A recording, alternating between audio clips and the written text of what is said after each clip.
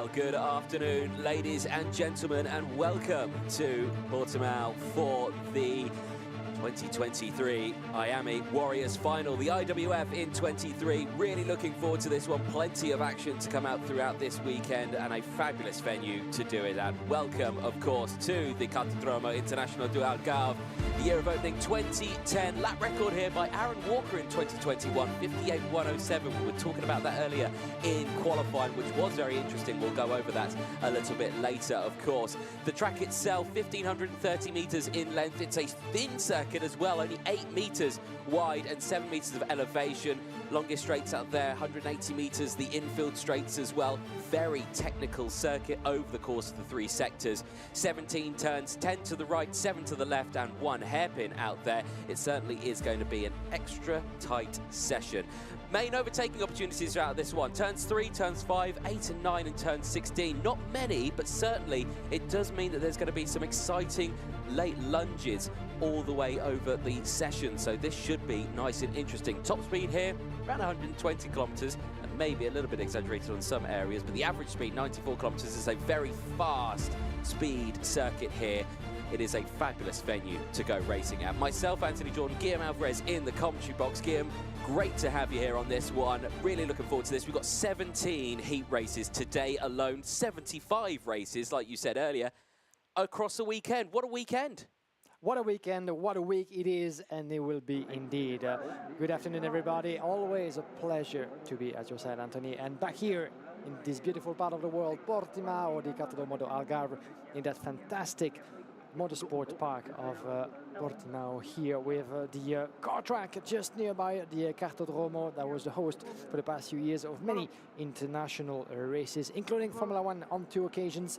This very track of Portimao and some fantastic facilities has been the scene over the past few years as well of international IMA events with the I-Games on 2 occasions, but this is the first time that the IMA Warriors final get to compete here for the 12th edition for an event that was started back in 2012. Here we go then, the drivers getting themselves lined up, ready to go for the first session. Here's the driver who starts on pole position for this one. Julian Kamen, the 2-1-2, getting himself primed and ready to get going out onto the circuit. The marshals out on circuit as well. We couldn't go racing without the marshals, and there you can see the wonderful tree that's in the middle of the infield there as well. Certainly very interesting. The driver who's starting on the outside of row number 1, Heikki Kaltonen on the Cosmic chassis.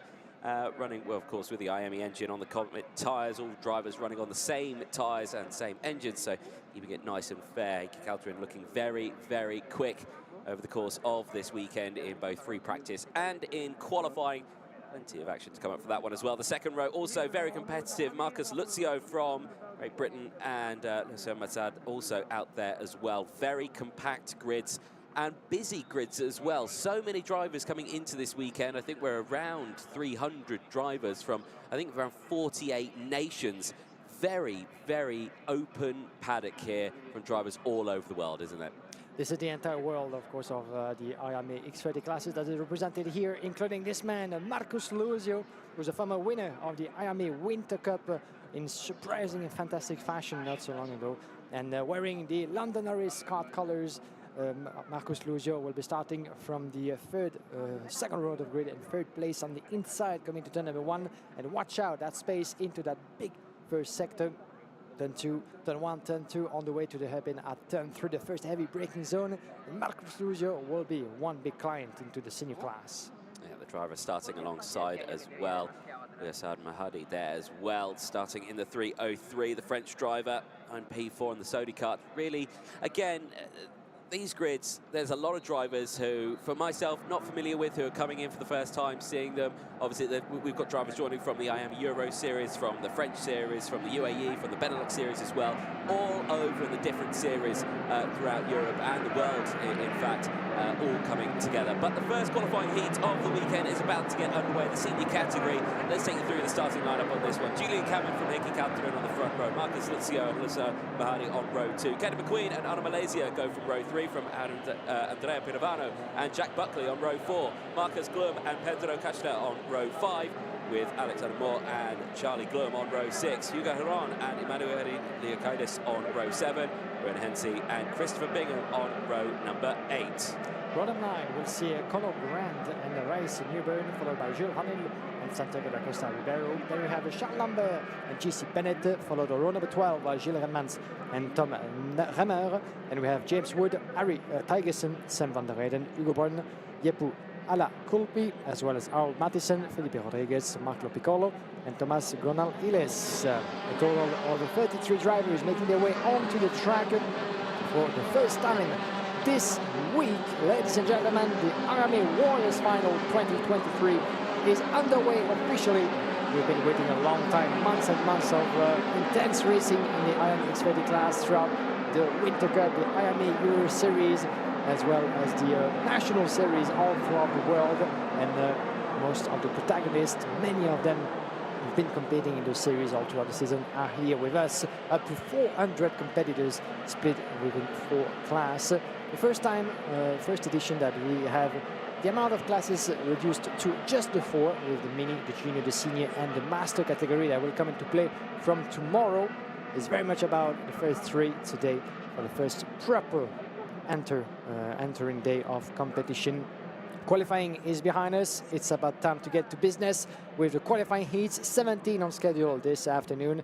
And in the senior category, 7 races to go through all throughout the week. It's going to be a big program, a big schedule for the senior drivers. But in the end, out of this big field of competitors, there are 138 competitors in seniors. Well, only a short fraction of that, 36, will make it to the big final on Saturday. Certainly will. 17 turns and 1,530 meters. Here we go at Portimao, ready for IWF23. The first race of the weekend gets underway, and it's a great start from Julian Cameron, who holds onto the inside line, but watch out for Calterin on the outside, makes wheel-to-wheel contact between the two of them and takes the lead going in towards turn number 3. Brilliant start. Yeah, brilliant start indeed. Certainly Julian Cameron wasn't so much happy about it, but the 2:17 of Henki Calterin from RSD is your first leader past turn number 3. There was a bit of wheel banging certainly for Julian Cameron, as well as you've seen the new addition to the Victory Lane karting team, shall I say, from France, as Calterin in front of the Sodi kart of Laurent Messoudi. Then the rest of the pack, Julian Cameron trying to resist from the charge from the back, as we have one of the TB karts. This is Arnaud Malizia, the Frenchman, trying to make his way through a very twisty and hilly track in Portimao. If you're not familiar with it, well, there's a 7-meter difference between the highest and slowest point of that track. And coming back into the start-finish straight after that huge climb through the last sector. This is where you need to get to full throttle, and we might see a move coming out certainly from Median Calterin on the way to turn number 3. Lucio trying to observe and stay within distance to try to get himself involved into that battle. Cameron, Malidia, Gloom, McQueen, Pierovano, Lurakis and Bingham. That's for your first top 10, 1 lap down. Henki Calterin had a fabulous first sector there, opened up a little bit of a gap between himself and Medi there in second place. Marcus Lucio now getting involved and closing in. Watch out for Julian Cameron though, 4th kart in this train, wanting to get involved as well. And Malaysia just in the background as well, so a 5-car breakaway from the rest of the field, but still very, very close all the way throughout. Qualifying itself, very interesting for these drivers. This will be the first dry running as they change for the lead down the inside there. Medi gets into the front here and holds on to it now. Henki Calterin not able to attack back, and now Marcus Lucio is going to cause some trouble here for Henki Calterin as they go round turn 17, back over the start-finish straight, downhill now through this section, and again wheel-to-wheel, and Calterin takes back the lead. Here comes Marcus Lucio though, looks to the insiders in the background there. Malaysia and Kamen go wheel-to-wheel in the background. Another change for the lead, back to the front, and it's just chop and changing here, but Marcus Lucio not able to capitalise on this. Yeah, 2 great battles on the picture. On the inside, there was another attempt from Malaysia and Julian Kamen, but it's further back, the TB kart driver as in the lead. Lasred Mehdi is back, the Frenchman with the Sodi kart machine. That was a close call. Look at him already going defensive. It's only lap number 3 out of 10, but there's already emergency behind as Calterin and Marcus Lucio. Those 3 have been used to fight against one another throughout the season. Manajan Glum for the back behind Ezra on the inside. That was one heck of a move from Enki Calteren, opening the door around the outside for Marcus Lucio. This is only the first heat of many to come today and this week, and already banging wheels within the top 10. Calteren running wide at the exit of turn 6 there. That will compromise his speed down the main straight here. Lucio with the slipstream, possibly going for a move down in towards turn number 2 or 3. Here we go then, looking through, nothing through turn 2, into the braking zone of 3, and again hugging that inside line, but crucially not going for the move just yet, and that's allowing the rest of the field to slightly close in. That slight defensive line there from Heikki Calteren is allowing the rest of the pack to go in. Jack Buckley though with the fastest lap of the race. We are now sub 1 minute. We were expecting this. Qualifying, it was a wet track. They were the first groups to go out. They're in the 116s, and again, is that Calteren just holding on to the lead? Julian Kamen. It was Julian Kamen making the move, yeah. So again, just big moves happening in this early stages. Now a clear breakaway now for Calteren and Lucio as they go for the end of this race. And as Red Mehdi lost third place to Julian Kamen. In the meantime, the 212 from the Netherlands up to P3, and Mehdi, as I'm saying that, Mehdi just responded on the corner of the picture as we follow as well very closely the battle for the first victory of many to come. Enki Calteren and Marcus Lucio, the Allen car driver, just behind in second. Then we have Mehdi Kamen on the way to turn number 3. This is the longest straight, 180 meters of that track with top speed of about 120 with the stream. But that heavy braking point, this is one of the few turns where you will see plenty of overtaking. We've seen that already as soon as turn number 1, as lap number 1 into that turn number 3.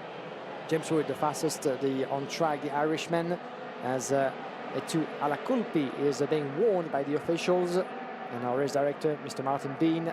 Oh, and we have lost one driver, unfortunately. This is GC Bennett from Oliver Rowland, unfortunately, from OHR. And there's the move in the meantime. Marcus Lucio taking the lead from Marcus Lucio. Yeah, indeed. So Lucio, Calteren, sorry. Yeah, Lucio taking the lead from himself there, Kid. Hey, it's only the first race of the day. Many more to go over the weekend. Yeah, Lucio taking the lead of this one. Heikki Calteren not able to react as quickly as I think he'd want to. He has got the slipstream again, though, so look at that. Right on the rear bumper once more. Is he going to go for the move straight away? Is he going to think against it? Through turn 2, the kink here, very, very quick. No, into 3, thinks against it, doesn't want to go for the action.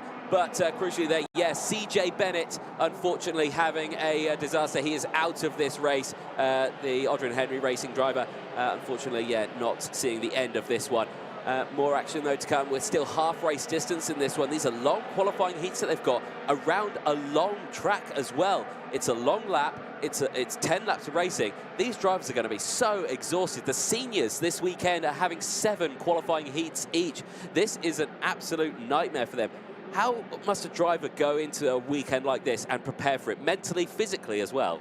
It takes certainly the whole year and a lot of work on track and off as well. And going off a little bit is Marcus Lucio in the lead. Watch out as he tries to hold on to Enki Calteren just behind, 2/10 of a second. That takes certainly a lot as Calteren having a good slipstream, putting on the momentum. Is not quite able to make his move, entering turn number 3. This is a particularly important spot of the track, but very tricky as well, because the entry coming to turn number 3 is actually a corner in itself, so it's not always easy to line yourself up to commit to any sort of move. And we saw that Enki Calteren was very keen on doing that. He's going to have to wait just a little bit at the end of lap number 7 out of 10. Marcus Lucio, Calteren, Mehdi and Glum in the meantime making his way up to P4, as we lost another driver in Alex Moore, the German from VDK Racing, joining GC Bennett, so 2 retirements as for now. And the duel that keeps on going in front of your very eyes. Marcus Lucio, Enki Calteren, Mehdi Glum, Kamen, Macrin, Pirovano, Buckley, as well as Hugo Erouin making his way through up to P9 from Ludakis. But still, as we go into lap number 8, you can see the gesturing from Enki Calteren. He's trying to play it smart, but maybe giving some wrong information about his intention to Marcus Lucio to maybe surprise him at some point.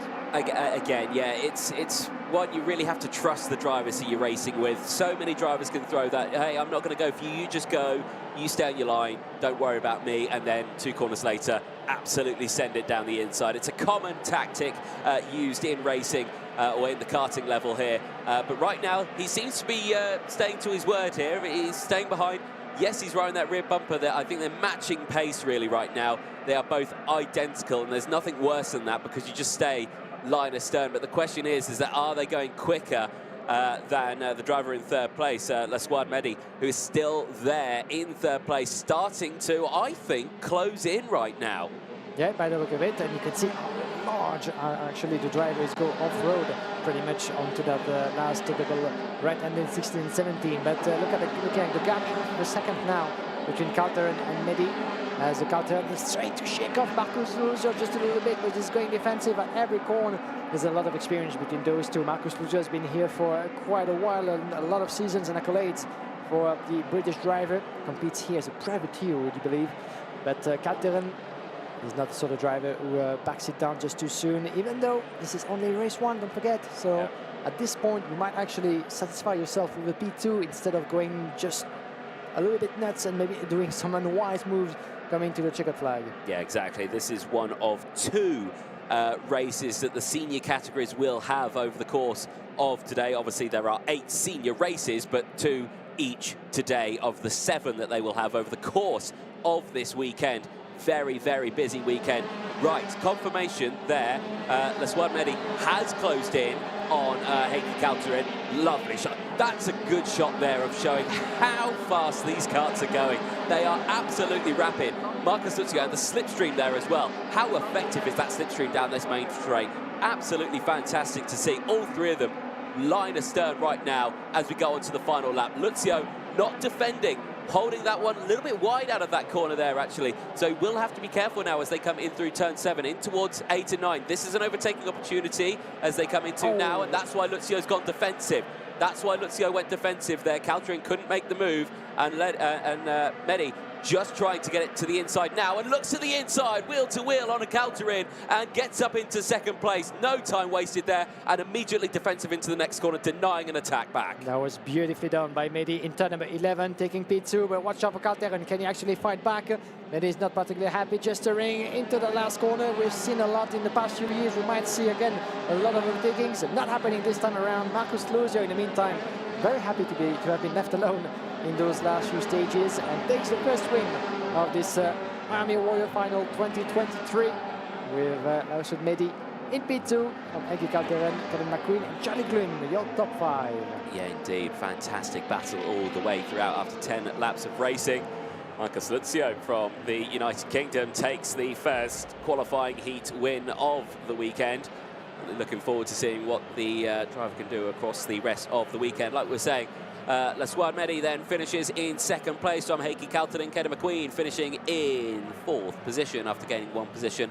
Charlie Glum having a good race, 7 positions gained, finishing in P5 as well. Certainly a fantastic result, but they will make their way back into Parc Ferme. We will, of course, have some live interviews, post-race interviews. Guillaume Alvarez working very hard.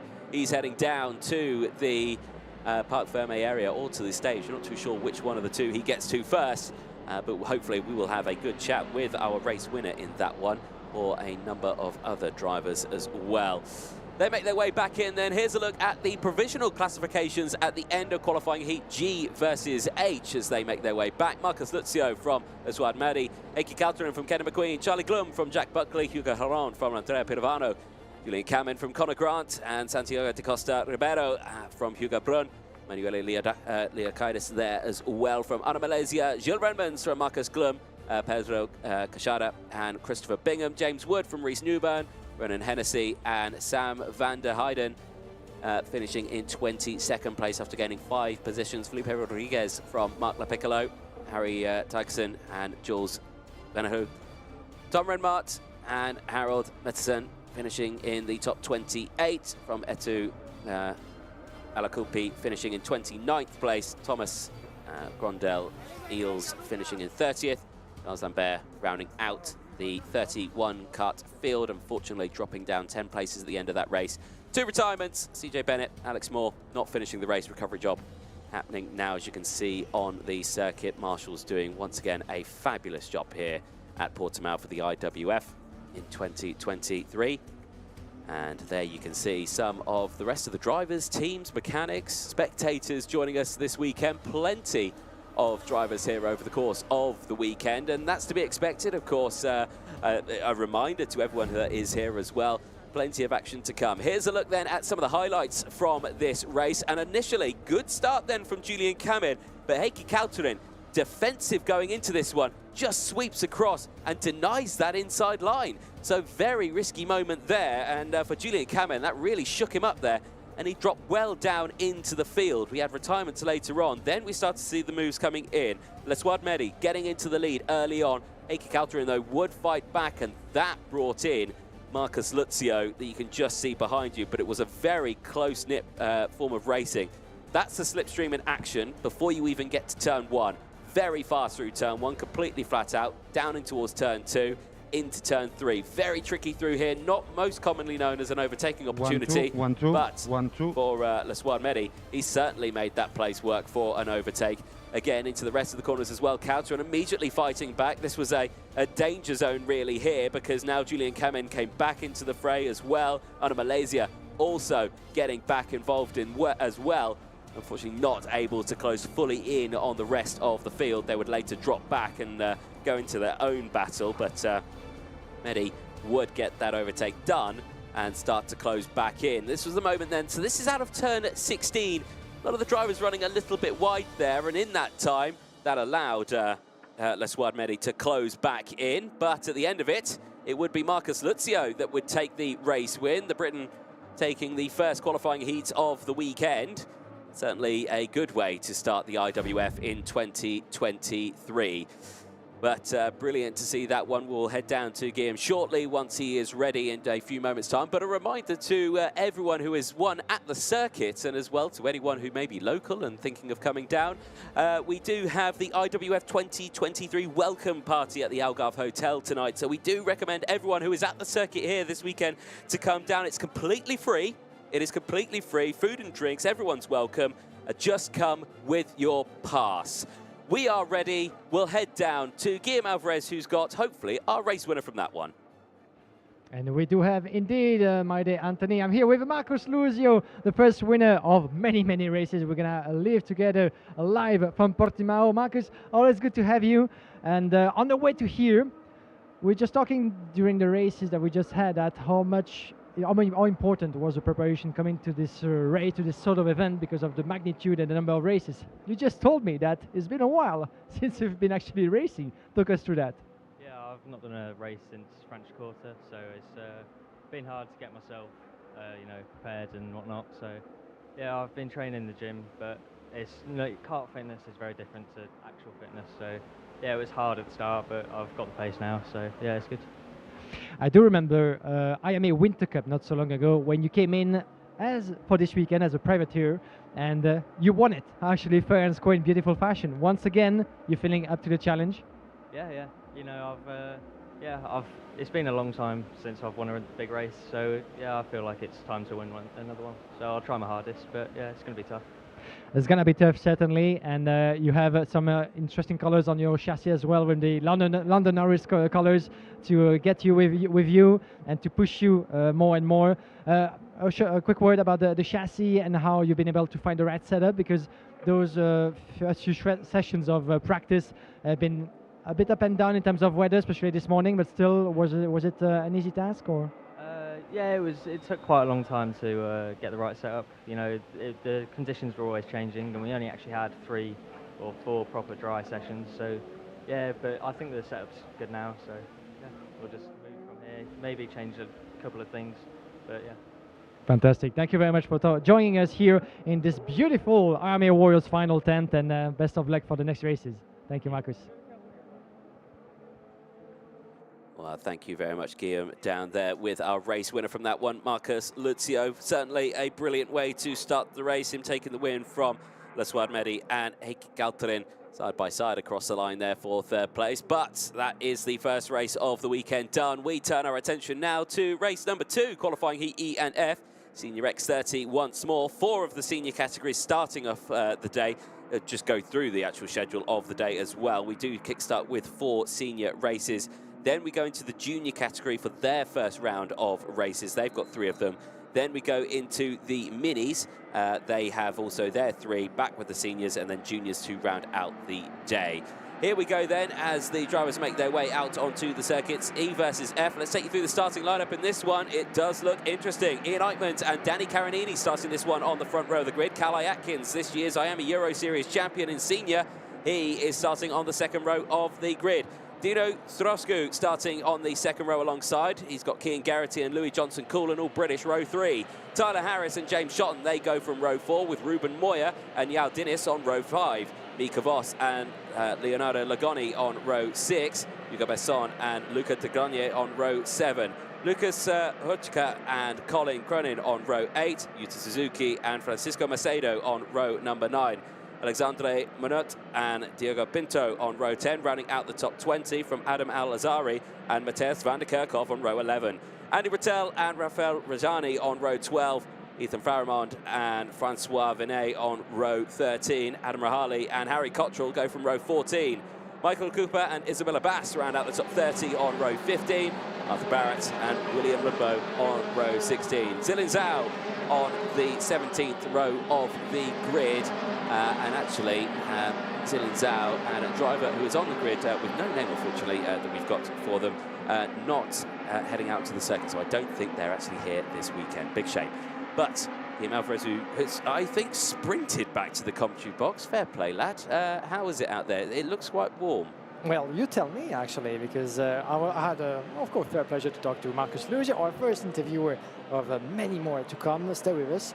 But, yeah, I got to say it was a bit hot beneath our big IAME Royal Final tent that was set up in the middle of the paddock here at the Cartodromo. So please join us if you find yourself in Portugal and near the area.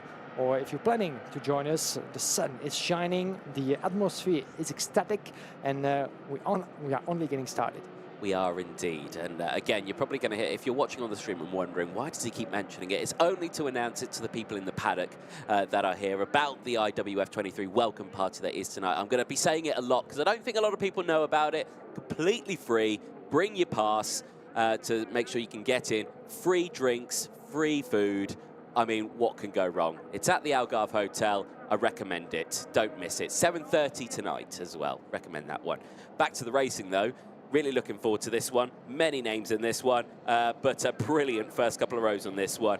Eichmann, Carinini, Atkins, Sorosku as well out in this one. Cian Garrity and Louis Johnson-Coulon. Tyler Harris as well has been racing a lot in the UAE. Let's see what happens then as they go into the tram lines. Is it lights out first time of asking? Yes, it is. Great start from Eichmann then on the inside row, same as Atkins. That inside row working much better this time around. The outside row, Danny Carinini getting swamped by the pack. He goes right to the outside. He holds on maybe to second place.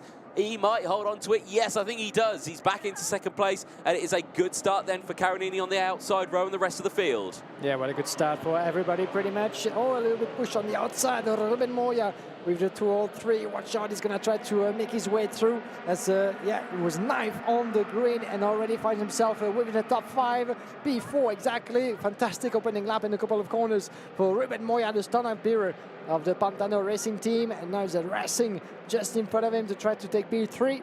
Yannick Mans in the meantime, good opening lap as well for the Belgian in front of Carinini. And we have as well, we're going to go back to the full classification in a moment, but still everybody with us, no yellow flag whatsoever. This is a good opening lap for the entire field, and we know how long the road will be for the senior class. So this is now or never to try to collect results. As on the inside there goes Calai Atkins, our recent winner of the IAME Euro Series, going ahead on the inside. And I think that, yeah, Ruben Moya lost another place to Gerardi by the look of it, taking P5. Yeah, Cian Garrity getting the move done there. And I'm sure no love lost there between Moya and Atkins over the course of this year. If you cast your mind back to Belgium, Genk for the final round of the IAME Euro Series, that certainly was a final to watch. I do recommend watching that one, but later on today, because right now you're watching live racing here at Portimao. Back wheel to wheel, Cian Garrity gets nerfed out of the way, Moya comes back through. Yeah, beautifully made for Ruben Moya, who needs to pile up the results after being, and the 230, unfortunately, in trouble. Let's try to see who that is. This is actually Adam Rahali from Dream Racing, Adam Rahali from Algeria, unfortunately. Oh dear, that's another breakdown. Yeah, that's him actually, Adam Rahali. Seems to be meeting a bit of mechanical trouble, unfortunately, for Dream Racing driver, who is going to have to call it a day, unfortunately, for that race number 2. Yeah, that's a big shame. Back here, though, at the front, racing still going on as Moya seems to be really struggling here now as everyone is just trying to find a way through. Now, is that Moya or is that another Pantano cut that I'm seeing? No, it is Ruben Moya. He's got Tyler Harris and he's got Louis Johnson-Cool for company. So they're all over his rear bumper now and trying to get through. And yeah, you can see one of the names dropping down the order here. Though this is still, though, the premium karting, the 291. Stragoscu still having a good run at the moment there in P5. This is your top 3, though. Eichmanns, Carinini and Atkins starting to just reel them in a little bit here now. And there's another Pantano driver mentioning Ruben Moya, who's also in trouble. At least he was in trouble, and now having been forced to start from the back end of the grid. This is Andy Rattel, actually. Andy Rattel on 23rd on the grid of that heat, and is forced to recover, which he's doing quite brilliantly so far, as he now finds himself in P12. But Andy Rattel had a mechanical failure, unfortunately, in his qualifying session. He wasn't able to do more than 1 lap, putting him at the back end of his group. So here's the reason why he's going to have to ask a lot of himself and of his tyres. Change for the lead there as Danny Carinini sends it down the inside of Ian Eichmanns and moves up into the lead now. And there's 2 cuts that have come together, the 207 and the 241. That is Mika Voss and Ethan Faramond, who unfortunately have tangled here at Portimao. That is at what corner on the circuit? I think that's down maybe at turn number 2 or 3, I think it is. Yeah, at the hairpin of turn 3 at the start of the lap. And unfortunately, Mika Voss there trying to get it started, and kart will not go. And unfortunately for Mika Voss, he is out of this race. Big shame. And of course, yeah, for the 207 as well, it's going to be for Ethan Faramond another retirement as well in this one.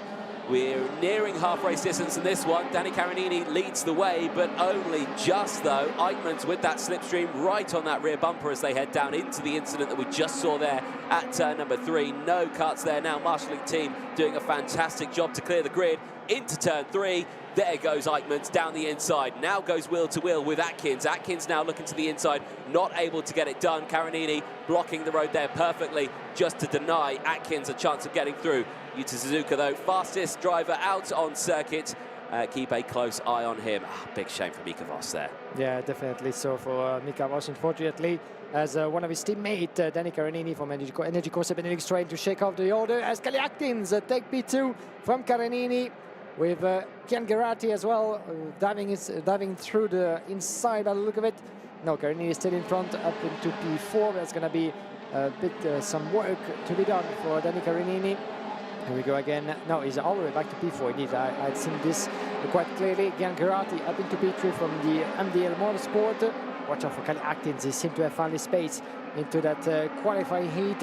Right on the grid and already shaking off a little bit Ian Eichmanns. Those two have been battling in the IME Euro Series, won this year by Kalle Atkins with that sensational victory of his in Mariembourg into the rain of Belgium. Andy Rattel, the fastest on track in 58.8. And he's still stuck in P12, unfortunately. Remember, he was 23rd on the grid, fastest lap of the race, trying to shake off the order a little bit to find his way through. But at the moment, Eichmanns is trying as well to hold on to his opponents. 0.2 of a second between himself and Kalle Atkins, Gerati and Carinini. The winner of this qualifying heat is within certainly those 4 names. Yeah, certainly so. Again, very interesting racing lines there. Eichmanns and Atkins taking 2 different attacking lines through turns 16 and 17 at exit curve there. But Atkins has got the run here and in towards turns 2 and 3. He gets the move down the inside. No defence there from Eichmanns. Thinks that's such a fast part of the circuit. I'm not going to risk going defensive here. Very easy to unsettle the kart. And you can go off on a very high rate of knots into a tyre wall. So, yeah, very risky corner to go for a move there. But Atkins certainly showing that he has got what it takes to maybe go for an IWF23 win here in the senior category. That would be a great way to end the season, wouldn't it? You know, champion in the IME Euro Series and the IWF for Atkins certainly would be a season to remember, wouldn't it? That would be definitely so, but Atkins is going to have a lot of work to do to try to contain the assaults of Ian Eichmanns, because the Belgian knows that he has the pressure of Kian Gerati and Danny Carinini just behind. So if Eichmanns wants to avoid to find himself in the position of the chased one, well, he needs to fight back. Lap number 8 out of 10 is very, very close. The Belgian driver watching over his shoulder to see where Geraghty is. He's not far behind, 2 little tenths of a second at the moment. And anything can happen one way or the other. Aikmans is at the moment, oh, on the inside. I was at the same place and he lost the lead to Kelly Atkins. And there's the response from the Belgian driver up into P1 once again. Atkins shutting the door because Geraghty was keen on diving through that inside as well. He has to stay in P3. And Carinini just behind the Italian, watching over, trying to not to get too close just too soon, because he knows that he might have another opportunity. As on the inside, Kelly Atkins goes from P1 to P3, unfortunately, with Kian Geraghty from MDL Motorsport making his way through. It was nice and clean from Geraghty up into P2. And now Kelly Atkins is going to have once again to fight his way through and at least fight to keep that position alive, because Danny Carini was threatening unless he's able to switch the position to Geraghty. Interesting tactics that these drivers are deploying right now in the early stages of this race. We don't usually see big battles like this happening for qualifying heat leads, especially in the early stages of the weekend. But I can understand it, you know, it's a long weekend, lots of things can happen, which means you probably want to make sure that, you know, nearly all of your races are good results, but that comes with high risk versus the reward that you might get from it. And right now, for Aikmans, Geraghty, Atkins, Carinini and Storescu, they're still just there in the top 5, battling away. Very different lines there. Atkins back into second place, very wide from Geraghty, not able to hold on to the positions. Now Carinini is trying to nibble at his rear bumper, not able to get the move done. That releases Aikmans now. Aikmans, I reckon, is clear as we go on to the final lap. And Aikmans now has a good gap. Atkins going defensive from Geraghty. Now look at Carinini. Carinini on the outside now, nearly getting squeezed off the track. He goes to the outside here, in towards turn number 3. Never going to work as Storescu goes wheel to wheel with Carinini, but he can't quite make the move. He stays behind. Brilliant close racing between these two. Fair but fun. Yeah, and still not ended yet as Carinini tried to fight his position as Storescu wants to get that move done by the end of the lap. It's going to be a close one. Carinini having to go defensive because Storescu is all over his back, left, right, on the east side. Not going to go his way actually into the last sector. But Carinini is going to have to really shut that door at every corner. I wouldn't want to be him actually, because Storescu is on a very good pace. Run the inside. Can he make it stick? Yes, he can. Beautifully made by Storescu from Premium Karting up into P4. Carinini had to go defensive. He did so, but not quite enough by the look of it. Storescu was able to make it through. Victory from Ian Aikmans in the meantime from Kelly Atkins and Kian Geraghty. But Storescu, what a move into that last lap against very vivid, certainly, Danny Carinini, who gave it all already for his first race, but he's going to have to work certainly a little bit on his driving ability, certainly, to prevent that from happening again. Certainly so. So flag to finish here, or flag to flag for Ian Aikmans. Pole position and a first qualifying heat win. He'll be delighted with that one. Atkins, who started this one in 3rd position, will finish in P2. And Kian Geraghty, who had a good run, starting this one P5, he finishes P3. Crucially, all of those 3 were 1st, 3rd and 5th, meaning they were all on the inside row line astern going into the first lap, showing that possibly that inside line might be working out just that little bit more. Storescu then finishes in 4th place from Carinini and Louis Johnson-Cool, who manages to get back into the top 5. Brilliant stuff for them. They make their way back in towards Parc Ferme. Main man, Guillaume Alvarez, will make his way back down to the stage to chat with, hopefully, our race winner from that race. Here's a look then at the provisional classifications at the end of qualifying Heat E versus F. Ian Aikmans from Kelly Atkins, Kian Geraghty from Dino Storescu, from Danny Carinini, Louis Johnson-Cool from Hugo Besson, Yuta Suzuki, who had the fastest lap of the race at one point of the meeting, and I think ended that one also with the fastest lap of the race. James Shotton from Alexandre Monu in the top 11. Then it was Adam Al-Azhari, who gained 9 places in that one, finishing in P12. Ruben Moya from Tyler Harris. Moya not having a good run, unfortunately dropping down to P13. Harris there in 14th place as well. Luca de Granier in 15th place from Colin Cronin. In 16th, Diego Pinto from Matthijs van der Kerkhoff, who I believe got a warning flag, which comes with a 5-second time penalty. so he'll not be delighted with that one. Harry Cottrell from Lucas Hochiska, rounding out the top 20. Miguel Cupa from Francisco Macedo, Ranji and Francois Vinet, Isabella Bass and João Diniz. Here's a look then at some of the highlights. Crucially though, good start from that inside row. Eichmanns and Atkins breaking away. Danny Carinini though would hold on to second place with his daring lunge around the outside in the opening lap. Very risky, but certainly held on to second place for just that little bit longer. Atkins getting through on Moya. This was the moment Moya, I think, started to just tumble down the order as left, right and centre he started being attacked from the likes of Geraghty, Louis Johnson-Cool, Tyler Harris, James Shotton as well. The retirement's happening though in the early stages of the race as well. Adam Rahali, I think, coming into the pit lane. Big shame for him. Leonardo Longhi also a retirement from the race. This was a moment though that we lost Ethan Farriman and Mika Voss, the last two retirements from the race, unfortunately coming together for those two going in towards turn number 3. Then the battle for the lead started to heat up with the top 5 breaking away from the rest of the field. Eichmanns, Atkins, Geraghty and Storoscu battling away, not able to really make some move. Atkins would lead going in towards the bottom section of the track, the tricky overtaking spot there through turns number 2. But Eichmanns would retake the lead later on as well, and it was a chop and change between the two of them. Ian Geraghty decided he wanted to have a go on Atkins, and that would allow Eichmanns to break away just a little bit, but that slight mistake there from Geraghty running wide down at the bottom at turn number 5 just allowed Atkins to get back up into the front, and then the likes of the drivers behind started to close in as well. Dino Storescu getting involved with Danny Carinini as well, but they would chop and change and go wheel to wheel.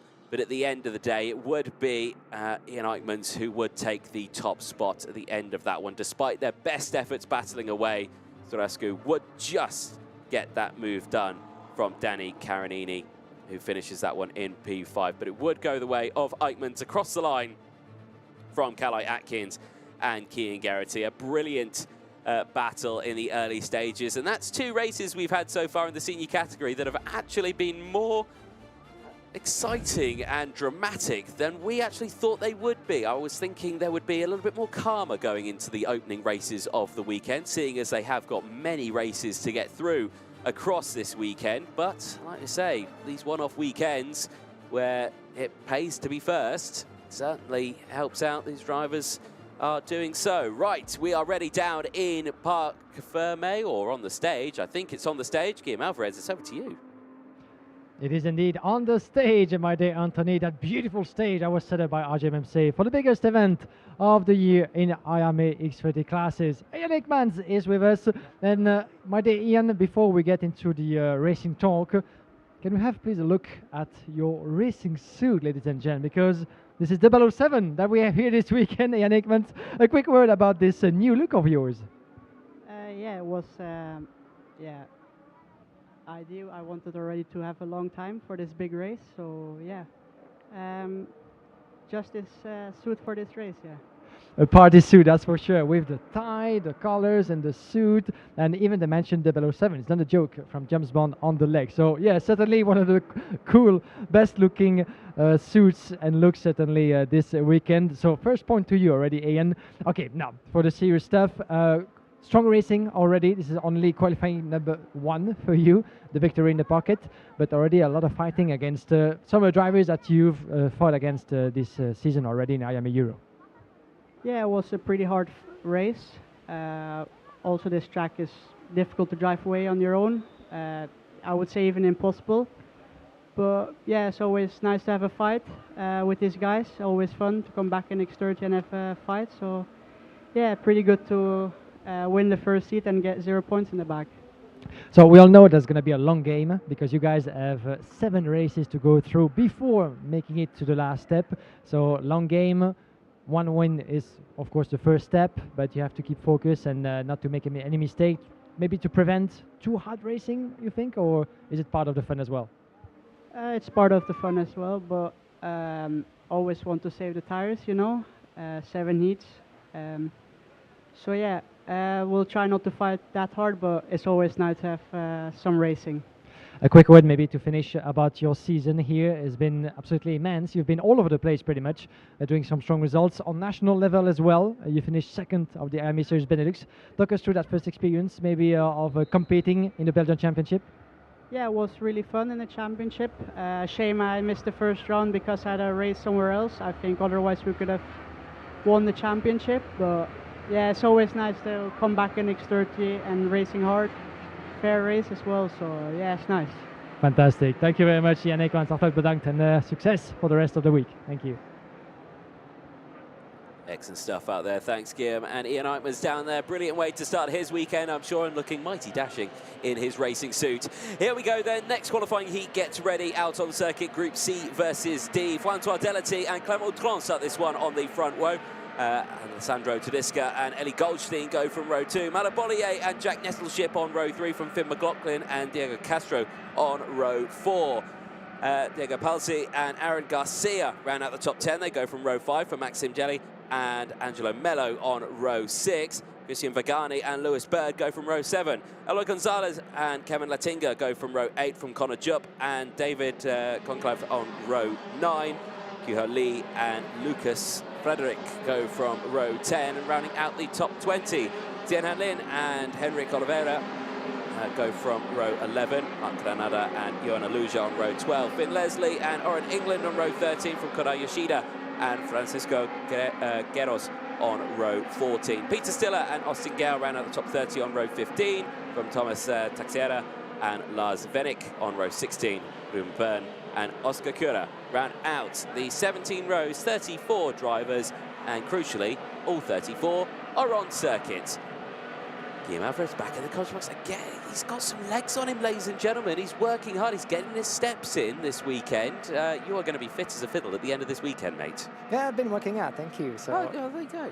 as much as the drivers have to prepare for this event, you know, we commentators and personnel offside and everything have to work out as well and get ourselves to fittest possible way to be able to run, to be able to, of course, this is a long day and a long week of commentating and be at your side, guys. So yeah, it takes one to be able to climb all those steps back and forth, but be with us as well, because it was very nice to talk to Ian Aikmans and the Bell of 7 himself, you know, so I feel still a bit shaky about that meeting, but we'll try to give you as much insight as possible with the actors themselves, and watch out for this one, because François Delati and Clément Autran, this is one heck of a first row of the grid. It certainly is. I hope Eichmans wears that suit to the after party, or the welcome party at the I can ask him if you like. Ask him for that one. Here we go then, into the tram lines. Are we green flag? Yes, we are. Bit of a shaky start though at the front of the grid, but crucially for François Delati, it is a good start, and he holds on to the lead of this one as he goes down and towards turn number 2. Again, look at the hand gesturing there on the steering wheel as they fight for control. Bit of dust getting kicked up in the background there, but all the karts making its way through. No one going off of the gravel just yet as they go down into the hairpin of turn number 5. Prime opportunity for an overtake here as they go 3 wide on the exit now as they go back up the hill through turn 6 into 7. Crucially though, great getaway from the front 3 though. Look at that breakaway. Yeah, beautiful breakaway indeed with the VDK driver in P4, P3. This is Clément Autran, who lost a bit of momentum to his opponents. A couple of drivers banging wheels into the second sector on the way down to turn number 12 and 13. This particular part of the track where we've seen overtaking maneuvers happening throughout the first few races. This is race number 3 as Eddie Goldstein trying to shake off Clément Autran a little bit with the RSD driver in the middle. Watch out, Alessandro Tedesca as well trying to find a pace and a place at the end of his opening lap. But in the meantime, it goes the way of our leader, François Delati. Autran back into P2 from with the pressure of Eddie Goldstein just for the back. Then we have Alessandro Tedesca, Malo Boyer, Nettelship, Garcia, and there's a switch for second place with Eddie Goldstein and Clément Autran. It's the race lead, actually. It's Clément Autran down the inside of François Delati, but Delati gets it back anyway. So, yeah, short-lived race lead there for Clément Autran. Now, down the inside, Goldstein goes into second place. So now Goldstein's on the attack here. Bit defensive there for Malo Bollier, just in the background from Alessandro Tedesca. Tedesca trying to, well, actually, it didn't look like he was going to go for the move. Just Bollier just covering that inside line just to be safe. Look at this train now that we've got here, and again, look to the inside. There goes Goldstein, no time wasted. Gets to the lead of this one, and now looking to try and break away from the rest of the field. Goldstein, a very experienced driver, knows how to pedal a wagon, but right now looking very strong. Cross the line they go, then they end the first lap and they go back onto race number 2 now, or onto lap 3, 2 laps completed. Goldstein leads from Delity, from Clement Outron, wheel to wheel, and back down the inside goes Francois Delity. That slipstream is a pain for whoever is leading the race, because the whole pack can just close back in on you. Now Outron is going wheel to wheel as they go through, and look all the way to the back there. Delity's just dropped that back into the pack now. The rest of the field's here. Yeah, that's going to be quite a shaky one, as one of the teammates of Eddie Goldstein just in the mix as well. Lap number 3 out of 10. So many change of positions to the benefit of Clement Outron by the look of it. The VDK Racing driver 0.2 of a second in front of the CG Racing driver just in second. François Delati still very much in P2 by the look of it, but they lost that to Mayo Boyer, the 253, the two-time IMA Series France winner, is back in contention, a bit to P2 for Mayo Boyer. We're starting a bit further back, 5th on the grid. And Mayo Boyer now, this is very much 1, 2, 3 from France, leading the way into that qualifying heat. Mayo Boyer, François Delati trying to fight back against his fellow countryman on the inside. That was a close goal, but it opens the door to Eddie Goldstein, clipping the curb and taking P3 back for the Belgian. Delati a bit shake off by the look of it, going on the curb, but he's trying to resist to Alessandro Tudisca, the 227. For the back as well, little ship Diego Gonzalez, Aaron Garcia, Connor Jupe running at the top 10, as Clement Outron lost the lead in the meantime to Malo Boyer. Wow, what a pace by the Frenchman. That happened at the same place when Goldstein got past Delity. So in one corner there were 2 overtakes at the same time. So yeah, you can be forgiven for missing it, because yeah, you're so focused on one you miss the other, and yeah, very easily done. But right now these two battling away very fiercely.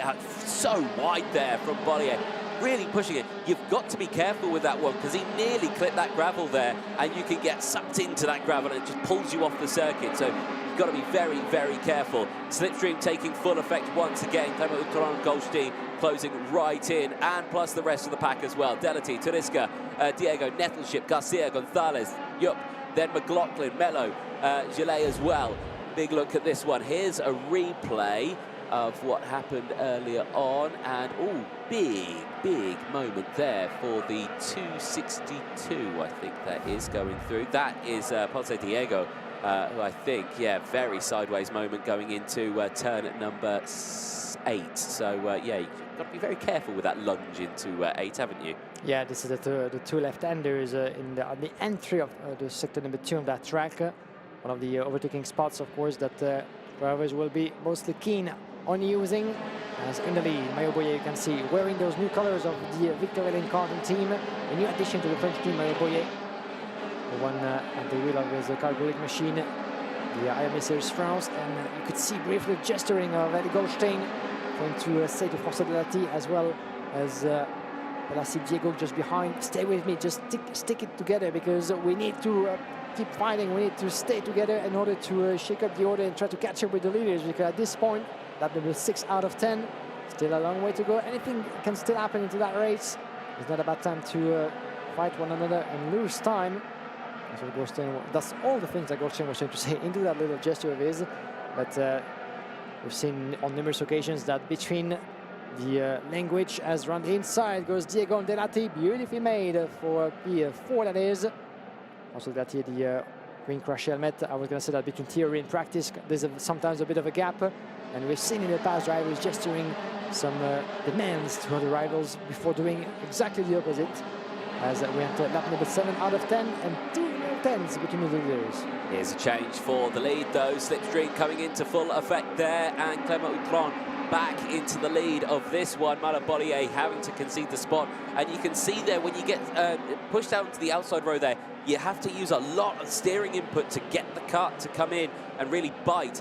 That's really going to affect these drivers in the long run when they use these tyres up. They have to look after them over the course of the weekend. They don't get many to use over the weekend as well, so they really do have to be careful with it. But right now, still that brings everyone back into play. Back with Goldstein, back right there in 3rd place. So this race far from over. 4 laps to go. Well, probably 3.5 now as we exit this one. Back up the hill they go. Very technical, tight, twisty circuit, this one. Only 8 meters wide. very, very harsh on the drivers and the tyres, of course, especially running wide like that. Back onto the start-finish straight they go. Utron, Bollier, Goldstein, Diego from Delity, still the top 5, but the top 4 with a clean breakaway. Delity is dropping back. He's got the likes of Tedesca, Garcia, Nettleship as well involved. And Diego run the inside of Eli Goldstein for P3. Well done from Perlassi Diego from the Karting Pro competition. As Eli Goldstein is having to back off a little bit. Oh, a yellow flag being waved just on the between turn number 5 and 6 by the look of it. I can see an EGP card stopped. We've lost one driver. It might be Angelo Melli, unfortunately, joining Oran England in the list of retired drivers. So Angelo Melli, unfortunately, one of the new additions to the GP racing team. Same team as Ian Ekmans into that senior category, having to get out of his car, unfortunately, prematurely into this race. And in the meantime, Malo Boyer still has something to say in this race. He just went his gap, going down to a bit more than 1/10 of a second. Oh, and this is Angelo Melli. Oh, unfortunately, you can feel the despair and the sadness of the young Belgian driver from EGP. Yeah, and you think, the people at home probably thinking, it's only the first heat of the weekend, you know, you still have more. Even one bad heat can result in you not making, you know, the pre-finals, the finals, or anything like that. You know, you need to make sure all of them are good. There are so many drivers entered into this weekend, and remember, going into the final, there's only one final, so only the 36 get through out of all of them. You've got to make sure you have a good weekend, and it's not the way you want to start it, so big shame. Back here at the front, though, and look at this, absolutely line astern. Bollier, Diego and Utron still trying to find a way to the end of this race. They've got a couple of laps left to go in this one, and something tells me this isn't going to be the last order that we see them in. No, I don't think so, and this is reminiscent of the first 2 qualifying heats that we've seen so far into that senior class, and with the leaders not quite able to shake up the order and build that gap on entering the last lap. Here we go, ladies and gents. Diego on the inside of Malo Boyer, getting ahead of Clément Utron, the Frenchman from VDK, having to stay in P3. But I see Diego very threatening on Malo Boyer, shutting all the doors. Can he actually make his move? And while trying, I'm afraid that Perlassi Diego is losing a bit on momentum on Clément Utron, and the Frenchman finds himself in a more comfortable position to launch an attack on the way to the double left-hander of 8 and 9, and no one is moving just yet. No, they're staying in position right now. They might be thinking, yeah, we have pushed this a little bit too hard over the course of this race. Maybe we just bring it down a little bit more. I say that. No, I don't think we are at all, as Diego goes defensive there, and Utron has to take the wider outside line to try and get the cut back in. It's not worked out as they make their way through turns number 16 and 17 now for the final time. It will be Malo Bollier across the line. He will take his first win of the weekend as he goes across the line from Diego Pasali there as well. What a race for him. Clément Utron finishing in 3rd place from Eli Goldstein and Aaron Garcia. But a brilliant way to start the weekend then for Malo Bollier. He'll be delighted with that one after starting this race in P5, the 3rd row of the grid. Certainly a brilliant start for him in the early stages of this weekend. If he can continue that momentum over the course of this one, might be all right, and we certainly should see a very exciting final at the end of this week. Remember, that will be on Saturday, so long old week that these drivers have got, especially for everyone here this weekend. But Malo Bollier, 10 laps of racing, victory lane, what a drive. What a drive from one of the clients of that competition, the 2-time winner of the IAME Series France, is 1-all on home soil. Can he do it again here on the international level in Portimao? It remains to be seen, but this is certainly one way to start. Certainly is. They make their way back in towards Parc Fermé. Now, as we'll head down to the stage and chat to our drivers. Let's take you through the provisional classifications then at the end of qualifying heat C versus D. Malo Bollier then takes the win from Diego Perlassi on the 2nd place spot after gaining 7 positions. Clément Utron and Eli Goldstein from Aaron Garcia, who gained 5 places, starting this one in PE10. Francois Delity drops back to P6 from Finn McLaughlin, who stays in the same spot there in P7. Jack Nettleship and Eloy Gonzalez on the 9th spot after gaining 6 positions. Alessandro Tedesca rounds out the top 10 after dropping 7 positions.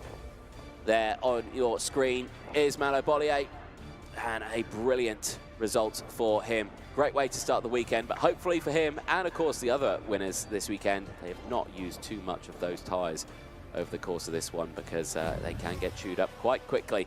Let's take you through then the highlights of that one. And again, it was a good start from Francois Delity. He was leading the way for quite some time and was in that battle. Unfortunately, he would drop back to 6th place at the end of the race after he got swamped by the pack in these early stages. One kart going very wide there onto the dirt, thankfully keeping control and holding on to the lead. Goldstein would come through in the early stages of this race as well, battling for the race lead, and would lead at one point.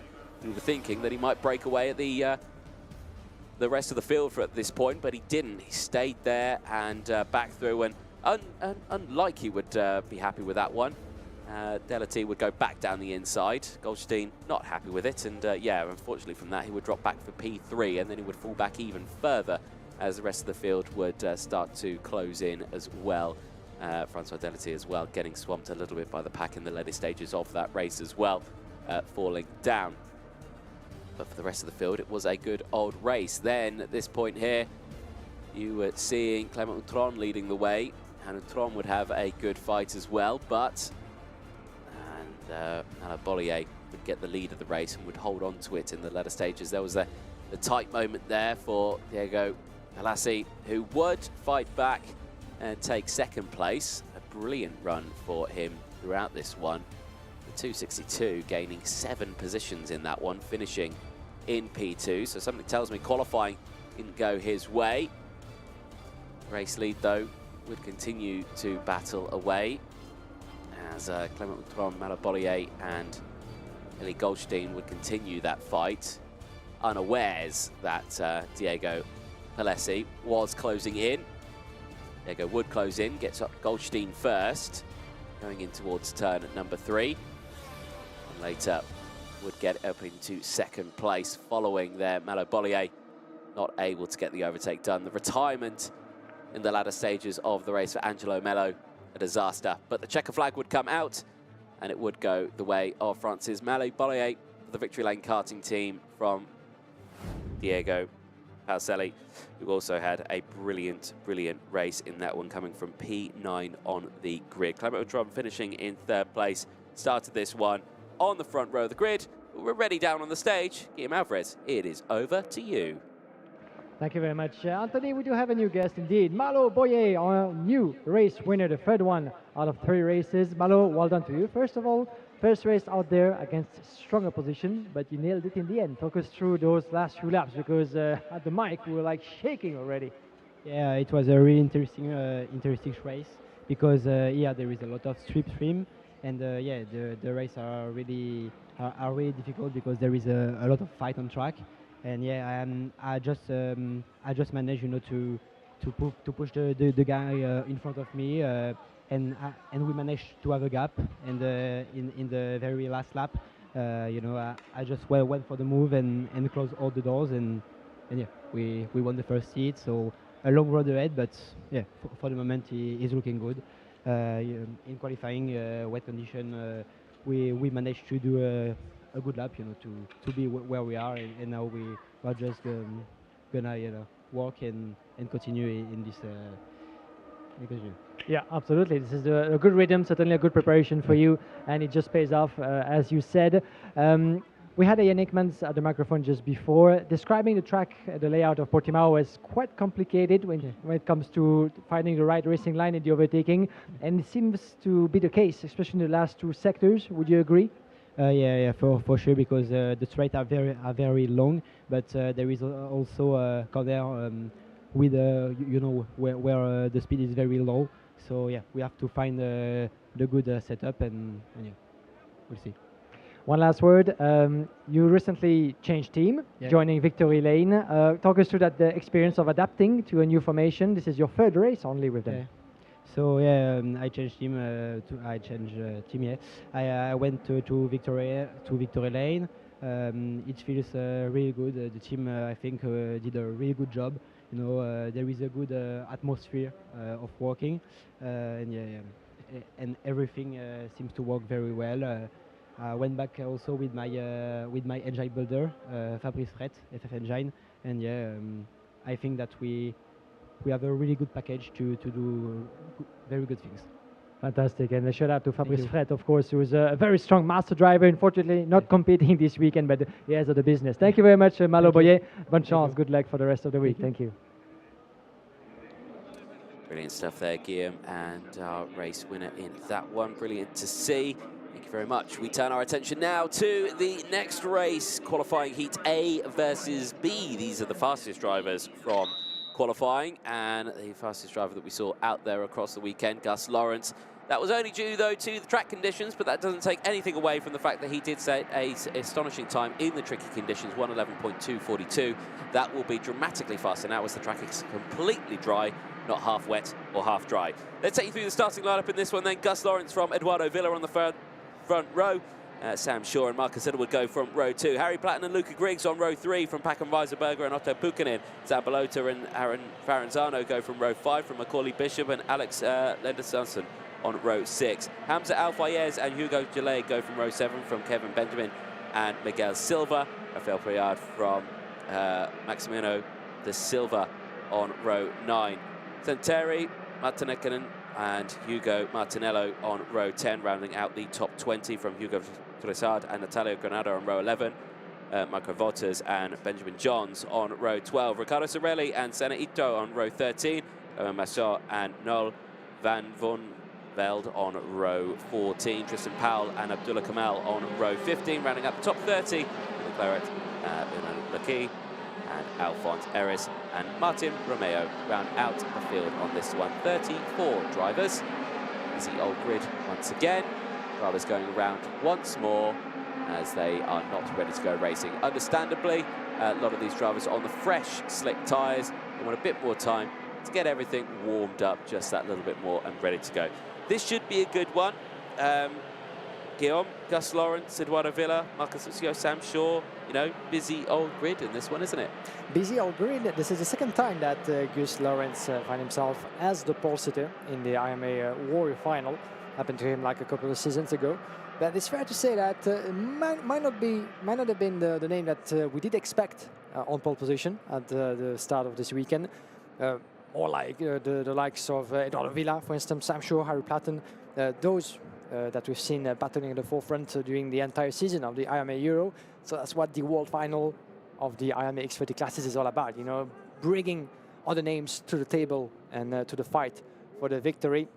That's going to be the same in all classes, you know. On paper, we have the protagonist, we have the favorite based on past achievements and results, but there's always a couple of guys that we haven't seen much of. A good example is Marcus Lucio in that class, who just won his first seat, having not competed since Franciacorta around 3 of the IMA Euro Series, and boom, he's back and he wins. So we might see that again happening quite a few times certainly. And why not with Gus Lawrence, as he's going to be starting from pole on the inside. Green, green, green, here we go. On the way to turn number 1, that's a good start indeed from our pole sitter on the outside. Villa trying to shake him off a little bit. It is blocked on the way to turn number 3. The Italian driver, I'm afraid, having to stay in second place. It goes pretty much well for everybody into the first sector of the track. No harm done anywhere, as Eduardo Villa stays in second, as we said, in front of Sam Shaw, Marcus Littlewood, Harry Platten, the rest of the field. So our drivers for the back trying to shake off the order. Oh, and a bit of a wheel banging with the 245 by the look of it. It was further back in the classification. It was Clément Massot, the Belgian driver from Rave Racing, trying to go around the outside, just outside of turn number 5. That was, didn't quite work his way, certainly. We'll see where Clément Massot finds himself after that opening lap. Oh, it's another driver who finds himself in trouble. The 325, and let's try to see who that is, but going cross-country certainly won't help his cause. This is actually Radek, the Portuguese driver, who is being turned down the order as a result of that going off. Yeah, Maximiliano Radek, unfortunately, going off the circuit. End of lap 1 then. Gus Lawrence leads the way, but not for much longer. Eduardo Villa sends it down the inside through turns number 2. Gets it done now, and Lawrence will have to hold off Packham Weisenberger, who's found himself in 3rd position. Packham Weisenberger having a brilliant start to his race. Started this one in P7. That's a fantastic opening lap. Now you can see he's lining up a move here, potentially into the next section and in towards turn number 8. And he sends it to the inside and says, Gus Lawrence, down to 3rd place you go. And I will hunt down Eduardo Villa for the race lead on this one. Now he's going to have to defend from Sam Shaw, who's starting to close in as well. But good start then from these drivers, and I've got to say, Paco Weisenberger looking very strong. And as well, that brings me to the next one, Victory Lane looking very strong in the senior category so far this weekend. Yeah, they mostly do, based on the past performance of this season. But Paco Weisenberger certainly one of the big clients for the victory in the senior category, along with Malo Boyer, who recently joined the team, as you heard him at the interview. But now, Paco Weisenberger, who did wonders as well this year in the IMA Series France. As for the back, we have a move as well. This is a Sam Shaw on Gus Lawrence for P3. Beautifully made on the corner of your picture. There you can see him, Sam Shaw, with the blue machine of premium karting ahead of Gus Lawrence, who's representing PFI International. The track that will be back in the international karting calendar next year, but that's another story. But always nice to have those colors represented on track. Gus Lawrence having to defend because Harry Platten, his fellow countryman, is just for the back in P5 in front of Luca Griggs at Littlewood. A lot of British drivers into that upper part of the field in the senior class. But now Eduardo Villa losing the lead to Paco Weisenberger as the 241, my apologies, has just got ahead of Gus Lawrence. So Lawrence, another place is dropped to Henri Platten, as we feared might happen. Yeah, indeed. Harry Platten, or Hair Force One, as he's nicknamed going into this weekend. He's all got fantastic hair under pressure. There's Littlewood to the inside there of Hamza Al-Fayez, or Luca Griggs, I think it could have been. So Luca Griggs just getting out the way, and it is actually Hamza Al-Fayez who's just behind, wanting to get that move done as well. Aaron Ferrazzano now with the fastest lap of the race, 58.749. Remind me, what was that lap record that we saw a couple of years ago in 2021? It was over 58.1, if I'm not mistaken, by Aaron Walker. Yes, indeed. So we're getting closer to that time here. It's all bit of coming together there, and up into the sky goes the Victory Lane of Hamza Al-Fayez, and loses a couple of positions there. That was after a bit of contact with Marcus Littlewood. He goes up into the sky. I don't think any malice against that one. Just a bit of unawares of the braking zone going into that corner, with them being so close together. Very, very easily done. Back here at the lead, though, Paco Weisenberger looking very, very strong at the front here. That slipstream is not helping out Eduardo Villa here. Eduardo Villa is not able to close in like we were seeing on some of the other drivers in the previous sessions. However, Sam Shaw is closing in on Eduardo Villa. So this is going to be a very close battle here. But Paco Weisenberger looking very strong right now. Yeah, the young Frenchman in the lead, taking advantage of the battle behind him. And Sam Shaw, another strong demonstration from one of the London race car drivers. We had Marcus Luzio just before, taking one win in his first attempt. Now we have Sam Shaw into the colors of premium karting. And now he's going to try to shake up Eduardo Villa. Eduardo Villa has been one of the protagonists in this year's IMA Euro Series, that he finished on the second step of the overall podium. We have no win to his tally, Eduardo Villa, but the season is not over, and there's the big one coming up. We're certainly a will for Eduardo Villa to finish that year on a high. But as he's been certainly the Italian driver, one of the strongest opponents that we've seen in the senior class this season. But this time around, Sam Shaw seems to have the upper hand, and as I said that, he makes his way around the inside of turn number 5 and takes P2 from Eduardo Villa. Certainly had the upper hand there, didn't he, as he gets that overtake done. We go Antonello with the fastest lap of the race now as well. Frenchman just a little further down in the field.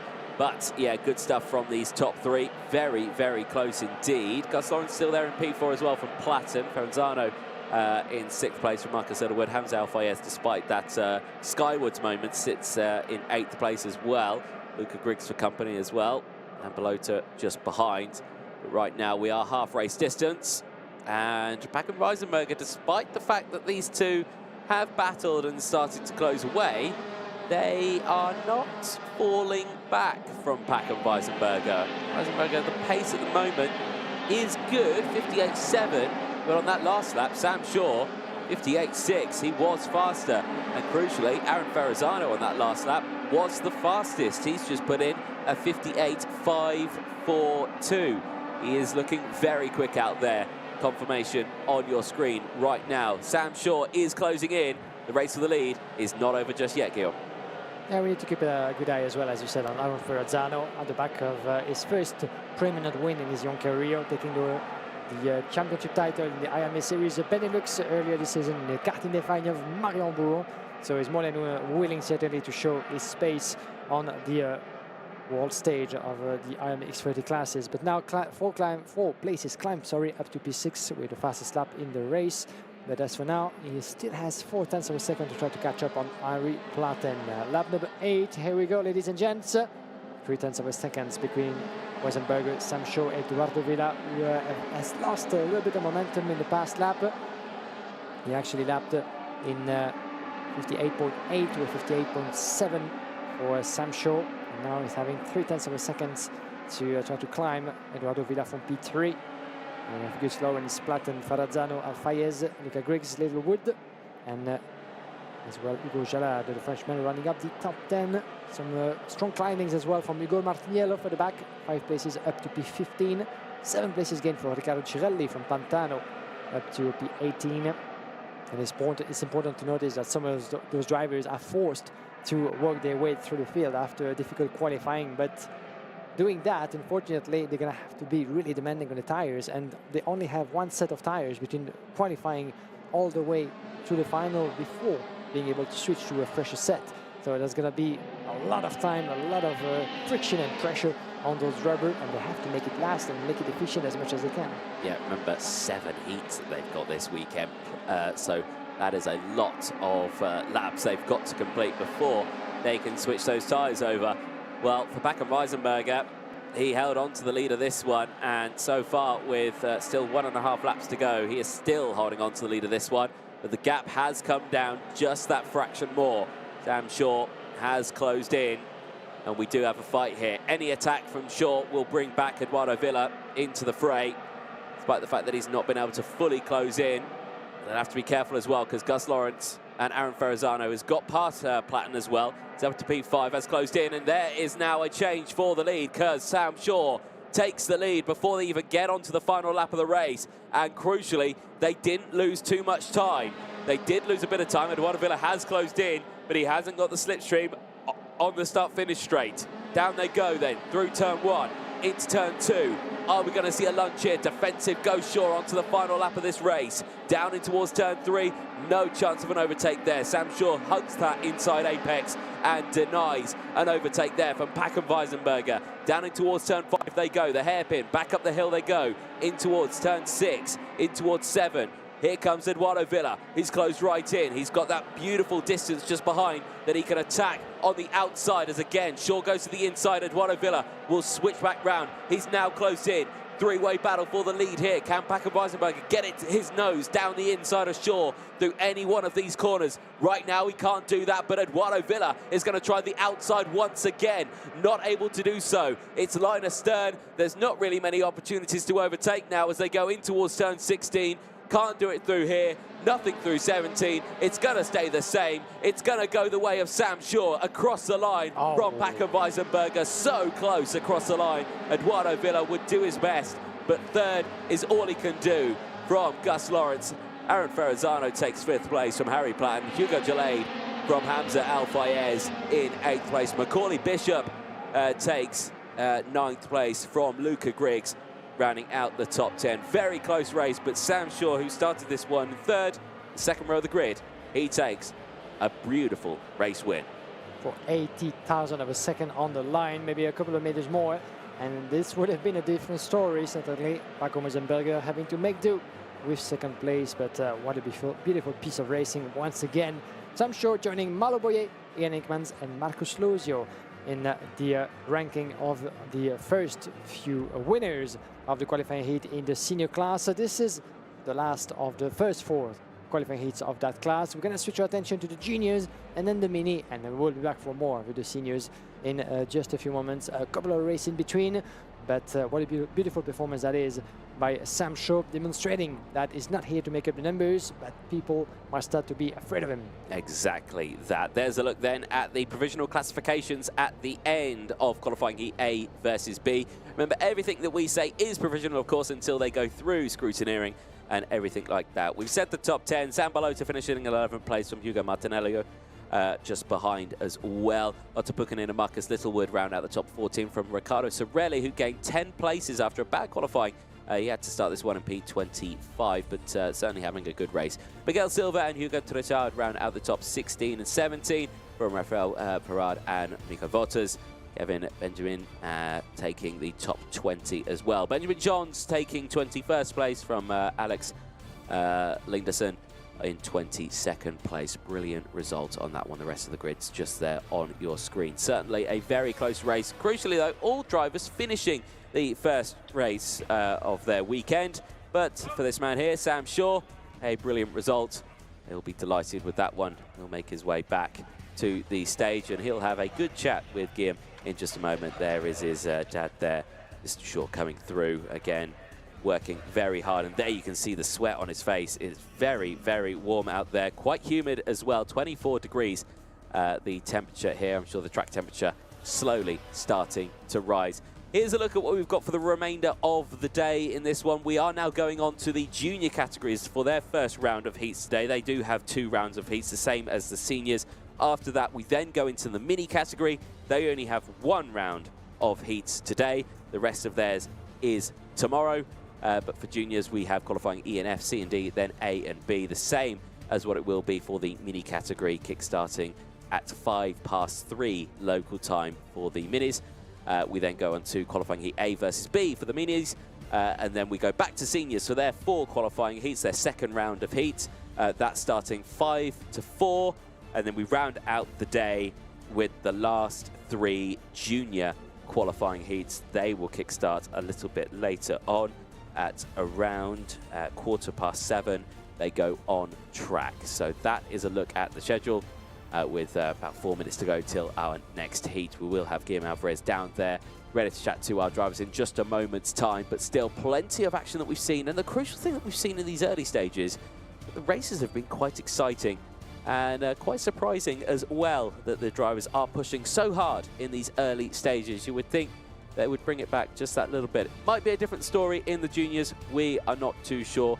We will find out in around 3.5 minutes time when the first of the junior qualifying heats gets underway, and that will be groups E and F. That will have the champion from the IM Euro Series starting on pole position for that one, Freddie Lloyd. Very curious to see how he will do in this one. The sun shines here at Portimao, a brilliant circuit, and there you can see that when the sun's out, people are sunbathing on the banking around the circuit. That is one of the grandstands just here, a great spectating spot out onto the circuit. That's just at the exit of turn number 1. Very fast section of the track and the beautiful surroundings here in the Algarve. The Algarve, a fantastic spot of Portugal. I've got to say, it's my first time here at the circuit, and the view that I have out the commentary box is fantastic, and it is the view that you can see right there. Brilliant to see. The marshals as well. We couldn't thank them enough. They do a lot of help for us, making sure the drivers stay nice and safe, recovering the vehicles, clearing the track as quickly as possible. Brilliant to see them working so hard out there as well, as they haven't actually got any shade. We're ready down in the stage. Guillaume Alvarez, it's over to you. Thank you very much, Anthony. Sam Shaw is with us. Sam, well done to you. It's getting hot in here as well. At some point, we're going to need the cream and the sunglasses, but I guess behind the wheel, it's certainly as hot. Yeah, I know. Starting to warm up now. Hopefully it stays like this. I'm not sure if there's some rain coming in tomorrow. But yeah, on the track, very good in that one. Dropped back a bit at the start and then made my way back up. And then I done Weisenberger at the end. I managed to hold on for the win, so good start.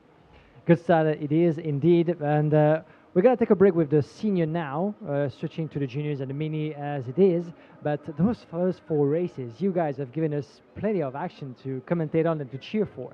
It seems to me that this track of Portimao doesn't allow much room for mistake, or doesn't allow you guys to build enough of a gap to be comfortable. Yeah, the slipstream around this track is crazy. You can gain 5-6 tenths in the toe, so it's almost impossible to get away. So you just have to pick the right moments to get to the front and try and make as minimal mistakes as possible. And yeah. Yeah, a lot of challenges, that's for sure. A long game that will be, but fully confident with your material and the conditions so far, I guess. Yeah, I think we've got really good pace in the wet and the dry. So it's just about consistent in the heats and then see where we are for the super heat, and hopefully we'll be there and thereabouts for the final. But yeah, the package is really good, so hopefully we can get the win. Quick word about your season. It's been a busy one for you. We've seen you in the IMA Euro Series doing some great stuff as well. Up to your standards? in terms of results and overall performance, or? Yeah, overall we're happy with the season. I think if a few things went a different way, it could have been a different result. It was a bit unlucky in the end in the Euro Series to go into the last race with a chance of winning the championship to end 5th was maybe a little disappointing. But overall, I'm happy with the job we've done this season. So yeah, massive thanks to the team and Spike for the engines as well. Beautiful words. Thank you very much for joining us, Sam, and best of luck for the rest of the races, because there's going to be a lot more to come all the way to Saturday. Yeah, I know. 6 more heats still, so lots of races to come. Lots of races, a lot of challenges. Fingers crossed. Thank you very much, Sam, and best of luck. Thank you. Thank you. Thanks, Guillaume, down there with Sam Shaw. Brilliant way to end that one, and perfect timing, as always, as the Junior X30, the first qualifying heat of the weekend, fires up and they make their way out onto the circuit. Let's take you through the starting lineup. Busy old grid, 28 drivers in this one, with Freddie Lloyd, fast Freddie Lloyd, who is this year's IAME Euro Series champion in the junior category. Starts his one on pole position. He's got Joseph Smith alongside. Louis Coman and Harry Bartle go from row 2 from Henry Carter and Zach Green on row 3. Vilma Svan and Ella Weiss go from row 4. Stefan Van Bosch and Eden Spanswick round out the top 10 on row 5. From Martin Menezes and Daniel Delakian on row 6. Anthony Bongartz and Walter Bergenu go from row 7, from Clovis Nugared and Travis Teo, Jos Mulder and Alexander Dahlström. Then you've got Joachim Askland and Connor Clancy on row 10, Thomas Gomez and Riley Scott, Gabriel Texera and Bertram Sash on row 12, from Marius Barryberg, and Zarif Raquel on row 13. Omar Cindy and Jean-Paul Carras round out the 28 kart grid in this one. First time we see these drivers make their way out onto the circuit after their qualifying session. Our race director, Martin Bean, sending the drivers around once more to make sure that they are all up to temperature and happy in their formation starting places. Remember, there are 2 lines on the circuit. They have a red line and a yellow line. I like to explain this at every race weekend because hopefully everyone knows it by now. The red line is the final line that the drivers cross over, or the first line that they cross over. That basically means after that line they're under yellow flag conditions. There is no overtaking from that point, and they should be in formation in their 2x2 rolling start spots. Then they come across to the yellow line out on the circuit. That's about 10 places down from the start-finish line. That's the acceleration line. Basically, it's very late. That's the moment that they should get on the accelerator pedal and start to drive away. But they never do that. They always accelerate far too early and get going. But as long as they're in formation and they're all good and they've all done the same thing, they get sent anyway, so it's all good. Drivers right now starting to get themselves lined up, looking good. Guillaume Alvarez back in the commentary box. Juniors now. We saw the seniors. Very busy, very exciting. Are we going to see the same for the juniors, or are they going to be a bit more controlled, do you reckon? That's always a big question, isn't it? In terms of crazy sort of racing, my money is always on the minis. But the juniors are quite a good bet as well. So having seen what happened to the seniors, they have a good understanding of how the karting track of Portimao function. And we go racing. Green, green, green. Second attempt was a good one, as Freddie Lloyd from pole position is able to hold on to his lead on the way to turn number 3. And it's going pretty well for most of the drivers, pretty much everybody into that slipstream, and a couple of them actually going cross-country just a little bit on the curb. But Freddie Lloyd good overtaking and good getaway, shall I say, from pole position. The Fusion Motorsport driver up in the lead, taking the rest of the drivers just behind Joseph Smith, Louis Comin, Harry Bartle, and the rest of the pack into that opening lap. Watch out from the Victoria Lane driver. Joseph Smith was trying already as soon as turn number 8 to shake off a little bit. Oh, a couple of drivers, 3 of them coming together into that double left-hander. Unfortunately, we've lost the number 19, the number 20 as well coming together. This is Dahlström as well as the number 20. Unfortunately, that was caught up in the mix, if I've seen correctly. Bertram Sash. Yeah, well. Bertram Sash, yeah, well spotted, the Falcon driver who got together, but fortunately for them, they were able to get back onto the track and keep going into that race. A shorter format of race, as you've noticed, 7 laps only, shall I say. That's going to be very short, only 6 for the minis. And to pick up on what I was saying, as Freddie Lloyd is losing the leadership already to Louis Comin, the Frenchman. Watch out for the victory lane driver already as early as lap number 2, and Lloyd is responding and take the lead back. But as I was going to say, that's a good proof of what we've seen in the seniors. The juniors will be as entertaining as it was before. Exactly that, which means we're going to have a very busy first day, aren't we, Kim? Looking forward to this one then. So Freddie Lloyd holds on to the lead at the moment. Louis Coman already going for a attack going in through turn 2. But Lloyd taking it back through turn 3 once more. Bartel still there in third place from Joseph Smith. Still lying astern. Vilma Svan there as well from Henry Carter, Sacha van Bad Bosch, who I'm expecting to make moves here. Didn't have the best qualifying, unfortunately. Dropped back a little bit in the pack, but has still made some good positions on this first opening lap. Back onto the start-finish straight they go, and they will whiz past then the start-finish line. There was a bit of a wet patch over the straight there. A lot of drivers having to drive through it, really shaking them up. There's Bartel to second place, getting through. Come on, and down the inside. Oh. Now that was Joseph Smith also going for a move, and he just collected the rear bumper of Bartel there as Bartel was going for a move there on Louis Coman, and unfortunately Bartel dropped down the order. The same with Louis Coman and Joseph Smith. That puts Henry Carter and that puts Sacha van Bad Bosch, who you can see right there, back into the fray now. Joseph Smith, who's luckily not lost too much time after that one, is right behind Sacha van Bad Bosch. Yeah, he's going to try to recover after that incident. Let's try to see that again. Harry Bartel on the inside. Yeah, and then just watch Joseph Smith, and the victory lane just comes into it now. Is he assisted into that one? He is just fractionally assisted there by Vilma Svan, who went in, and that unfortunately in time just ricocheted into the driver in front, Bartel. So Bartel really the biggest loser out of all of that. Yeah, quite unfortunate as Joseph Smith is arresting Sacha van Bad Bosch already, coming to turn number 3, and Bad Bosch is shutting that door. No, my friend, not going anywhere. I'm keeping that 4th position. It was only 9th on the grid, as you said, Sacha van Bad Bosch. Not the best of qualifying for the new champion of the IMA Series Benelux. But now he's back into pace as joining Alexander Dahlstrom, as we said, one of the 3 drivers that collected into that opening lap. And unfortunately, he won't go anywhere near past the lap number 3, the Finnish driver. Quite unfortunate so early into an event of that length to having to retire, and a DNF at this stage is very, very costly. Here's a look back at the start as the inside line being very, very efficient, as Freddie Lloyd was able to hold on to his first pole position. As you can see, sliding a little bit on the entry to turn number 2, the breaking point in 3, and the entire field launching themselves as into one, but no incidents whatsoever, at least in that first sequence of corners. Freddie Lloyd was able to hold on to that position. A couple of drivers going off a little bit on the curb, as in the meantime there's a switch of position on the live to your right, as Van Bad Bosch, Joseph Smith and Henry Carter are battling along for P3. Hard to watch on this one. There was the replay as well at the race start of that coming together, which of course meant the retirement there of Alexander Dahlstrom, as well as Scott Riley as well. But yeah, like you were saying, they're big 3-wide action there across the start-finish line there. These drivers really showing that they've got what it takes here. But Joseph Smith, Van Bad Bosch and Henry Carter still going fully at it right now. Got to be careful though, they don't want to drop off the back of Vilma Svan and Freddie Lloyd. They are starting to break away as they are not attacking each other. But Vilma Svan there just again right there behind, just thinking, I know what I need to do, just to close in. Vilma Svan running with the Crop Promotions team this weekend. I think a lot of them have seen what they've been able to do in the IMA Euro Series this season.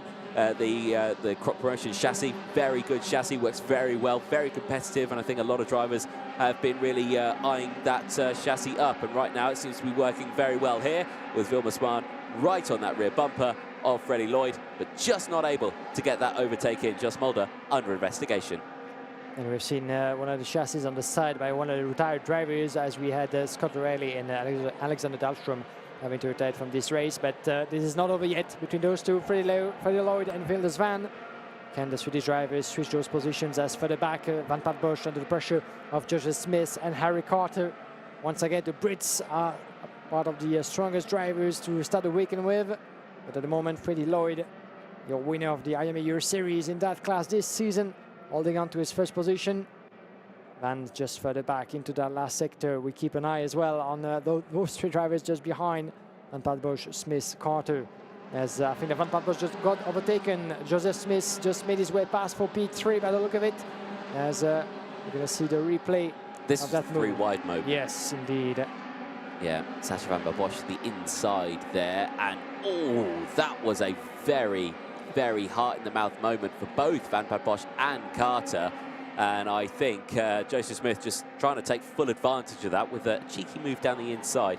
By the looks of it, didn't work out, only one position gained right there behind. Still no changes between these two here. Lloyd and Vilma Swan on this final lap still going. There's the number 31 on your screen going very slowly there. That is Gabriela Teixeira, I think, who's had an issue out on circuit. She's right down in the field, so not what she would like to see. Now we're starting to see defensive lines here. Freddie Lloyd going slightly tight there into one of the corners there as they come back up the hill. Now they go, and there is not the change just yet. Joseph Smith is still there in third place, but still trying to do it. Last couple of corners that they go now, and I don't think it's going to be enough here for Vilma Swan. It will be enough for Freddie Lloyd, though, who crosses the line. The first junior race of the day. He'll defend it across the line from Vilma Swan, but it will be a win nonetheless. Joseph Smith, after that contact, does finish in third place. Sasha Van Pad Bosch, great recovery drive after starting P9, takes fourth, sorry, from Henry Carter. Bartel takes sixth place from Louis Kaman. Clovis Nugare finishes in eighth place from Zach Green. Ian Spanswick rounds out the top 10. Brilliant stuff by Lloyd, though.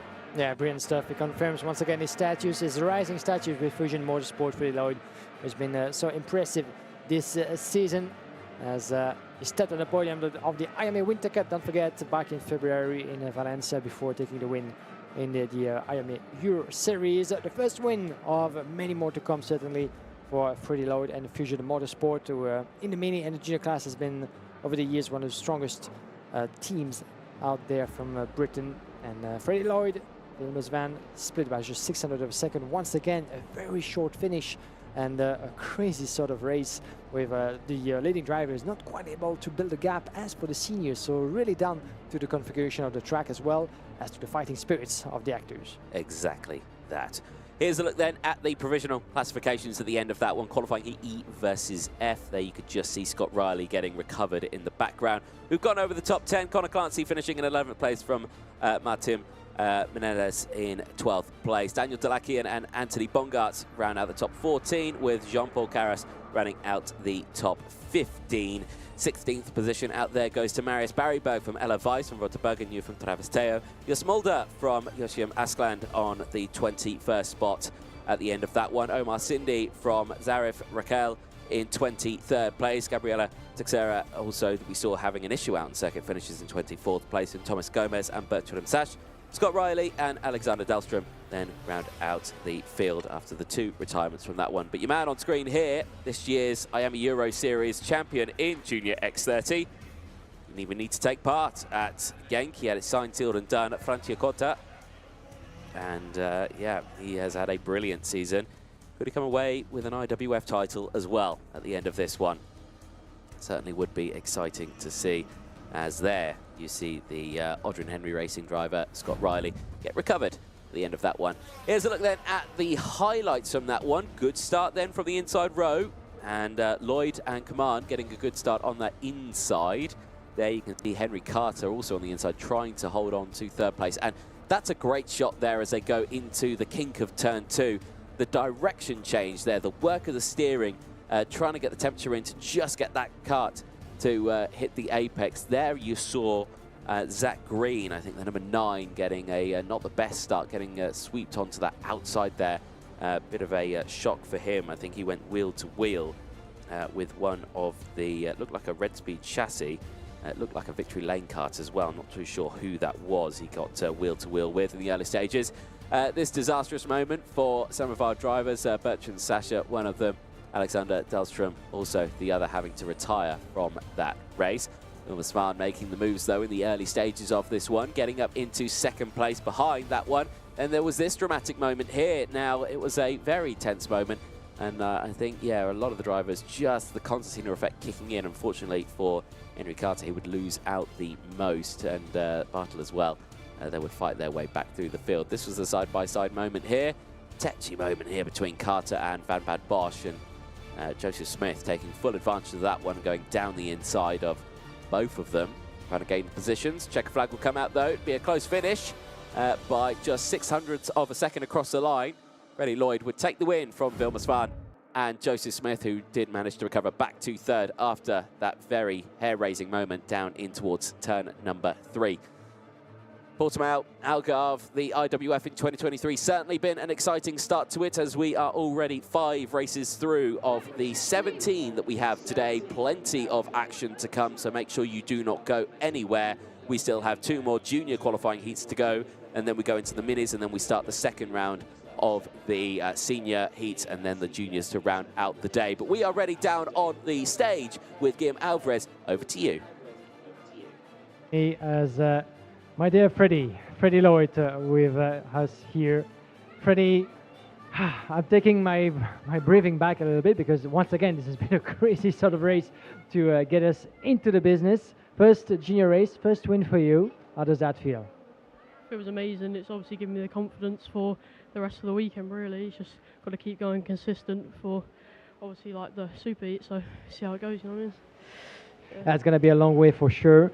Once again, you know, we did expect the level of racing to be tight, and on the finish, you guys were split by just a couple of hundred of a second. So were you feeling in control, or one more lap and this would have been, or this could have been completely different? Well, when it was in the last lap, defended, I felt in control of the whole situation, because just backing up, and then if there's another lap, I reckon it would have got a bit scrappy, but you never know really, because there wasn't another lap. This has been a very impressive season of yours, winner of the IAME Euro Series for the first time. Talk us through those performances and all those travels on 2 different tracks, this collection of success for you, because arriving here as a champion, does that add a little more pressure on your shoulders, or you try just to shake off that thought and go for the racing? It feels quite good to be champion. Obviously I've got the confidence, a lot more confidence than I would have had at the start of the year doing the Euro Series, but it's definitely given me a boost coming into this weekend, being number 1.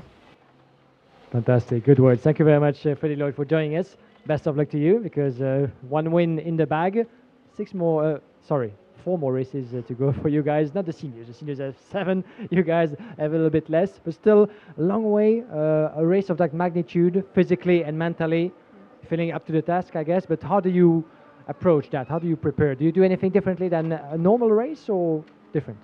Not really. Just got to keep focused. Really, just not much else to say. No special diet or no extra exercise from your coaching. All right, good to hear. Thank you very much, Freddie Lloyd. Best of luck for the next races. Thank you. Thank you. Thanks, Guillaume and Freddie Lloyd down there. As you can imagine, working hard all the way throughout this weekend. Same of the rest of the drivers. Next junior race is coming up in around 3 minutes' time, so do stay with us. That will be qualifying heat C versus D, due to head out onto the track at 2:30.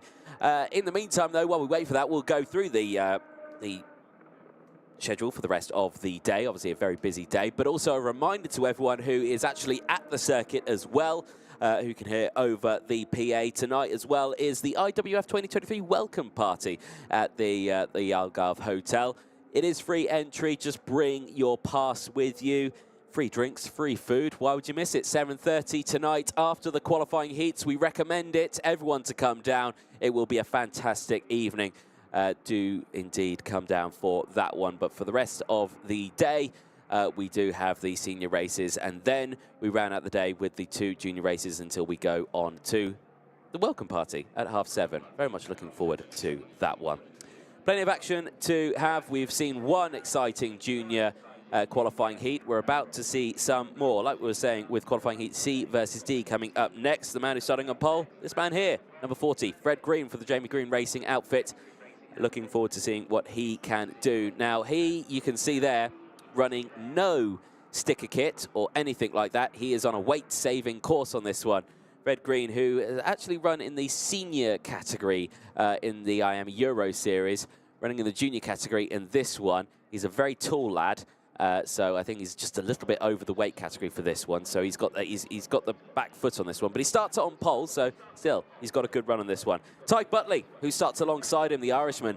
Looking forward to seeing what he can do for the Mick Barrett Racing team. He has got a good, clear run ahead of him. But for him, he starts on the outside row going in towards turn 1 and 2. Very risky, not a lot of high reward. But if you can hold it around the outside, it does pay a lot, doesn't it? Getting you back in the commentary box now.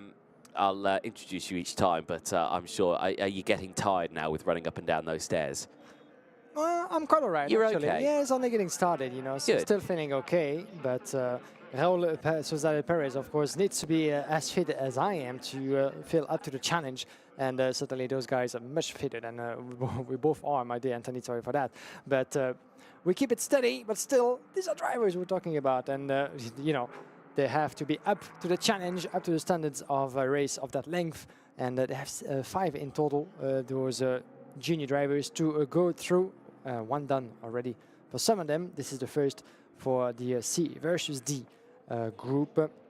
Fred Green, Tad Buckley, Ruben Susares, and on the outside, another strong Spaniard, Sandro Perez, that we've seen, of course, coming to the fore of the IMA season so far. Sandro Perez has done some wonders with a 2nd place in the IMA Winter Cup earlier this season, and he was 5th not so long ago in the IMA Euro Series 2 seasons back. So a client, certainly, who did some wonders on home soil. Let's see from the outside of the 2nd row what they will be able to do. Let's see what they can do then in this one. Junior X30 qualifying heat C versus D gets underway. Let's take you through the starting lineup on this one. Fred Green from Tig Butley, Raúl Zarin from Sandro Perez, Cathal Clark and George Nassar on row 3 from Christopher Alfagali and Rocco Coronel on row 4. Sebastian Mins and Sam Woolley from Luke Agnew and Evan Johnson on row 6. Quinton van Llewellyn and Florentin Hameta on row 7, with Gabriel Hungen and Roberto Bass on row 8. Row number 9, we'll see Nikishov Nikita and Nikolaos Karagiannis, followed by Jares Jalil, Louis Castellini. Row number 11, George Cartemain and Nico Andrada Putra. Then we have Marlon Bayer and Philip Carras, row number 12. Row number 13, we'll see Arthur Wang and Eva Dorenstein, followed by Knut Nielsen, Oni Tuski and Devon Agalen. Certainly looking forward to the race that we're about to see out onto the circuit. The first of the junior races was very exciting. The second one should also be exciting, but I'm feeling the pressure and the pole sister on this one. Fred Green, who, like we were discussing at the start of this one, raced in the IAMA Euro Series in the senior category purely because of the fact that he's so tall. He's over the weight category for this one, so he never needs to worry about being underweight for this one. That's why he runs no sticker kit. They've worked so hard to try and save as much weight off the carts as possible. I think you said earlier on 6 kilos, I think they managed. 6 kilos, yeah. Actually, they were able to save from removing all the stickers, the painting, and some extra bits as well on his machine to be able to be under the limit weight. Everything they were legally allowed to remove off the carts, they have done so. So that is a lightweight machine here. And you probably think that, why don't the rest of the drivers do it? Well, because they have to be over a certain weight. For the junior category, I'm going to remind myself of what is the weight class for this one. And I will tell you what it is. Do bear with me, because I do have it on my screen. 145. It is 145, yes, thank you. Yeah, I see it there. You got it just before me. Kart and driver, that is. So they have to meet that one. But for Fred Green, he's always going to be over that. So that's why he's removed as much as he can from the wagon. So it is all going to be down to this one here, their first race of the day. A lot of the drivers deciding to go for a fresh set of boots in the early doors, a lot sticking to their original ones that they had for qualifying. So plenty happening in this one. But we'll keep you updated with the tyres. We've got new graphics for that you may have seen in the Champion of the Future. If you're new here for the IAME series, we'll have a graphic there for you as well over the course of this one. Here we go then, lights go out, and it is a good start then from the entire grid. And one of the cars going very wide there as they go 3, 4 wide, then down in towards turns 2 and 3. It's going to be sketchy, but I think they all get through it unscathed somewhat. As they do, yes indeed, they stay in position, and crucially, good start there, Tig Butley, who takes the lead of this one. There we were saying that weight not being on his favour. Fred Green dropping down into 4th place. He's not had a good getaway, and look at the train he's got behind him. Yeah, a couple of drivers at the back end as well, going off the track just a little bit, but we didn't lose anybody by the look of it into that opening lap. But yeah, the weight saving didn't help the course. Oh, and a couple of drivers coming together in that turn number 8 and 9. And let's try to see who that is. The 42 was involved into that tussle, but it was able to get back. This is Phil Carras, unfortunately. We didn't get to see who the other drivers was, but could have been either Marlon Bayer or Arthur Wang battling along. But everybody's still with us on track, so that's a good thing. A bit of a shaky opening lap for some of the contenders. Back in the lead as Raúl Zarin is now your leader. Beautifully made from Raul Perez up in the lead. Watch out for how long, because Sandro Perez is taking the inside in turn number 3. And he made that stick beautifully. Sandro Perez from MDC Racing up into the lead in front of his fellow countrymen.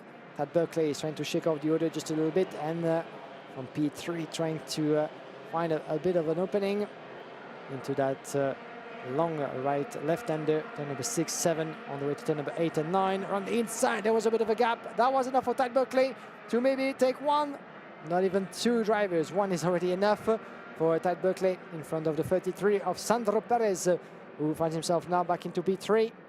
And it goes the way of, of course, Raul Perez, who is leading the way.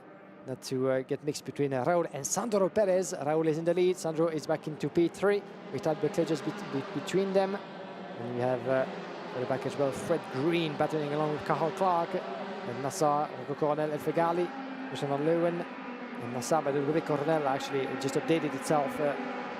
Lost a couple of positions all the way down to P10 behind Nassar, El Fegali, with Fred Green, who did us the same trick as Mercedes did back in the 30s. As on the inside goes Tad Berkeley, beautifully made on the sector number 2 was turn number 5 for Tad Berkeley, as the Irish driver is taking the lead of that qualifying heat. Yep, and crucially, that's keeping everyone just in contention here. A little bit of a mistake there from Zanzarin. Just clips that inside curb, and then that sends him out a little bit wide on the exit. But crucially, Sandro Perez not able to fully capitalise on that one. Fred Green has closed back in then. This is good to see. He's got the close company of Cathal Clark just behind. Quintin van Leeuwen just behind as well, as he's starting to close in. He's the first of the next pack of drivers just behind this one, 6th place downwards. Let's look for the slipstream now. Back onto the start-finish straight they go. Here's a look then at the start of the race on the left-hand side of your screen. We'll keep an eye on the live racing on the outside. Yeah, big moment there, getting squeezed to the outside. Yeah, some drivers was pushed a little bit, but he was able to carry on, fortunately for him. And then you could see, as we keep flowing live, what's happening at the lead of the race. But a pretty decent start for everybody. A bit of wheel shaking and banging here and there into turn number 3 and 4. But apart from that, it was clean and neat, apart for those 2 drivers coming together in turn number 8 and 9. 3 drivers actually got involved. One of them was further back. Philippe Carras was able to carry on into that race. The 2 others as well, so we didn't lose anyone. Still the 29 drivers with us. Yep, exactly that. So still some good starts to the day. The starts have actually all been pretty good, actually, haven't they?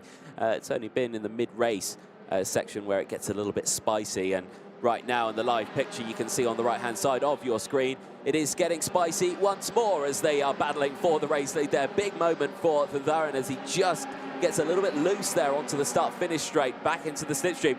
Look at that. You can't even see him behind Tad Berkeley there. That's how good that slipstream must be for Zanzarin. He sits very low down in the kart. He just sees over the steering wheel. That is the perfect sort of position. A lot of racing drivers, it pays to be small, I've got to say. You know, you may think that, oh, I'll never fit in the car or anything like that. No, no, no, they like small drivers because then you definitely fit in the car. You know, it pays to be the small. There you go. But coming through, still, Tad Berkeley leads the way with these 2 scrapping. They've not dropped Fred Green and Cathal Clark, who are still scrapping behind them, but are still right there as well. Yeah, I was going to pick up on that. While they're battling, the gap is decreasing, and Fred Green seemed to have found his space a little bit. He had the fastest lap in the race, and now the gap just went to 0.3 of a second, and Fred Green and Cathal Clark very smartly are not attacking each other. They're working together to decrease that gap, and when comes the moment, when the time comes, they will be able to launch an attack. And we enter the penultimate lap, 6 out of 7. And time is starting to running out, and look at how close they are now, coming to turn number 3. Now it's no longer down to Berkeley or Zanzarin Perez to fight for the win. It's down to Green and Clark as well. So 4 drivers in the same picture. On the inside, there goes Zanzarin. He felt the need to make his overtaking. He committed to that in turn number 3. Turn number 5 it was, sorry. Because if he didn't commit just right now, he could have find himself in a very difficult position with Fred Green and Cathal Clark going the long way a little bit. Oh, and one of the Falcon drivers, the 95. We didn't get to see if it was a result of a contact, if he went on his own in 95. That's Nico, no, that's Hendra Putra, who has gone off, unfortunately. Quite unfortunate, yes. We didn't get to see clearly what happened, maybe in the highlights post-race, but as a result, We're back here with the leaders entering the last lap. Cesare Perez having a bit of a briefer, but watch out for the slipstream. On the way to turn number 3, there's going to be a close call. It's going defensive. That could go the way of Cahal Clark on the outside, trying to shake out the order. There's no way to go for Cahal, having to take the long way around, but Fred Green shuts that door once again. Yeah, he certainly does now. Fred Green will have a lot of pressure on his shoulders from Cahal Clark, who will send it down the inside if given a slight opportunity. Now with this happening, Darni has actually broken away a little bit now. The battle's on for second place, as who's going to go defensive? It will be Tyke Buckley who goes defensive, and Fred Green follows as well. No change there. Oh. That's an exhaust that's come off, so I'm sure we'll hear one kart going very loudly out in circuit, and I can hear it. We'll have to find out who that's come off. And in the meantime, as we keep focusing on the battle, as Fred Green under the pressure of Cahal Clark, I think the 62 might have been gone off. We'll get back to that, but we've lost another driver. Yeah, indeed. But for Raúl Darni here, it seems to be cool, calm, collected on this final lap. He will take the checker flag in his first qualifying heat of the weekend, and he will take it from Tyke Buckley, from Fred Green. I can tell you that the car that's lost its exhaust, I think, is the number 74 that's just crossed the line. It could be George Nassar, I think, who's lost his exhaust across the line. So, yeah, there we go. That was very, very loud, but sounded absolutely fantastic.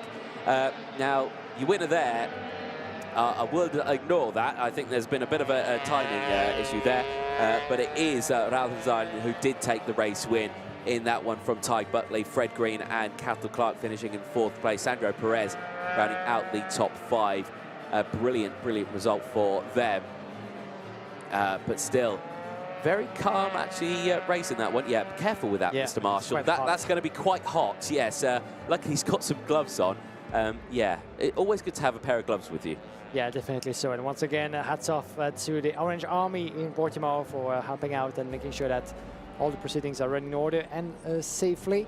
But I was going to say, I cannot remember, or in memory, having seen an entire exhaust pipe going loose on a racetrack. We get to see sometimes from fairing or radiators or a little bit, or covers, but a full exhaust. That must have been quite a pretty hit. Well, yeah, I say probably not self-inflicted. I think that may have been slightly assisted with someone else involved in that one. We don't know, but we'll try our best to find out for you.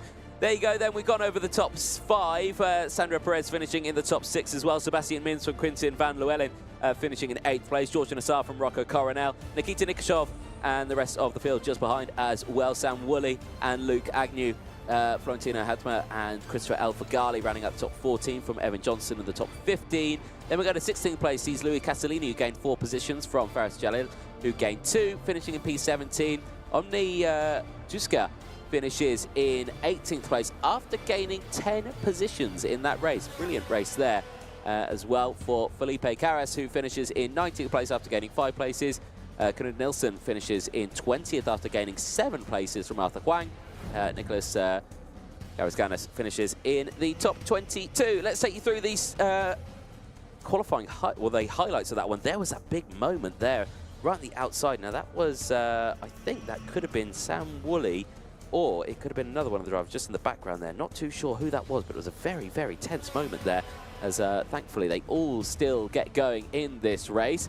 Then they come down in towards turn number 2 and 3 on the first lap, and again it all seems relatively calm. One of the carts going up there, I think that was Luke Agnew who had a moment. Then there was the moment further down in the field.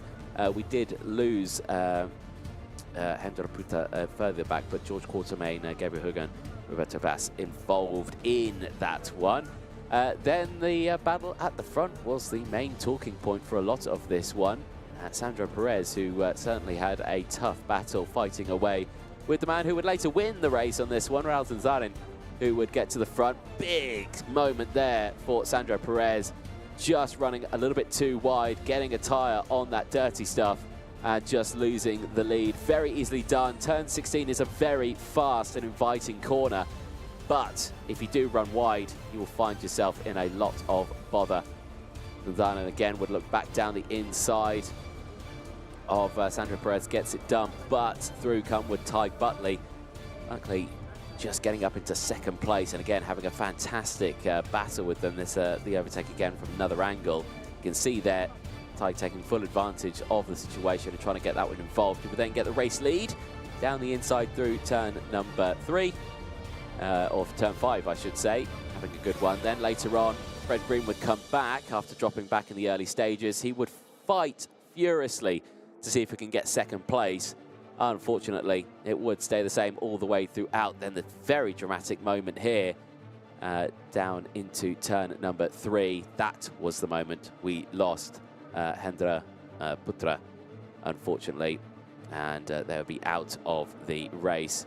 And there's the exhaust that we saw and heard out on the circuit. Checker flag would come out though. Rathan Tharen would take the win.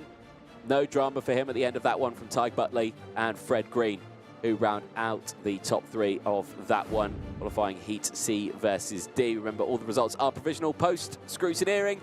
Lots of things happen after the race as well, but certainly a very good run in that one. We're down on the IAME stage. It's over to Guillaume Alvarez. Thank you, Anthony. Raul Sunzaren, good to have you. Welcome on the big stage of the IMA Warriors final. First victory for you, first race for victory. Well done to you. Talk us through that race, and thank you for training in English, I know. And this has been quite a hectic first attempt for you, but in the end it paid off. The first win, the perfect way to start this long week of racing. Yes, I start 4th and I become to the lead in what is 2 laps to go. Then I obtain the gap to don't close the last lap, and then take the victory. The way you put it, it seems very easy, but on track, I guess, a lot of fighting as we've seen. Can you talk us through the layout of Portimao? Very fast, very technical, and every race we seem to see that in that long straight on the way to turn number 3, you guys just cannot build a gap. Everybody just keeps on coming back to you. Yeah, there's a lot of slipstream, then it's very difficult to be in the same place in the straight, but we will try to in the next hits and in all the weekend. Yeah, that's going to be, we're not only talking about a weekend, but a week of racing, because you guys have been here since last weekend, wasn't it? And you came, did you come here before to do some practice for this event? Yeah, last week I come the Wednesday to the Saturday, and then I make the setup perfect to this week. Wow, so you got, some of you guys have been here last week, this last weekend, the entire week, because we finish on Saturday, but most of us will come back on Sunday, sometimes on Monday. So almost 2 weeks of work for you and your team. How do you handle that with maybe school, with the family, the friends? Is it well organized for you?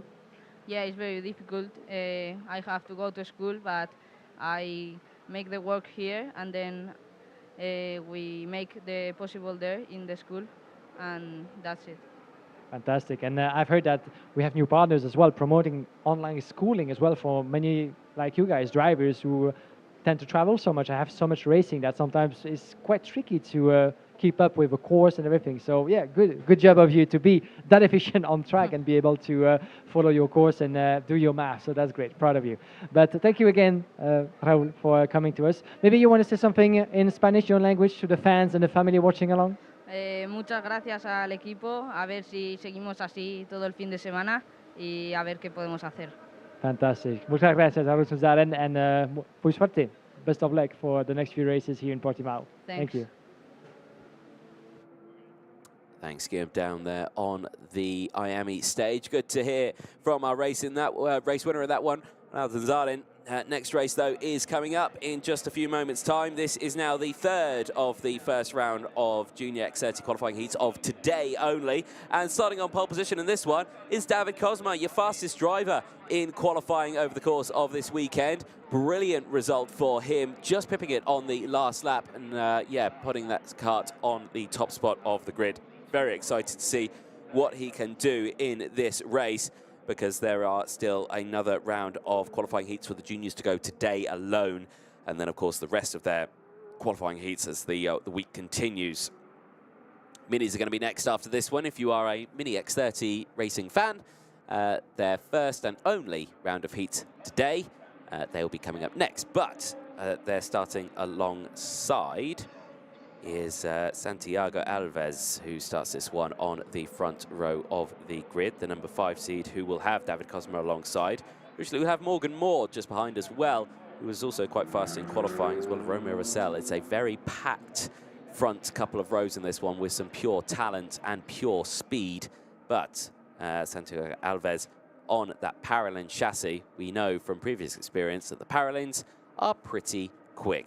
The same with the Kart Republic chassis as well. You've got the Red Speed chassis and the Lando Norris chassis out there as well. You've got the Pantano and you've got a Cosmic. So there are some different chassis, roughly kind of some of them kind of all the same.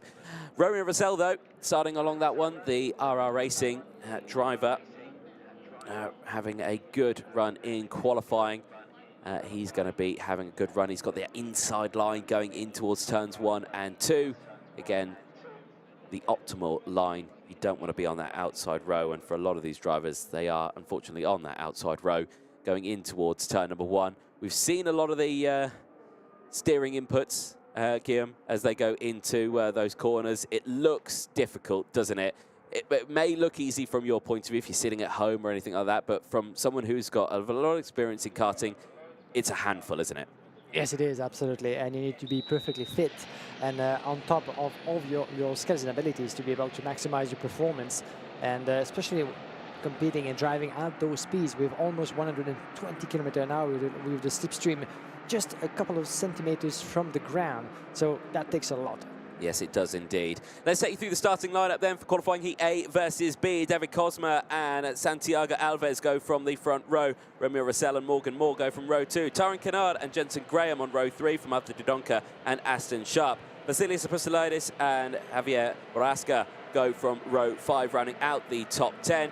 Maxime Blancheman and Harrison Mackie go from row 6. Sun Sakaguchi and Gian Sovilo round out row 7, with Ole Ginter and Isaac Say rounding out the top 8 rows.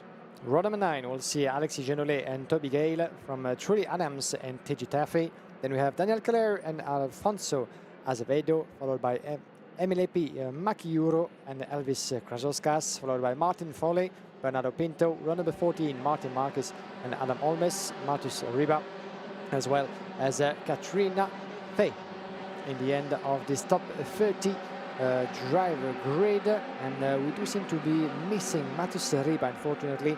Matus Riba was due to start, the Slovakian driver, the 75, was due to start from the back end of the grid alongside Katrina A, but seems to be missing, so we're going to have a 29 driver grid coming to the start-finish straight in just a few moments, under the order of Mr. Martin Bean, our race director, assisted by many officials from the Cartodromo Algarve here in Portimao, as well as from the RGMMC group, as Chris Lambrecht and Gonzalo Plante will be among the officials deciding to give or not to give penalties at the end of the races. They are the men in charge, of course, so you will be warned, drivers, not to do anything unwise.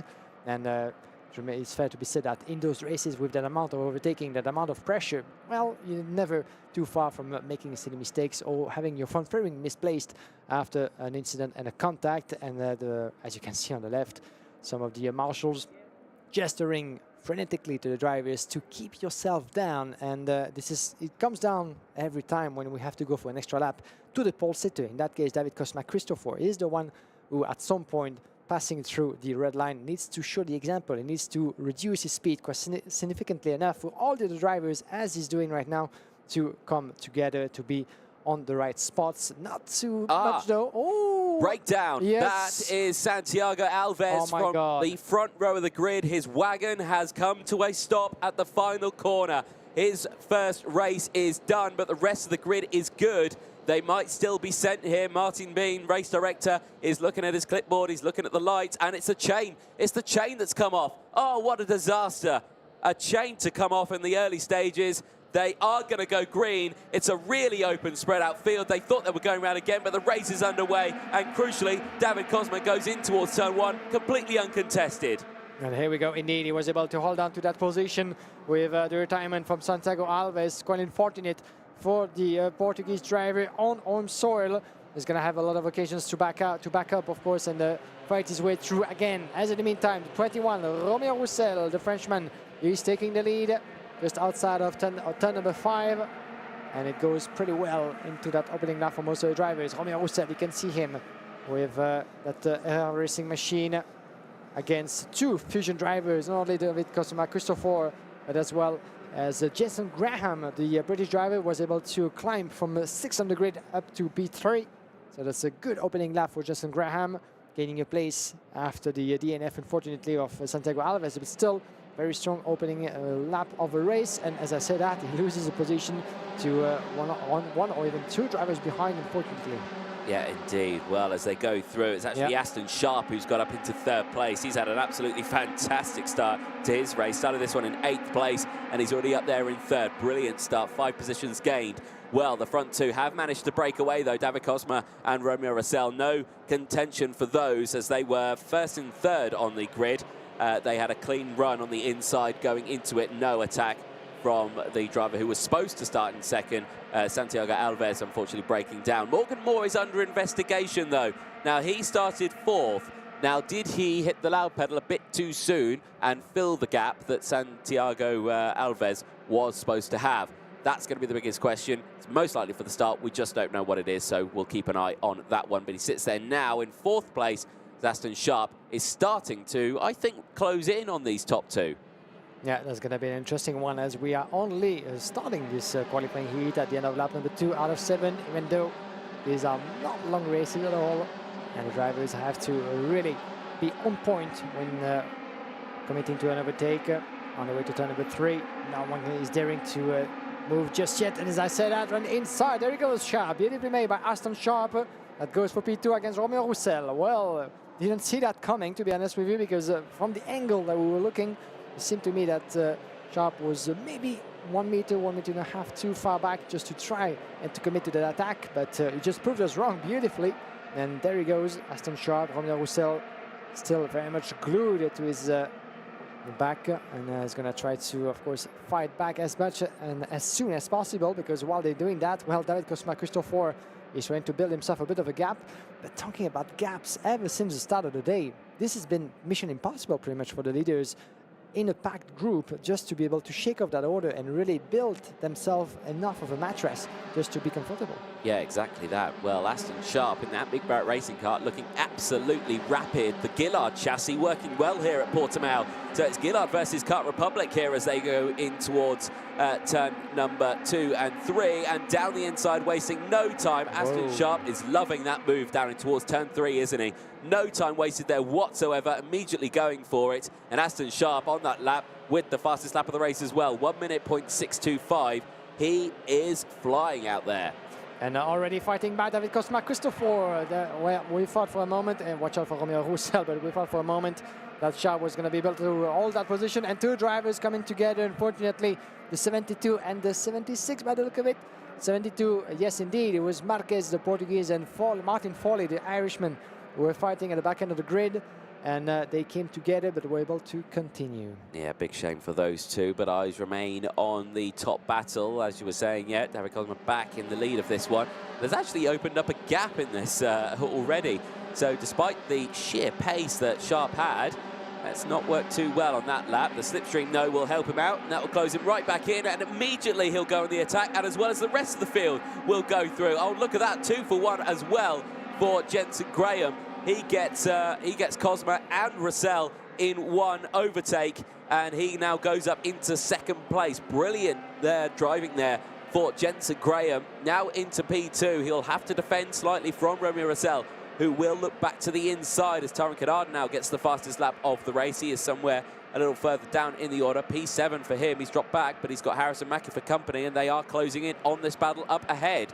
So it's now Sharp from Graham, Rossell from Cosma, Moore and Mackie, who you can see there just behind with Taran Kennard, is starting to close in. Now they're 3 wide, and back through goes Romeo Rossell, 2 for 1, and Graham holds on to it, and Cosma tries to come through as well. This is brilliant stuff here. So now it's Rossell, Graham, Moore, then David Cosma, then Aston Sharp. This has been a brilliant battle. Moore looks to the inside, Graham goes to the inside, Moore follows, and Romeo Rossell is down not 1 but 2 places now as he tries to defend from David Cosma for P4.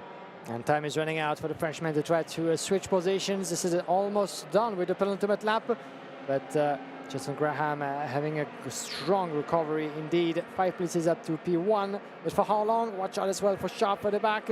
Harrison Mackey trying to make his bit from P5. Oh, no, round! Round goes Jensen Graham. How has that happened? Crucially, that will have knackered his tyres as well. He needs to look after those. But what happened there? Did he run wide and lose the back end? Or was there an assistance there from Morgan Moore? I am not too sure at all. We'll have to see the replay back. I didn't quite see it, but now Morgan Moore leads the way going into this one, runs a little bit wide. Romeo Rossell still right there behind. He'll have the slipstream now. Watch them as they go down in towards turn number 1 and 2. Moore goes defensive as we go on to the final lap now. This is very, very close. Constantine Revec kicking in as Cosmo Mackie, Tyrone Kennard, all there now. Tyrone Kennard is in this lead battle, as well as Sebastian Sharp is at the back of it, who was leading at one point. Well, fantastic piece of racing here to conclude this qualifying heat. Can Morgan Moore hold on to his lead? Can he actually shake off the order as being pushed a little bit? Tyrone Kennard is back as Isaac Sear, unfortunately, is coming back. This is a DNF for him as we're here back with the leaders. Morgan Moore shaking the defense, going defensive as well. On the inside, this is Harrison Mackie on David Cosmac, Christopher for P3 at the same time. Romeo Roussel is very threatening on Morgan Moore. Can the Irishman shut all the doors on the way to the last sector? Romeo Roussel not quite able to make his bit as we have a bit of contradiction here in the classification. This is indeed Morgan Moore in front of Romeo Roussel, further back as well. Toby Gale being warned. This will be the last kick on throttle, and the victory for Morgan Moore on the line. Whoa! That was for just 52,000 of a second. Morgan Moore being able to hold on to that position brilliantly onto the checkered flag. Romeo Roussel might have needed certainly a couple of meters more, or maybe one extra lap to really seal the deal. But looking at the front fairing of Morgan Moore, I noticed that with not the front fairing, with the nose cone being a bit loose under the air. So I do wonder if that might have to do with the position or not. Yeah, the NASA panel's wobbling around, but that's only because I think that nose cone has dropped on Morgan Moore's wagon, and you can see there it's scraping the ground. I think that might be a post-race penalty going Morgan Moore's way, but we're not sure. We can only see what we can see. We make a calculated call on that one, but obviously the official call will come as and when they come back into Parc Ferme. So provisionally, of course, Morgan Moore takes the win on that one from Romeo Roussel, from Harrison Mackie, who just snuck in at that last moment there to P3. I didn't even spot Harrison Mackie in that one. Brilliant result there for Mackie. Cosmo finishes in 4th place from Aston Sharp in 5th. Javier Proesca finishes in 6th place. A brilliant result to look there at the provisional classifications. Tyrone Kennard from Vasilios Apostolidis, Arthur Dodonka from Daniel Kelleher, Elvis Kakauskas finishing in 11th place from Maxime Blancheman, Shun Sakaguchi from Julian Sovillo, and Alexis Genellet finishing in the top 15 spots out on track. And again, all of those results are provisional, of course. Julie Adams versus Adam Holmes then in 16th and 17th from TJ Taff. Eloy Gilter from Epi Makiuro in 20th place. Alphonse Azevedo finishing in 21st place from Jensen Graham.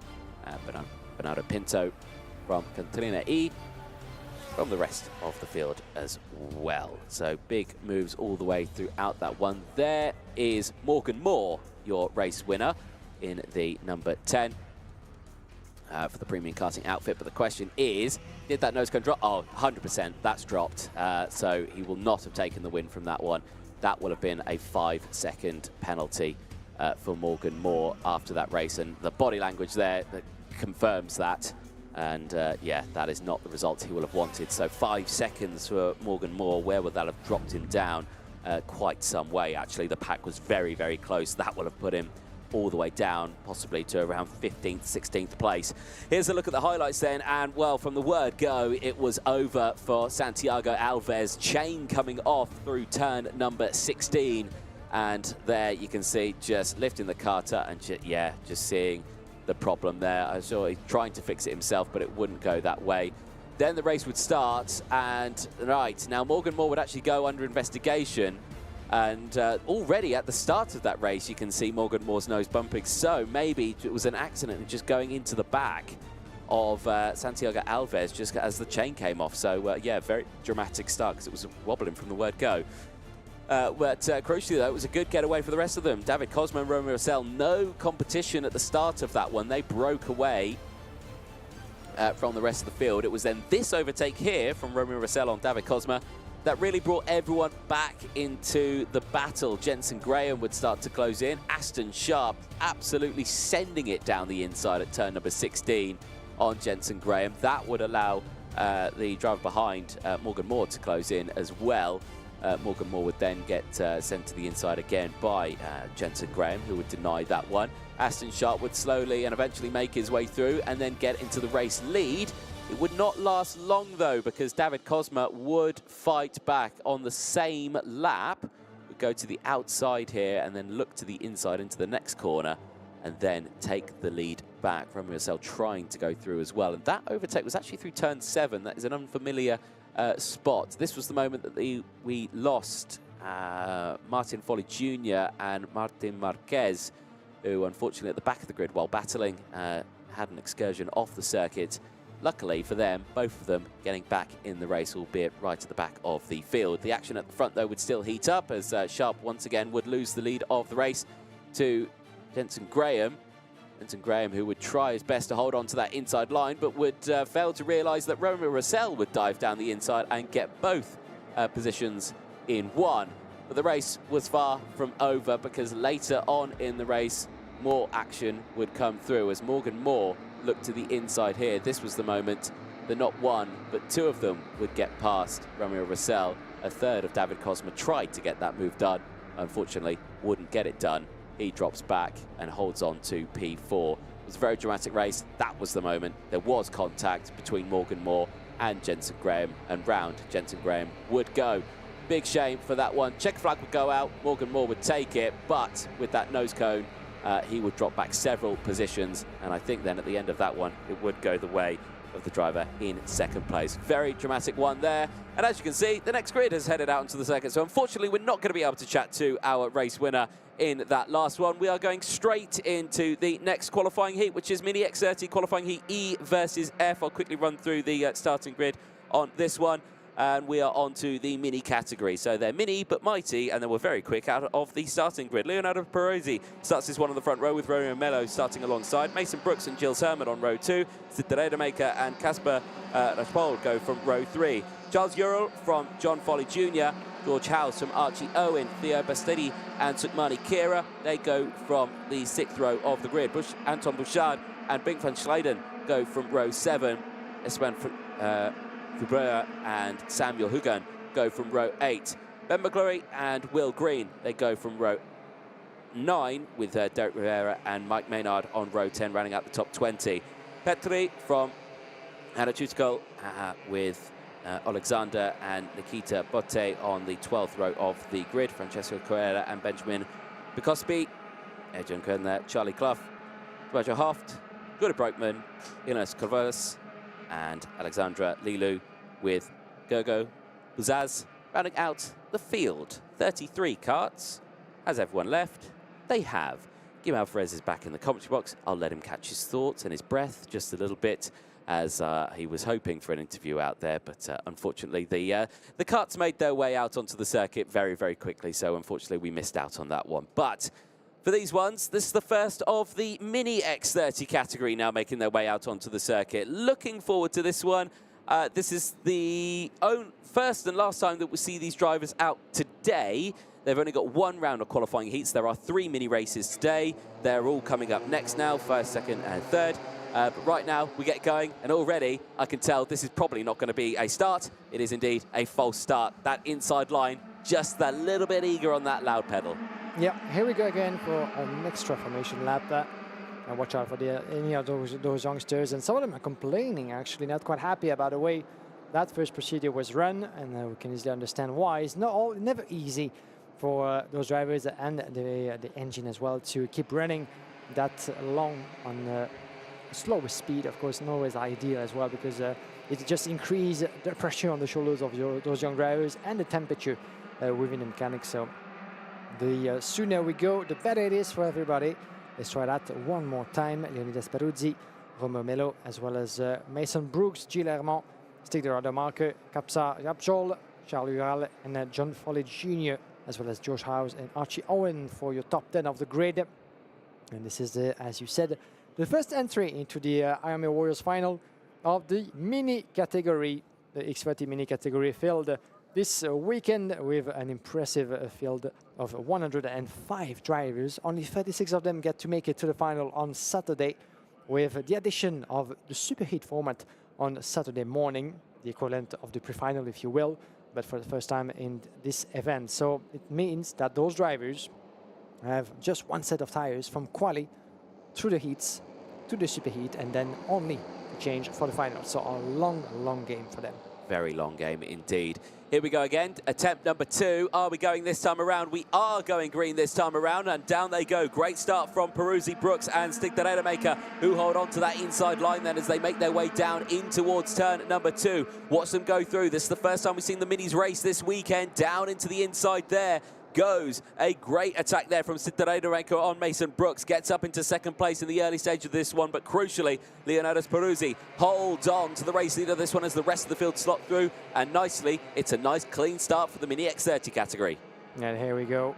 And as I said earlier, you know, I always put my money on the racing, the mini class, you know, because, you know, at this stage, being so young and learning their craft about how to drive those cars and to improve themselves as a young person and as a performer, it's pretty much gloves off all the time, and they have nothing to lose basically at this stage. You know, this is one race after the other, even though they're being coached, they're being, of course, accompanied quite the right way by the people surrounding them throughout the course of those events. But when it comes to putting the gloves and the helmet on, this is really the kill instinct that one must love into that category, and it's always eventful into those races, starting as soon as the first one.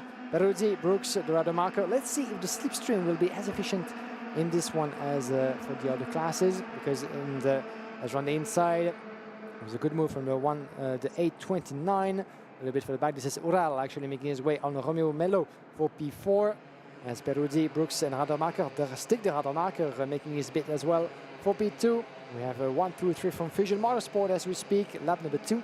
Only out of 6 laps, so very short. Those drivers really get it together at every race. They certainly do, yeah. These are, they are the slowest cuts we have this weekend, but I will stress they're not slow by any stretch of the imagination. They're still very quick. They lap only a few seconds slower than what the senior cuts do, so that says everything you need to know. And in qualifying today, they're actually out-qualified, the senior drivers, only because the track conditions allowed that to happen, but still, it just shows that they are mighty quick themselves. Out of the final corner that they go then, they'll kick-start lap number 3 now as they complete lap 2. And still, it is a Fusion 1, 2, 3 across the start-finish line. No change for them at all. Common sight that what we'd see in karting in Europe, in the UK, a Fusion trio, a quartet or a quintuplet or whatever it is, and they just drive away from the rest of the field. I see it all the time. And we're seeing it again right now. But are they going to work together? That's the question. New drivers coming into it. They will work together. Driver that we're missing from this one in the Fusion category would have been Jesse Phillips, a driver who was the IAME Euro Series Mini X30 champion this year. Taking a break, he's getting ready for his next season running in the OKJ category, so he's took a step back from this one. I'm sure he's watching though, and I'm sure he's cheering on his fellow Fusion teammates who are running 1, 2, 3 at the moment. Charles Joel, still there in 4th place, is actually starting to close in, and he's got Jill Hermans for company as well. And it's going to be an interesting bid between those 4, even 5 or 6 drivers and more. But picking up on GC Phillips, that's quite a courageous decision to decide not to compete in an event of that scale, considering that he was on the entry list in the first place, but decided to back off, as you said, to prepare and to get himself ready for next challenge next year. Peruzzi, 1/10 for a second on Stig de Rademaker around the inside. There he goes on the 129, and beautifully made on the inside by the 149. Gilles Hermand with the VDK Racing colors. He's making his commitment on the inside of the 171 as it's controlled. Battling along and being pushed slightly onto the curb. That could go the way of Melo, the 877. And Romeo Melo was starting from the 2nd place on that grid, not having the best of getaway so far, as we're about to conclude lap number 4 out of 6. But Melo was on the front row of the grid, fighting to stay in 7th place behind Herman and Caprol. But as you said, in the meantime, Rademacher, Peruzzi and Brooks. The word had been given beforehand, of course. If you find yourself in that position, let's try to stay where you guys are and not to make anything unwise, because this is only the first race of more to come. 5 in total for those mini drivers all throughout the course of the week. So every race counts, every point counts as well, because at the end there's classification and there's also a ticket available for the superheat and the final on Saturday afternoon. So Rademacher, Peruzzi and Brooks, certainly they will be allowed to fight against one another, but try not to do anything that you could regret and jeopardize a good team result. Exactly that. Well, the mini category so far has been much more tame than from the senior category. They are just working together here now, maintaining their ties, thinking we don't want to use these in these early stages. We want to look after them as much as possible. You were saying all the way throughout this one, they've got a lot of heats to get through all the way throughout this week before they can change them going into the finals. But certainly for this one, it's just a case of maintaining everything and not pushing too hard. I'm not sure how coarse the tarmac is out there. Do you know that one? It looks like it's fairly okay. It's not too harsh on a tyre.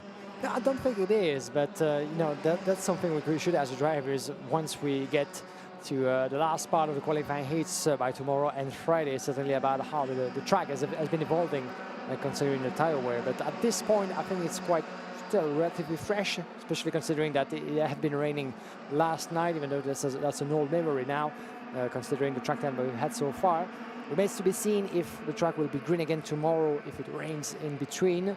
But, you know, from last time I've heard, it doesn't seem to be hurting the tyres just too much. No, exactly that. The rain has been on and off this weekend, as well as Anton Bouchard unfortunately sees a warning flag, the 806, who's running a little further down in the field, seeing that penalty flag going his way. We go on to the final lap of this one. Of course, very short races in the mini category. They are the smallest drivers. You can't really push them too hard. They only last so long, kart and driver, I suspect, out in this one. But for these three, it's been really a calm race themselves. They have changed position just for a brief moment here.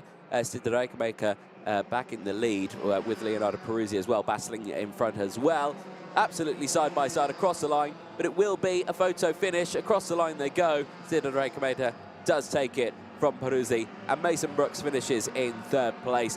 Charles Uriel finishes in 4th place after gaining 3 positions from Romeo Mello. Jules Herman finishes in 6th position as well. Will Green and Sukmani Kira finishing in 8th place. Will Green gaining an impressive 11 positions in that lap, but de Rijkenmaker would take the lead after 6 laps of racing, and he will take the win after starting in 5th place. But that inside road working very, very well for de Rijkenmaker. Peruzzi, despite the fact he started on pole position, would only lose that 1 spot, and Mason Brooks finishing in 3rd, also losing just that 1 spot, but still finishing within that top 3 from Europe, Mello, Herman, Green and Kira. Rajpold and Bastidi will round out the top 10. They'll make their way back in towards Parc Ferme. But calm, collected race for the Mini X30s. Yeah, actually, we've had to wait that long to have the first proper quiet race, so to speak, as you can see the full classification. But considering what we've had with the seniors and the juniors, well, the Mini have been, you know, in control, at least when it comes to the top 3 positions. And Stig de Rademacher was able to hold on to his position on the finish line, photo finish pretty much with his teammate Leonidas Peruzzi, as well as Mason Brooks down in 3rd. Then we had Kaspar Rapschold, Charles Ural, Gilles Hermont in P6 from Romeo Mello, Will Green, Theo Battisti, as well as Sumaki Kera, George House in P11, followed by Van Schedel in P12, Nikita Botte, Mark Oakley, Anton in P15, followed by Archie Owen, Derek Rivera, Jody Brookman, John Foley, Samuel Egan, Benjamin Piscopo, as well as Anushka School in P22nd, followed by Peteri, Correa, Klo, Jammer Ofte, and the rest of the classification. Here's a look back quickly at how the proceedings went. The start and a good getaway from Leonidas Peruzzi, from his teammate Mason Brooks, as well as Stig de Rademacher. A whole fusion line on the inside coming to turn number 1 and 2. And from then on, well, there was pretty much no position allowed in this race from the rest of the field. into turn number 2 and 3, the first breaking point of that circuit of Portimao. And everybody seems to be going through that section of corners unarmed. Yeah, it was a very clean opening lap. You saw the move there from the Cinderella maker on Mason Brooks on that first lap going in towards turn number 3, just sending it down the inside, wasting no time to get that done. But then it would stay that 3 for quite some time, and then the battles would happen just behind as well, getting pushed out the way. Romeo Mello there just saying, right, we're going to take this position now, and we want to try and catch up to these 3. But that wouldn't happen, as these 3 just, again, kept driving away from the rest of it. Gilles Herman trying to get back into the fray here, but down the inside would come Charles Ural, who would get up into 4th place and stay there, but unable to close in for the rest of the race. He would then again fall into the clutches of the drivers behind. He would hold on to his position, but the fact is he still had that very close company of the rest of the field, and there you can see getting squeezed out wide and getting onto that dirty stuff. You don't want to do that.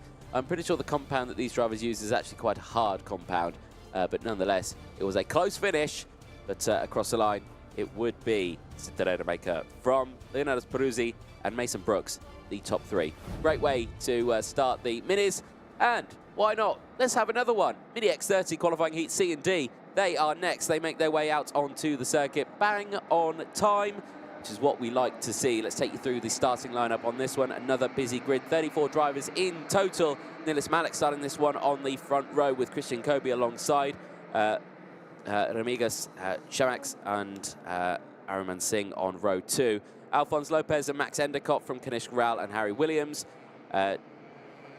Cheshka Peters and Max Murray on row 5. Jack McLaughlin and Harley Musk on row 6. Oliver Warner and Valentin Lebrev on row 7. Gabriel Girdle and Flavio Carrier on row number 8. And then we have on row number 9, George Clark and Aaron Richardson, followed by Noah Grenier and Gustavo da Silva. Then we have Linnea Jensen and Guillermo Lopez Morgado, row number 11. Row number 12, Jacob Bechle and Antoine Venant, followed by Jensen Ackermann and Edouard Godefroy.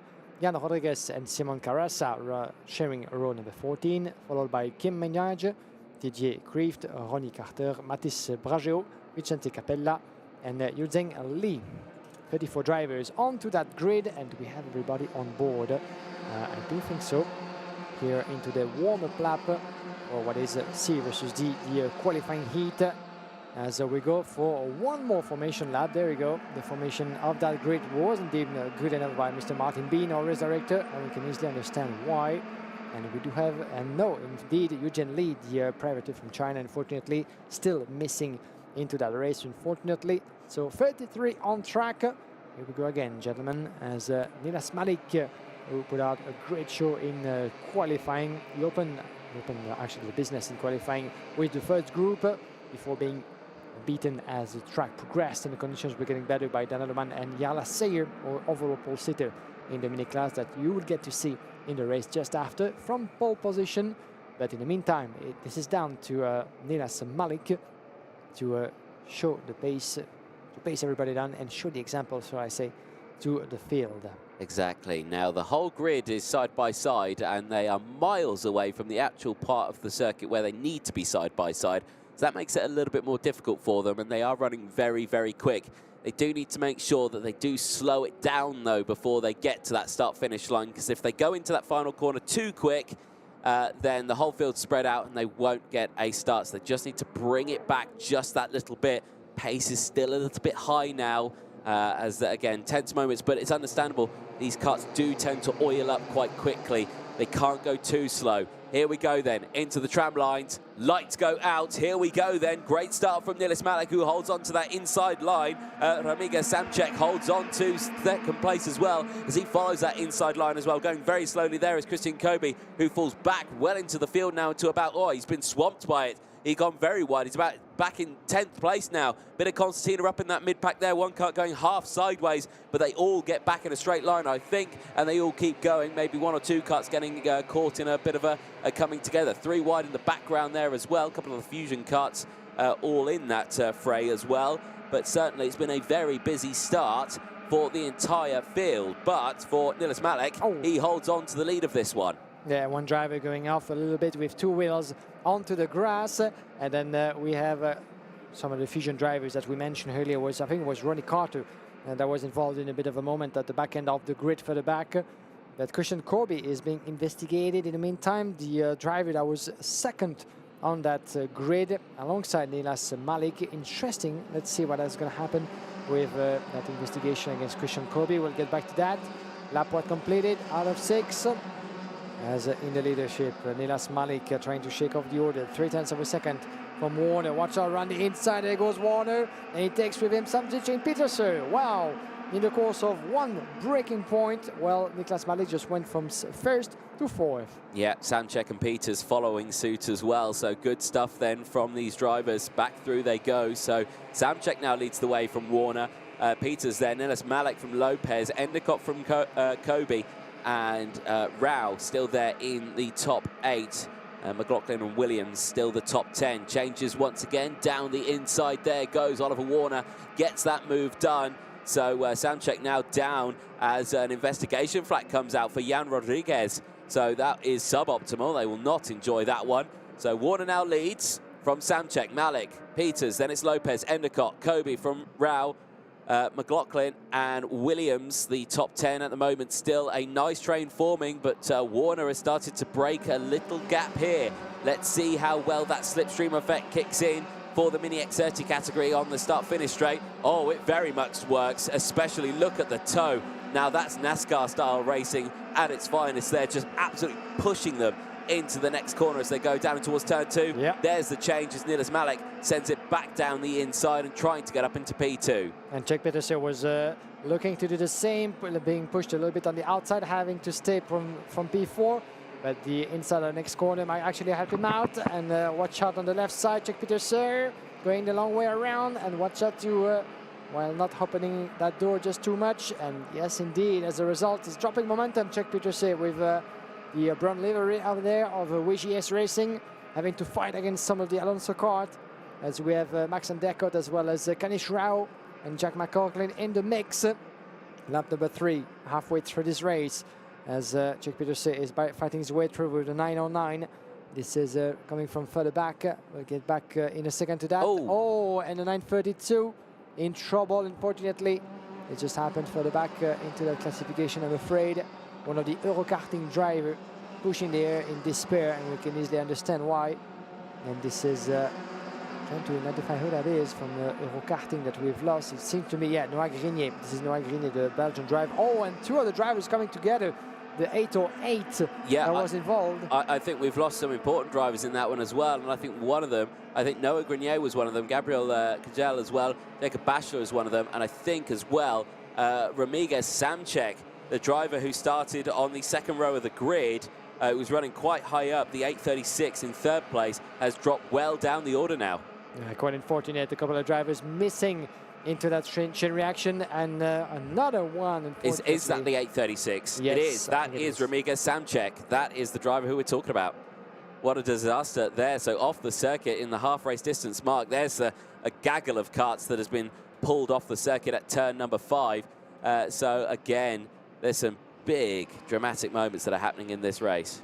Yeah, this is only the first qualifying heat of a long week of racing, and it means a DNF. Of course, is always very costly at this stage, meaning that there's a lot of points dropped, and those drivers just need to get back into the racing spirit. And you can see that's interesting with the leader Max and Derkot gesturing to Malik and Warner. Think driving your head as well, because there's 3 of us in the lead with a good gap in front of Czech Peterson 6 tenths down. So it's not about time to do anything unwise. Let's stick together. We can fight, but still. There's a lot at stake here because we are teammates as well from GGM Motorsport. So you don't want to risk, as we've seen with Fusion earlier, we don't want to risk a good result, a top 3 result for the same team. So that's what Max Anderko was underlining by his gesture to Malik and Warner. But it always comes to a price, having to back off a little bit, maybe wanting that victory, but knowing that it comes at a price as well. And you don't want to risk it all for that first qualifying heat for those 2 groups. Yeah, Max Endicott leading the way in this one. He's had a busy old season racing in several different sort of karts out on the weekend, several different championship as well. And right now here at the IWF, as we go on to the last lap, he leads this one as he goes across the line. So right now, is Nilas Malik going to go for a move down the inside here in towards turn number 2 and 3? Right now, it doesn't look like it, but is it going to look like it now? No, he doesn't. He stays behind. The 2 drivers working well. It's a, well, the 3 drivers working well, I should say. All 3 of them George Gibbons Motorsport drivers, and they're having a very good run in this race. So all of them, Endicott, Malik and Warner, I think just working as a team here and just pushing each other to the end. I don't think we're going to see an overtake. That would be certainly not the best thing to do into that last lap, especially with the mechanics and the GGM Motorsport teammates watching along from the sideline. And a lot of people surrounding the track as well under the beautiful sunshine in Portimao. And you could be one of them. A lot of interesting things to enjoy here in the paddock. Last lap, last couple of corners into that last sector as the drivers come up into that the double left-hander in 14-15, that double right in 16 and 17. A little bit of wheel on the curb, one last kick to the throttle, and this will be the win in the pocket for Max Endicott. Just on the line for 400 of a second on Nilas Malik, and Oliver Warner finishing just behind for 59 thousandths. So another further finish after Fusion. 3 teammates from the team of George Gibbons sealing the deal into that qualifying heat from Chuck Peterson and George Clark, and the rest of the classification in just a moment. But Max Endicott, the 8-19 from Great Britain, sealing the deal in front of Nilas Malik, running with a Spanish license, actually from Denmark, and Oliver Warner running up the top 3, and the congratulations. That's always what I like to see, of course, between teammates, with Max Endicott and Nilas Malik, aware that they've secured a very strong result. People will be happy back at the team, and it's only about getting started, of course, so we'll come down to the calculations and personal interests a bit later. Yeah, certainly so. But I've got to say, the most impressive drive I've seen out there, got to go to Ollie Warner on that one. 10 positions gained to get up there into 3rd place as well. Can't take it away from George Clark as well for the OMS team. He has gone up 12 positions into P5. Well, good results there. We'll go over the full classifications right now with you here. After qualifying heat C and D, these are provisional, of course. Endicott from Malik, Warner from Peters, Clark from McLaughlin, from Lopez, Murray, Rao, Singh from Williams, Brajo and De Silva, Kobe and Lopez in the top 15. Antoine Minette and Flavio Carrier, the top 16 and 17 from Carter and Krieft, Ackerman from Musk, Richardson from Rodriguez, Carras and Jay. Then it's Capella, Godfroyd, Lebreuf and Samchek. Jensen rounding out the rest of the field from Grenier, Gadil and Bashler, the 33 karts in that grid. Just the 3 retirements and 1 non-starter. Here we go here, Max Endicott, who had a good season in the IAM Euro Series earlier with a P6 overall finish, and it gets his IAM Warrior final on a good run with his first victory, taking in great fashion in control. And let's see how he did that with a replay of the start from the left side. You can see Nilas Malik, our pole sitter from GGM Motorsport, a bit of a shake-off with Christian Corby by the look of it, and then you can see here a good start from pretty much everybody into the field, as into the hairpin, everybody coming through, no trouble whatsoever for some drivers. And at the back end of the grid, a couple of them unfortunately going cross country, as the 834 by the look of it was the one who started the chain reaction. Richardson from Fusion Motorsport by the look of it, who finished 22nd at the end of that race, but we lost a couple of drivers later on into that qualifying heat as a result of that incident into the opening lap. Yeah, certainly so. It was kind of like a carbon copy of what we saw in the first race, where we see the 3 Fusion drivers who took a win. We then see the 2 George Gibbons Motorsport drivers then fight their way to the front. For Nilas Malik, though, he certainly tried to get involved with all of them, but Ramiguez Samchek was right there trying to get involved in the fight. But, unfortunately, would get squeezed out of the pack by the rest of the field. and unfortunately as well would end up in the gravel. Now, I'm not sure how that happened, but he was fighting in that top pack. Now, was it just a breakdown? There's a moment where you can see him in the background just going right down the order, just that little bit. And I don't know where the moment was where he spins. There was the moment there, just in the background. You saw him go round, so must have been a little bit of contact from behind there, and unfortunately he would go round, and that's how, unfortunately, we would lose Ramírez Samcek from the race, which is a big shame, and there the rest of the field also getting involved. This was 3 cuts coming off at turn 13, and a very, very frustrated 8:32, I believe that was, and or 8:33, I think that may have been Noah Grenier, the Euro karting driver. Unfortunately, very, very frustrated. Then battle for third place would come through, as through would come the 909 of Oliver Warner. After starting this race in P13, would close in on his teammates, and it would be, well, a photo finish across the line and say, I'll go single file for the majority of the race, but come to the start-finish line, I'll try and go for the move. But for Max Endicott, it would be a first win of the weekend from Niels Malek and Oliver Warner, who sits there in 1, 2, 3. We're down in the IME stage, and it's over to Guillaume. Anthony, we're here back in our tent with Max Endicott. Max, well done to you.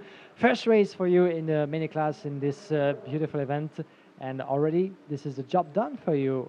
With a little bit of help from your teammate, it's fair to say, but still it was a good effort. Yeah, it was.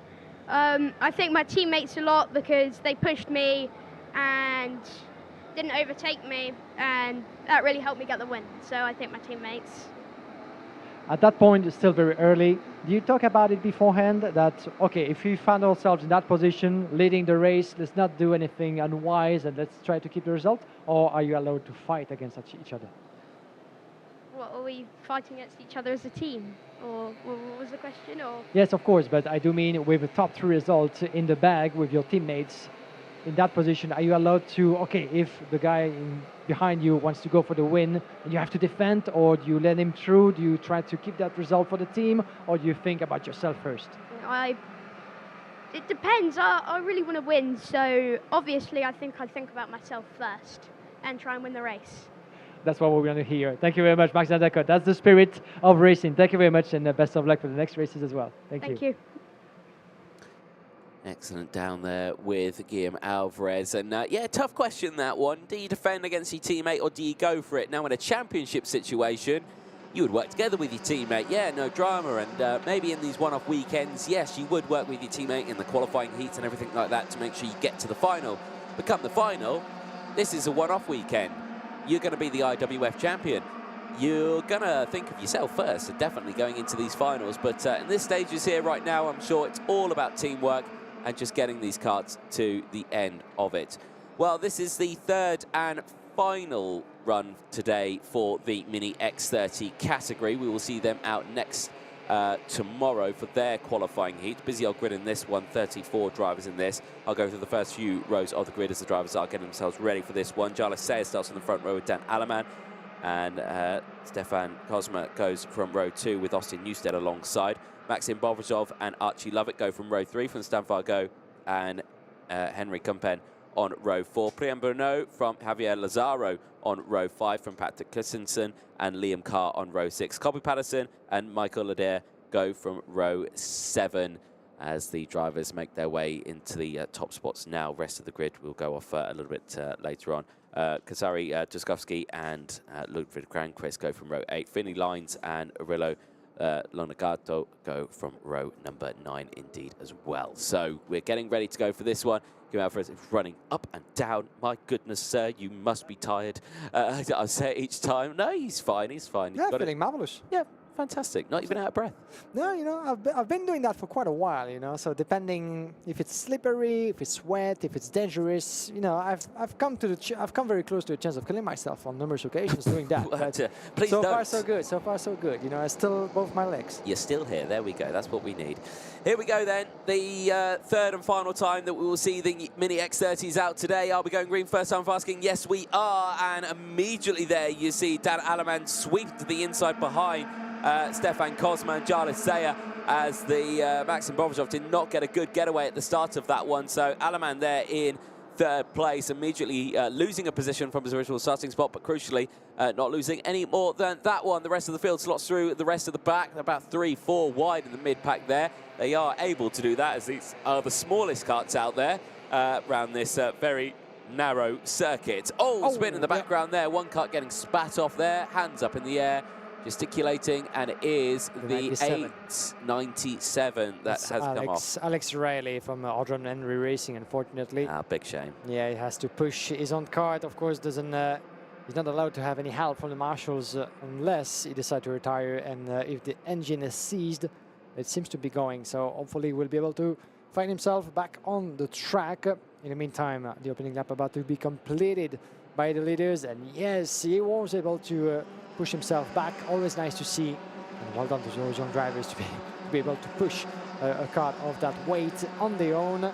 Lap 1 completed. John Sayer was able to hold on to that position, but for how long with Cosma Christopher and Dan Alleman, as well as Bob Reshoff, Priam Bruno going for the move on the attack as well. Watch out in turn number 3, change for the lead. That was a close call, but Dan Halleman just took that win, that lead, potential win outside of turn number 3. Yeah, exactly. 2 for 1 in that first sector there for Dan Halleman, taking full commitment there. Stefan Kozma there in second place from Jarlis Sayer, Priam Bernard, and Maxim Bobrajov in 5th place from Archie Lovett as well. Still very, very close battles all the way throughout this. Lovett's under pressure from Stanfargeau just behind as well. Lazaro, is there as well. Finley Lyons in his debut in the championship is there into 9th place as well, so he's had a good start to his race. Close battles all the way throughout, but the short races, are we going to see some more action? Of course we're going to see some more action. Just when are we going to see it? That's the question. Alaman, though, leads from Kozma, and Stefan Kozma, who is right there, I suspect, will now get that slipstream on the start-finish straight and really reel in Dan Alleman on this one. The slipstream here is very powerful. And you just saw briefly that Dan Alleman was just watching over his shoulder. This is only lap number 3, and this is the sign of a driver who's not comfortable. He's leading, or just less than a meter, just a couple of centimeters in front of Cosma Christopher. Bogdan's going to try to shake him off a little bit with Jala Sayer down in P3, still observing in front of him what's going to happen. And we have a second group with Bob Reshov, Archie Lovat, Stadfago down in P7, and Xavier Lazaro, Finlay Linus, and Instead running up the top 10. But in the case of Dan Halleman, if I were in his place, of course, figure of speech, behind the wheel, I would not try to look over my shoulder just that soon enough into the race, because that's a sign, of course, that you're not comfortable, but you show to the other drivers pursuing that you are indeed not really at 100% at ease with your position. So that puts you actually in as a very easy target, so to speak. So you show the drivers that you're there, you're leading, but you're still up for grab. That's exactly what Bogdan Christopher just understood, and he's really glued to his back bumper and might want to go for the move as we enter lap number 4. No, I don't think he's going to go for the move just yet. Too early to show all your cards. I reckon he'll stay behind, try push along, or he could be completely wrong and absolutely send it down the inside. Stefan Kozma going for that move, like you said, Guillaume, straight away, not wasting any time as Lovett sets the fastest lap of the race. And Sayer gets up into second place now as well. So this is good running. It's a Fusion 1-2 once again that we are seeing. But can Dan Alleman stick with them? And crucially, can he split them apart? Of course, those two teammates, Sayer and Cosma Christopher, are going to try to work together just a tiny bit to prevent that from happening. That could be the chance of Dan Alleman, of course, if those two, while trying to stay together to protect 1 and 2, and run inside. There he goes. As I was saying, that Dan Halleman on Sayer, and the move was accomplished beautifully outside of turn number 5. He made that stick, the Swiss driver from Spirit Racing. One is done. The next is Cosma Christopher. He still has a bit of time on his hand. Watch out for Dan Halleman. He's under the pressure himself on Sayer and Archie Lovat. Archie Lovat might want to go for the move on the first, coming to turn number 2, and Dan Halleman does not even have time to decide what to go for the move on which side, because in the meantime, well, we had the switch from the back end with Sayer and Archie Lovat taking 1 and 2. Crucially, this is bringing everyone into play. Back down the inside, and there goes Archie Lovett. Now he takes the lead, and there you can see Jarlis Sayer just gesticulating, saying, right, okay, now go. Don't start battling, don't start defending, just keep going. going defensive there. As down the inside, there goes Maxim Bobajov. He is tired of sitting behind the rest of the field, and he is fighting his way back through it. Priam Bruno, you just see there, right behind there. You can see backed up by Finley Lines, who's trying to get involved. He sits there in 7th place. He's got Stanford Joe for company just behind, as well as Lazaro also trying to get involved. So again, some big moves and some big names in this section, but right now these top 3 are still breaking away from the rest of the field, as on this lap they've not battled, and actually Archie Lovett started to break away. He'll lose that now with the slipstream, and instantly as we go into the last lap, Sayer is looking to the inside. Yeah, watch out for the move for the fusion. Oh, there might have been a bit of a contact on the way to turn number 2. The braking zone, the door is shared by the look of it from Archie Lovett. Watch out for Dan Halleman as well from further back into 3rd. And he's going to go for the move at least. Trend 2 shaking the orders, switching the line. What a move that was. One of the best we've seen so far. Dan Halleman and 2 drivers coming together into turn number 2. Unfortunately, the 835 and someone else coming together, unfortunately. It would have been the 840. So that was Patrick Christensen and Krasre Dukowski, unfortunately, having a coming together. Action at the front here, though, Guillaume. Yeah, Archie Lovett holding on to his position, but he's getting heated further back as well, with Wallen Fusion Motorsport. Cosma Christopher getting ahead of Bob Reshov. Dan Halleman still has something to say to that race, having to defend against Sayer as well. Quite difficult position that the Swiss driver finds himself in, looking over his shoulder, not able to get close enough to Archie Lovett to switch the position before the checkered flag. He's going to have to make do with 2nd place, and that will be checkered flag and win on the edge of a sword by Archie Lovett. Dan Halleman having to make do for 2nd place, 69,000 of a second on the line. And Jala Sayer or Paul Sitter 3rd in the end. Cosma Christopher a little bit further back, but was able to make his way through to take P4 from his opponent, Bob Reshov. Actually, Bob Reshov, by opening that door, Bogdan Cosma Christopher really plunged Bob Reshov into mayhem, because he was P5 just a couple of corners before the checkered flag, and now he finished all the way down to P11.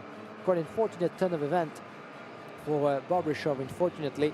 11 at the flag.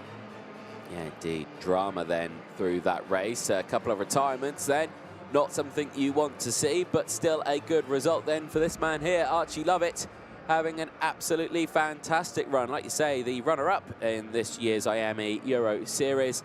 Archie Lovett having a good run, finishing 2nd in the championship. There, though, on your screen is a broken Patrick Christensen in the 835. Unfortunately, did not finish that race.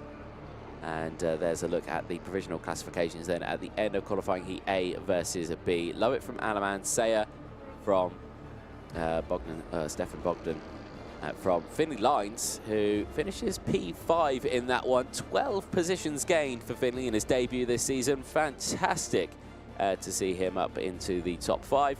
Javier Lazaro finishing in 6th place from Priam Bruno, Stanford Joe from Austin Newstead, Colby Patterson from Maxim Bobajov, Aaron Bugnova and Tony Cachefero finishing in 13th place for Bugnova. It was 17 places gained in that race. That was a brilliant run there from Aaron in the 872. Danny Bors finishing in 14th place from the rest of the field as well. Louis Belande finishing in 15th place after gaining 15 places. Started that one all the way down in P30. Incredible run from those drivers, some big movers as well. Let's take a look then at some of the highlights from that one. Sayer had a good start to his race, and Cosma followed as well as Bobajov. Alaman would tuck in though into 3rd place after the gap was left. Bobajov would have to defend from the chasing pack, and they would go about 3-4 wide in the background there. A couple of karts getting a little bit sideways, and unfortunately there would be a spin as well just in the background, and it would have been Alex Riley who unfortunately would go off the track and was not very happy about it, but despite that would push himself and get himself back on the track. Good to see though, but unfortunately would finish that race all the way down in P33. Battle at the front though still raged on, as Alaman would get up into 2nd place, but despite that he would struggle to hold on to it as everyone tried to go for the move. Alaman would gain a couple of positions and take the lead. He would then lose it and then fight back once more later on in the race. But still down the inside there. Nice changes once more as Archie Lovett would start to make his way through the field. And unfortunately for the 902, dropping right down the order in that one, Maxim Bobzhov. Unfortunately finishing that one in 11th place after that race, despite the fact that he was battling so fiercely to get up into that top spot. Lovett would catch up to the back here as Alaman would send it down the inside of Carlos Saya. Saya, who was trying to push his fellow teammate along. Unfortunately didn't work out as Lovett would get up into second place at the expense of his teammate Christopher Cosma, who would fall down into third place then. Saya would lead for a short period of time as down the inside would go Archie Lovett. It would stay that way for a while until Dan Alaman decided he wanted to get back involved in the top three, and he would put himself between Lovett and Saya with this moment here. Down the inside, no time wasted, and straight into second place on that final lap. And unfortunately, that was a moment where we lost two drivers, Patrick Christensen and Kaswari Dudkowski, unfortunately retiring from that race. But across the line, Archie Lovett would take it from Dan Alaman and Jarlis Saya. The top three, a good result. And the last time that we see the junior or the mini X30 category out on circuit today. You'll catch them out again tomorrow for the rest of their qualifying heats. They actually start the day with warm-ups, but we will head down to the paddock and down to the stand where Guillaume Alvarez is down there. Yes, indeed, Anthony. Welcome back, everybody, to a huge tent for interviews, and behind us, that big screen as well, where we broadcast all the live races available to everybody here in the paddock. So please join us in Portimao. I'm here with Archie Lovett, one of the new heroes here and winner of the mini class. Archie, first of all, bravo. Congratulations. That was a tough race, wasn't it? Because for most of the laps, we saw you making your way from a little bit further back, leaving the others, Dan Halleman and the others as well, fighting for the win.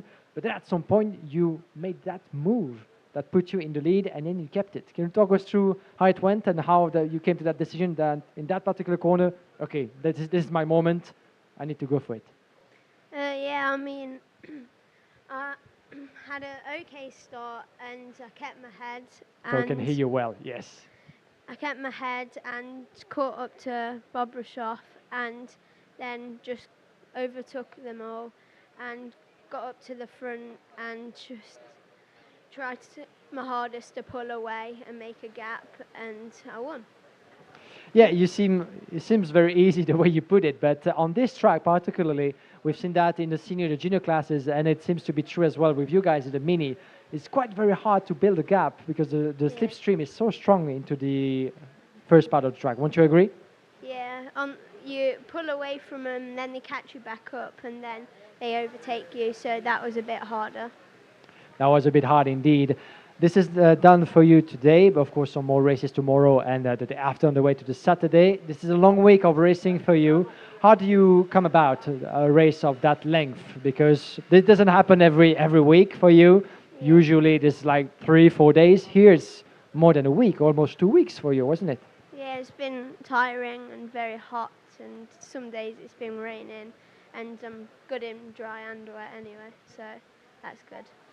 Yeah, not always easy, I guess. In terms of preparation, do you do anything different to get fit, to get really well prepared coming to what is the world final for IWF23? Yeah, I go in the gym, I eat good food, and yeah.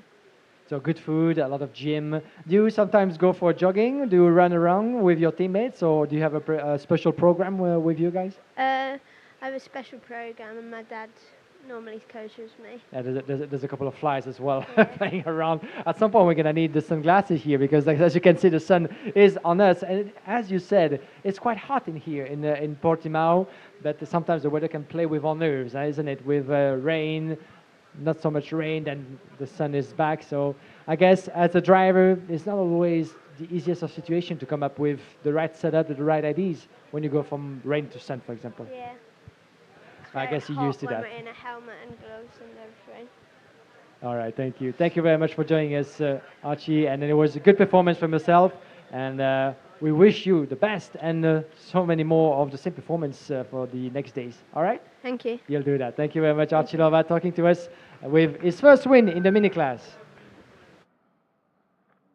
Thanks, Guillaume, down there. And yeah, sun is baking down on the circuit now. 25 degrees is the local temperature here at the moment, as we turn our attention back now to the senior category.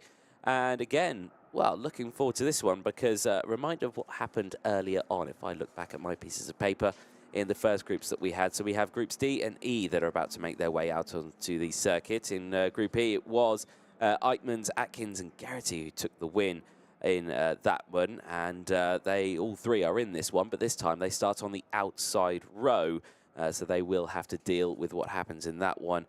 In the next group, we've got Group D. Now, Clement Outron finished this one in 3rd place. He starts this one on the front row. Can he better that one as they get going in around 36 seconds? We are on to our last final 7 races of the day. The second round of both the senior and junior categories. So this is going to be an exciting one. Make sure you stay tuned for it, because if the seniors were good earlier on, are they going to maintain that behaviour that we saw earlier on, or are they going to just tone it down a little bit this time? Only because, yes, I can suspect that they've used their tyres by quite some way after that first race, but certainly looking forward to seeing what happens in this one. Clement Outron starts this one on pole position then, who came 3rd earlier on. What can he do this time around? A senior X30 qualifying heat D and E gets itself ready to go. Let's take you through the starting lineup for this one. Clement Outron and Ian Eichmann start this one on the front row of the grid. Goldstein and Atkins go from row 2, from Jack Nettleship and Cian Garrity. Diego Castro and Tyler Harris go from row 4, from Aaron Garcia and Ruben Moya. Angelo Mello and Mika Voss go from row 6, from Lewis Bird and Hugo Besson on row 7. Kevin Latinga and Lucas Hortica go from row number 8. Then we have row number 9, David Concalves and Yuta Suzuki, followed by Luca Rodriguez and Alexander Mondo, Enrique Oliveira and Adam Lazari, Joan Alua-Halesti and Andy Rattel on row number 12. Row number 13, we'll see Oren England and Ethan Faramond, followed by Francisca Queiroz and Adam Erhali, Austin Gale and Michael Cooper on row number 15, followed by Lars Wenning, Arthur Barrio, Oscar Cura and Jili Zhao. 34 drivers on this grid, and we are missing indeed a couple of them, with still Jilin Zhao, another of the Chinese driver, missing on that race. I've been led to believe that the traveling from China had been made difficult a little bit, because it's not the only one from China that has been missing here at the start of those races. And Lars Wenning from Falcon doesn't seem to be taking part in this race. Yeah, big shame there. So, yeah, hopefully all those drivers are all right. And, yeah, it would be a shame that we don't have them out on track. Here we go then, second round of the qualifying heats for Senior X30. Remind yourself, the winners that we've had so far, there have been 4 of them. Eichmanns took the win, Shaw, Marcus Luzio and Marlo Bollier, all race winners out on the circuit. Your second place finishers of the 4, Atkins, Mehdi, Weisenberger and Pelassi, all the winners out on the circuit, or the second place finishers out onto the circuit. So these drivers will make their way round and get themselves warmed up, ready to get going for this session. But the second and final time we will see these drivers today. And let's see what will happen out on circuit. Right, drivers getting themselves warmed up, ready to go. This will be an interesting one.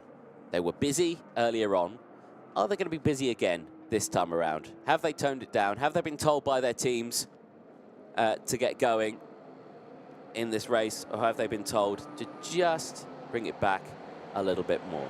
Here we go then, into the tram lines. Are we going? First time of asking.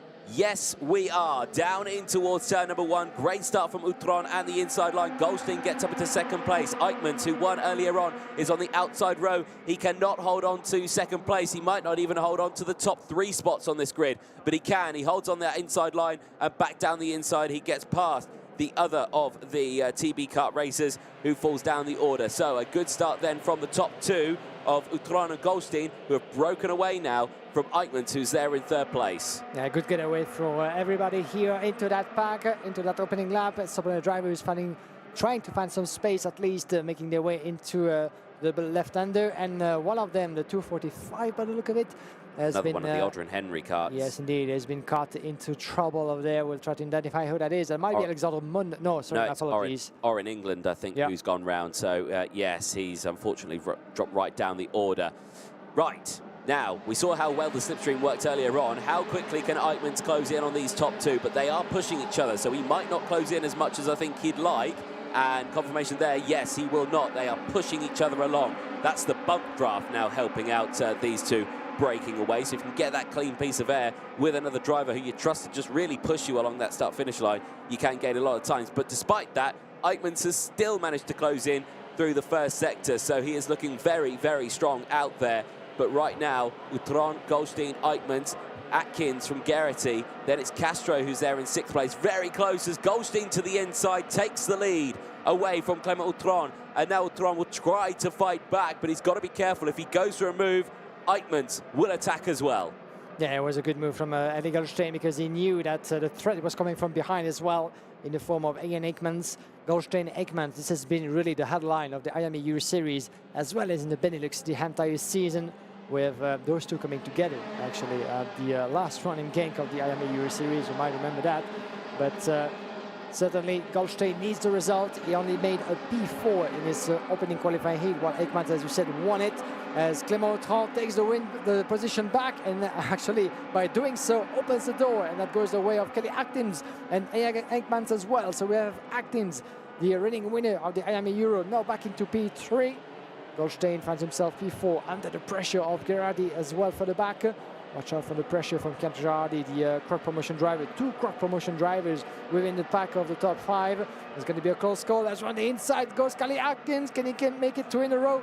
Having to back off because Aikmans was there to respond on the inside of the next turn. That's going to be a close one between those five drivers.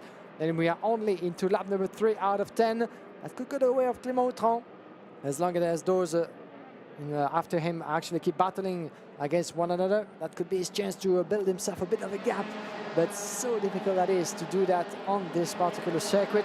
And Aikmans, even before turn number 1, goes on the inside, and thanks to the slipstream, take Kelly Atkins, Goldstein as well with him, and Clement Utron falls back to P4. Classic slipstream there, no chance of defending it, and Utron back down to 4th place there as well. And back behind, I'm sure, his best mate at the moment, Ellie Goldstein. Oh, and a little bit of contact between the two of them as well. Goldstein with his hand up in the air saying, Utron, what was that? And Utron just backs off just that little bit, allowing the gap to form once more. So very, very tough race in between these ones. But Eichmann leads at the moment. Now Utron is having to defend from Kian Geraghty. Geraghty, who's trying to get involved in this battle as well, is just sitting there in 5th place. Nothing's happening, but he's just checked behind him, and he can see that Castro, Garcia, Moya, Nettleship, it's started to close in as well now. Here comes Moya, side by side just behind with Aaron Garcia. Garcia now to the inside and pushes Moya down behind several other karts. So I think that's Nettleship who's got through as well, and the rest of the field as well. Andy Britell just behind. Yeah, watch out for Nettleship as well, one of the teammates over there as Aikmans and Kelly Atkins. That was a close call, as Atkins has tried in turn number 1, turn number 2, and that was a bit of an early call, I'm afraid, for Kelly Atkins, because Aikmans was there to respond, and we thought for a moment that maybe that could have been the one for Kelly Atkins, but he chose to open that door into turn number 1 before the braking part of the next right-hander, and as a result, that puts him in the close of Ellie Goldstein, who will go for the move and takes P2, the Belgian driver, with Clement Utron as well as Geraghty, Castro, Garcia, Nettleship. As the longer the battle, of course, and the tighter this group will become coming towards the later stages of that race. And this is exactly what's happening. Look at Kelly Atkins under the pressure of Clement Utron, himself having to defend, and Ruben Moya could be the biggest beneficiary of that battling along, as Aikmans is trying to shake off the order a little bit. 0.3 of a second he's been building over the last lap. But look at the slipstream from Henny Goldstein. All the gaps that those drivers are able to build in sector number 2 and 3 are reduced to ashes into sector number 1, and as a result, Eli Goldstein, with his faster machine, thanks to the slipstream, is able to take the lead back. And I think that's really going to change the strategy going into this weekend, isn't it? You're going to really need a huge gap, or you're going to need to go with someone to really try and push and pull each other away from the rest of the field as well. And there you can see the whole pack's together again, so it doesn't matter how much you hold on to it.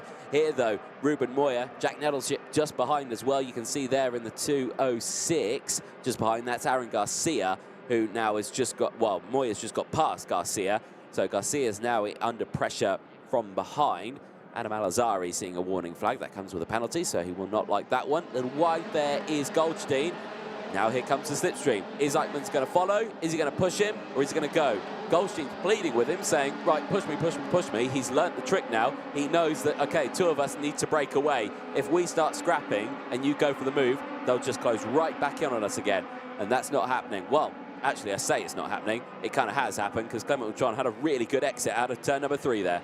Yeah, there you go, the cargo-building machine from VDK, working perfectly to get ahead of Kalle Atkins at the moment. Andy Rattel pulling another fastest lap in this race. 16 places gained, ladies and gentlemen, by Andy Rattel from Pantano. His new team, new addition to the Italian team for Andy Rattel, missed out completely qualifying due to a technical failure, unfortunately. And 16 places gain, ruining his tires, that's for sure. As Goldstein and Ekmans keep on battling. Ian Ekmans back in the lead from the Belgian. This is the battle royale between the Belgian drivers with Clément Outron from France as the referee, potentially. A charge as well for Kalle Atkins. This race is far from over, even though the checkered flag is getting near. But when it comes to overtaking, anything's still possible. Clément Outron is considering the move as he went on the outside slightly. No one is daring to make the move just yet. They might want to wait for the last 2 laps, certainly. We're getting close to those options, but they will run out quite quickly as well. Ruben Moya is decided, of course, to join the party, putting out the fastest lap and getting ahead of Garate for P5. Here comes Ruben Moya. Here he comes, but Moya with that fastest lap of the race now taking full advantage of this one. Eichmann's going defensive from Goldstein now as they go through. Still 3 laps to go, and look how many carts have closed in now. What is this? This is the first place all the way down to 14th place on your screen. This is not a position you want to see yourself in. Eichmann's won earlier on. He would like to maintain that streak right now, taking as little points as possible. Remember, you get 0 points for a race win, and he gets pitched off to the track. Gets absolutely sent off the circuit, and he would not like that one. He's gone down into about 5th place now. So back onto the start-finish straight they go, and it is now Goldstein who leads the way, but not for long, because Atkins goes down the inside, and no, Moya's on top, but amazingly they detach themselves, and he keeps going. How on earth did that happen? And he just pushed Goldstein a little bit by the look of it. Oh my God, this race is coming to a close, but in mayhem sensation. Wow, how on earth Ruben Moya managed to stay on the track after such a moment? I do wonder, but here you can see them. Ruben Moya and Ian Ekmans still very much on track in 3rd and 4th. What a miracle just happened here in Portimao, because at some point we thought that Ruben Moya and Eddie Goldstein would find themselves in the grass being stuck together, but it didn't happen. Goldstein, as a result, just tumbled down to P6. So unfortunately for the Belgian driver as well, so 3 of the biggest names in that upper part of the field in trouble as fighting for the win. And look at actually was benefited from that sequence of actions. Kalle Atkins, who finds himself in the lead, 2.2 tenths clear from Clément Outron, but the Frenchman sees that one last opportunity, and he has 1 lap to do that. Yeah, and immediately Atkins goes defensive, and Outron says, no, you keep going. Ruben Moya picks up a warning flag after that contact there going through turns 1 and 2. So he will not like that one. He's there in 3rd place, and now he dives to the inside into 2nd place. Now Eichmans comes through. Eichmans could still get away with a race win here, because remember, Moya with that time penalty, he will not finish this race in this position. He is out of this contention on this final lap. He goes to the outside here. He opens up that inside line, but crucially, he has the inside going into this next one here as they go through in towards turns 10. Down and towards turn 11 they go at the bottom half of the circuit now into the tight, twisty section. It's still Atkins who leads the way, and he might have this one sealed. Moya's still there in 2nd place, and Aaron Garcia, in his 1st year in seniors, is up there in P3. This is brilliant stuff from the Spaniard as they make their way out of the final corner. It will be Kalle Atkins who will take the win across the line. He'll take it from Moya and Garcia. Eichmans finishes in 4th, and Clément Outron and Garrity Garrity finishes in 6th place from Goldstein, Anna Rattel from Castro. Meunier finishes in the top 10. What a race that was. And again, it's just their second qualifying heat of the weekend. They've got so many more to get through. It's absolutely fantastic. For Atkins, he takes it. Moya won't be happy with that penalty, you know, but a very risky spot there. Very scary moment. He up on 2 wheels, effectively. Yeah. He had no steering going around turns 1 and 2. No, not at all. It could have been very dangerous indeed. Fortunately, everything ended well for all the drivers involved, but what a scary moment and sequence of actions. We might need to see that again. But as a result, Carl Atkins was there to pick up the pieces and take a well-deserved win. His first of the weekend, joining the likes of Marcus Luzio, Ian Hickmans, Malo Boyer and Sam Shaw in the winner's circle in the senior category. Certainly is. Well, here we go then. Drivers make their way back in towards Parc Fermé, and we will have a look at the provisional classifications at the end of qualifying heat D versus E. Atkins takes it then from Ruben Moya, who did see that warning flag, so he will not stay in that position. He will drop down several places. In fact, he will drop down to about he will drop down all the way to 14th place. That would be a disaster. Then from Aaron Garcia, Eichmann's Clement Touron from King Garrity, Ellie Goldstein from Annie Rattel, Diego Castro from Alexandra Monod, from Angelo Mello, Lewis Bird from Mika Voss, Adam Rahali and Jack Nettleship, Tyler Harris and Ethan Faramond, Lucas Horchiska and Hugo Besson. Joanna Luja finishes in the top 20. Let's take you through some of the highlights, because there were many in that one. Initially, good start from Clement Touron, holding on to the inside, and Goldstein would follow through as well. Nettleship would try and get his kart down the inside, but it wouldn't work out for him, as down the outside there would be Eichmans, who amazingly holds on to 3rd place, only losing 1 position at the start of that race. The rest of the field got through pretty cleanly. It would then only be later on where round would go another one of the karts, and very upset there would be the 278, and a big moment there. Not what you want to see at all for the driver, Yuta Suzuki, that driver unfortunately spinning out. Goldstein then would take the lead of the race, but that would not stay the case for much longer, because Clement Touron would send it back down the inside, and then Eichmans would come through, and so would Calai Atkins would come through. So all of them getting into position there, and all of them trying to find a position. Then you saw Keane Garrity just trying to get involved in the background there, and no positions changed, but everyone just fighting for a piece of track. Eichmans would take the lead, and he would lead for quite some time as well, as Atkins would go through, and now Goldstein, carbon copy of what happened a lap before. Atkins would take the lead of this one though, hold on to it for a brief moment as Eichmans would do the switcheroo and come back down the inside through turn number 3. Goldstein would then attack Atkins as he felt that lap he was at his weakest, and immediately says to him, right, let's try and hunt down Ian Eichmans. In that time, everyone else closed in. Ruben Moya, Jack Nettleship, then you had Aaron Garcia. Garcia would get involved and would actually finish this race in P3. He will be pushed up into P2 as well in this one after the penalty. Moya would close in as well, and you'll see what happened for that one in the later stages of these highlights. But Clement Touron doing his best to try hold on to it. Goldstein would get back into the lead. He would lose it again to Eichmans, who would later hold on to it, and would hold on to it again for some time. But then this moment here would push him right down into the order, running out of track, and unfortunately he would get squeezed down. And this was the moment then when Ruben Moya came through. And then the scary moment down the start-finish straight. You can see here that Moya tucking in as much as possible as Atkins gets the slipstream, and there when Goldstein closes on the inside and they get hooked, and amazingly, he manages to detach that kart. A very scary moment with no steering whatsoever down the hill through the corners. Yes, very scary moment indeed, and would actually maintain that position and hold on to it. Ruben Moya would come away with the penalty flag at the end of that one, seeing the in-race 5-second time penalty going his way. Atkins would hold on to the lead as Moya would send it down the inside of Clement Touron, and then Aaron Garcia would get involved, and he would end up finishing that one in 3rd place. Moya with his hand in the air, disputing that warning flag he would have seen crossing the line on that final lap. So it would have been Atkins from Moya and Garcia. But with Moya seeing that flag, it would be Atkins, Garcia and Ian Eichmans, the top 3 at the end of that one. Brilliant stuff then from the second round of the seniors. 2 more senior races to go. We are down in the paddock with Guillaume Alvarez. Yes, indeed, Anthony. Welcome back, everybody, as we take a bit of a breather here with Carla Atkins. Our winner, well-deserved of what has been a crazy race. Another one to take from the senior category. Carla, talk us through those last few laps, because it seems to me, from what we've seen, that from start to finish, it was goes off and battle at every corner.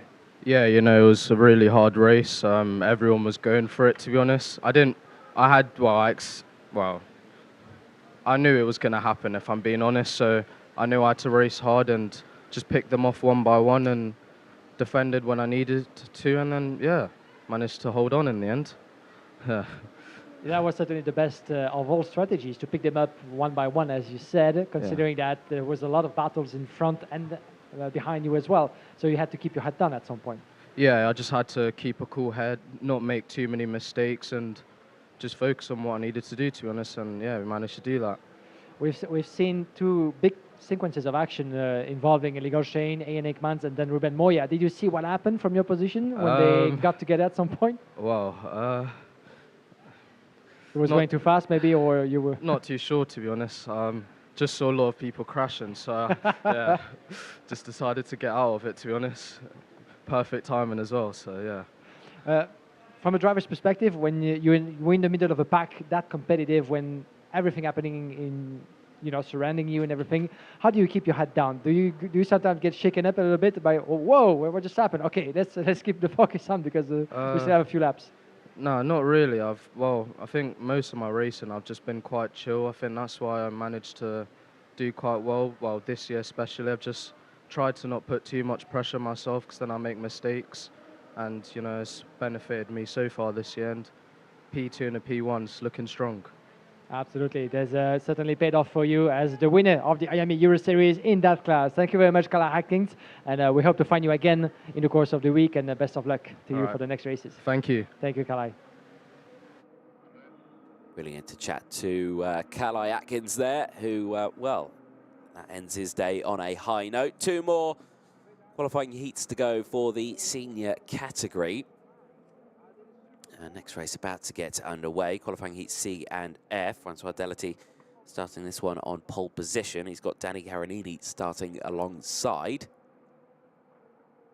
But the driver who took the win in the C group earlier on was Malo Bollier. He took the win earlier on. He starts this one 5th. He's the 3rd kart on that inside row. You can see on the left-hand side of your screen as the karts get fired up and they make their way out onto the circuit. Let's take you through the starting lineup then for qualifying heat C and F in Senior X30. Francois Delity and Danny Caronini start on the front row from Alessandro Tedesca, Dino Storescu and Malo Bollier from Louis Johnson Cool on row 3. Finn McLaughlin and James Shotton from Diego Pelassi, Joao Diniz and Maxim Gelli from Leonardo Logoni on the 6th row of the grid. Christian Fagani and Luca De Granier from Eloy Gonzalez and Colin Cronin. Connor Jupp from Francisco Macedo, from Kuho Lee, from Diego Pinto. Tihals Lin and Mateusz van der Kerkhoff on row 11 from Mark Granada and Rafael Regani. Vin Leslie and Francois Vinet on row 13.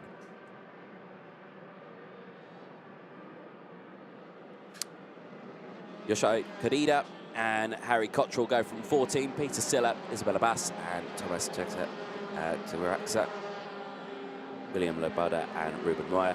And then, unfortunately, we only have the 33 carts out on the circuit. So busy old grid on that one.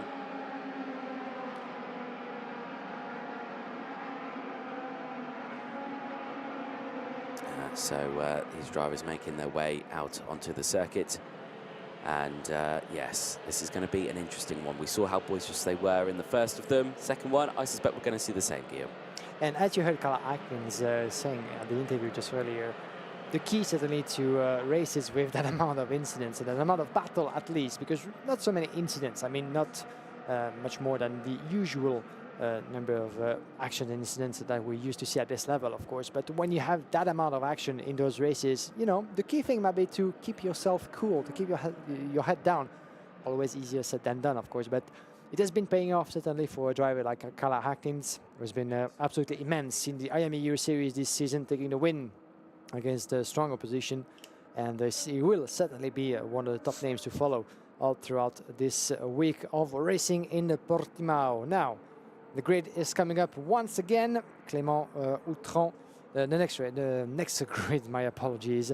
So many sheets of paper flying around in that box. Mayhem on track and mayhem as well in our commentary positions. But now François Delati and Danny Carinini sharing that front row of the grid with Tudiska and Sabine Strorsku just behind. Will the second attempt be the good one? We're about to find out. And green, green, green. We're racing this time. Here we go. With the leader, François Delati, keeping his positions, and Danny Carinini stealing. Oh, big moment there! Watch out!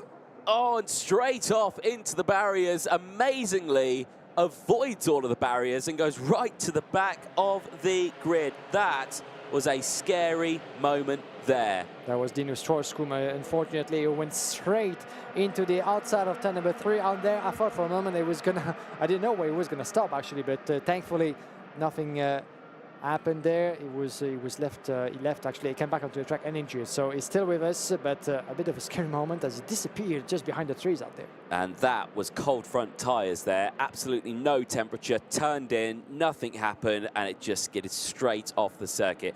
Big moment there for Dino Storescu, and luckily for him, he does keep going, and minimal damage to the car. More yellow flags have come out in the back half of the circuit as well. They clear quickly, but they keep going, and crucially, hand gestures there from Danny Carinini and François Delati just saying, right, keep going, work together. But Alessandro Tedesca, I think, has got other plans because he wants to have a go at this one here. And I think he has managed to actually get that done as well, so he gets that one through. But Louis Johnson Cool as well, starting to fight through. He's still there in P4 as they all stay the same. Here's the start, and watch the kart on the outside row, the premium karting. Yeah, turns in, loses the back end, and just keeps going. Yeah, and then, whoa, that's a scary movement. Yeah, it's so frustrating, isn't it? As a driver, you're like, yo, what's happening? And then... and there he comes back. There he comes back outside of that little bit of a hill. We told you about how hilly he was in this part. Well, it's a good demonstration. But here's a replay of how far he went onto the side of the hill almost. He found a service road just at the exit there and was able to turn it to get it back on. But yeah, I suspect that's a bit scratched up beneath that chassis now. Yeah, going a little bit Dakar, but that served him well since he's back with us. As a couple of drivers went into trouble in the likes of Matthias van der Kerkhove tumbled down the order, as well as Koda Yoshida. Along with Dino Strorscu.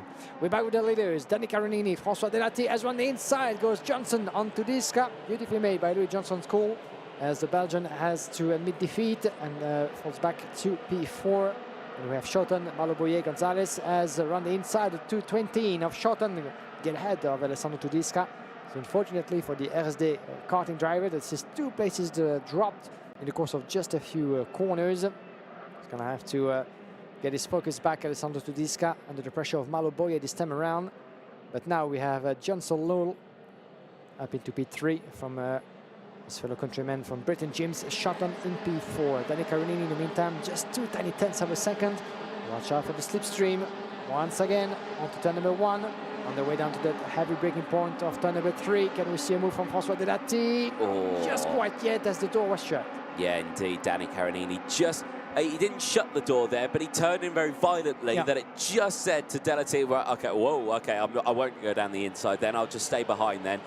So little warning there, nice driving there from Danny Carinini there, not going fully defensive. But down here now, it goes Tedesca, and gets that one done. Nearly runs out of road there, so Elo Gonzalez getting the position done, and Tedesca dropping down now into P7. Ollier's the next target then for Gonzalez, who will try and close in that battle. But again, he's under pressure there from behind. I think that was Gillet who's also getting involved as well, as this battle has closed up once more. Delati and Carinini, he saw the slipstream earlier on. going to see it again, but this time they're going to have the company of Louis Johnson-Cool behind as well. So now it's 2 karts versus 1 in the slipstream. Is Louis Johnson-Cool going to go for the inside and attack into second place? No, he's going to get pushed, and both of them are going to go through. Delati and Johnson up into first and second, and Danny Carinini down into third now. Yeah, watch out from the response of the Italian. The experience is certainly one of his strongest skills for the former winner of that competition back in Adria on home soil. But he's going to let Delati and Johnson-Cool explaining each other just for now, as Diego Pelassi is putting out the fastest lap in the race. Where does he stand? The 262 is currently in P8 from Maxime Jolet from GLP, the Frenchman that we saw competing not so long ago at the World Championship in Franciacorta. As round the inside goes Mario Bollier on Danny Carinini. Carinini opens that door, and there goes Shutton as well. So unfortunately that goes left and right for Danny Carinini. Watch out for any wheel banging that could actually prove him even more so. But Danny Carinini having to shake up the order a little bit, having to struggling to actually keep that position alive, as he went from a top 3 finish all the way to P5 still under the pressure of Helio Gonzalez. Certainly good stuff, but a late move there from Louis Johnson-Cool. Absolutely sends it down the inside, no quarter given, and takes the lead of this one at the half-race distance. And now Delati is going to have to try and find a spot now to retaliate to that one, and I suspect it will most likely be down in towards turn number 3. Now, turn number 3 is one of the corners that is not circled as one of the ones that is a favourite to overtake on. We might need to amend that one, because most of the overtakes this weekend have been down through turns 2 and in towards turn number 3. So we might amend that one on our lists. But these drivers here still battling away, as now Malo Bollier dives it down the inside and he gets up into second place. Francois Delati will have to think of a new plan now to see if he can get past. But with what we saw earlier on, I reckon Malo Bollier and Francois Delati could get up to first and second with working together and both getting past Johnson in the same time. And look at that sequence once again on Mario Bollier. Look at the slipstream, and he's gesturing to Johnson-Cool. That might be a trick in the Frenchman's arsenal, but he's just saying to the leader, okay, let's keep it steady, let's keep on working, because we still have a few laps to go. It's not about fighting each other, because Francois Delati is just waiting for that moment to dive around the inside. It surpasses both, but at the moment, well, it goes the way still of Johnson-Cool, with Mario Bollier seems to be in control of that situation, and Delati only waiting for that good opportunity. As Danny Carinini, my apologies, is still struggling, allowing Phil McCaughlin through. Well, it's been a while since we haven't seen of Phil McCaughlin. As round the inside, there he takes the lead. Malo Bollier on Johnson-Cool. We had been expecting that move for a few corners, and he just made that stick beautifully into the last sector. Another part of the track turned the sequence of 12, 13, and 14 just before climbing back up is another one where we've seen a lot of moves. And here might come the response from Johnson-Cool with the slipstream all the way to turn number 3. Malo Bollier is going to have to play it smart on that one. Doesn't go particularly defensive, stays on the line, keep it steady. And Johnson-Cool certainly thinking about making the move, but when to commit, that's the question. Shall I wait maybe for the last lap to surprise my opponent with the pressure of Francois Delati behind as well? Yeah, exactly, but thinks against it in these early stages. Will maybe go on the next couple of laps. Helio Gonzalez now, though, with the fastest lap of the race. We are nearing that 58.1 across this weekend. It's very tempting to get close, but shows that you might need the perfect conditions and that perfect lap to try and beat that lap record set by Aaron Walker in 2021. So still a lap that could be beaten right here now. Bollier leading the way, though, using all the track and a little bit more. That's got to be harsh on the tyre, that is, because that's a rough curb and that's a rough piece of track as well. Yeah, careful not to go too far, as Helio Gonzalez is now picking up the pace on Francois Delati. Oh, there was the first watch into that penultimate lap. First warning from Johnson-Cool on Malo Bollier, as in the meantime, Helio Gonzalez just made his move and dived around the inside of Francois Delati. So the Spaniard, Helio Gonzalez, up into P3. Who knows, maybe another surprise coming from further back behind. Could Helio Gonzalez maybe get himself into that party and surprise them both? Now Malo Bollier is the one under pressure. 4 drivers within the same picture. Also Delati still maybe with a bit of a chance in his hand to shake things up. That's going to come down to the last lap. Again, Malo Bollier took the win earlier on. He would very much like to win another one in this. And again, in these last couple of laps, he is certainly looking like he's going his way, but he's going to have to defend furiously on this last lap as they go in towards turn 16 and 17 now. Final lap board will come up on the screen, and a big look over the shoulder there from Malabolier, and he might think that, oh, they're miles behind. Blink, and now they're there. And then here we go, down into the slipstream, holding right to that inside line. Around the outside goes Gonzalez, 3 wide, in towards turn number 3. That's never going to work, and he has to concede. He goes back into 3rd place, and that causes Johnson to lose touch with Malabolier. So Louis Johnson-Cool there in 2nd place has not managed to close in as much as he would like, because he had to think about defending as well as attacking, and now that could have released Malabolier for his 2nd qualifying heat win, and that would put him in a fantastic spot going into tomorrow with 0 points to his name, but he still has a few more corners to go, and it's looking very tough here. Last sector of the track, Louis Johnson-Cool, by the look of it, still wanting to do something in that race. Is not gonna back off any time. Glued to the back of Malabolier. The last corner will be the decisive one. One last kick of the throttle, and a 2nd victory for Malabolier and the victory lane in the senior class.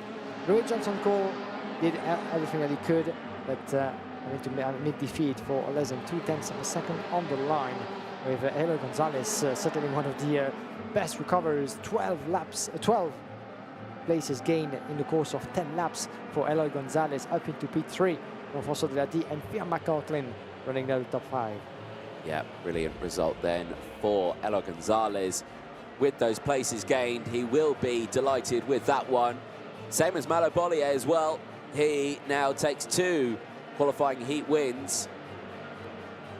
And right now, he's probably the happiest senior driver in this paddock at the moment. Still 2 more qualifying heats left for Senior X30.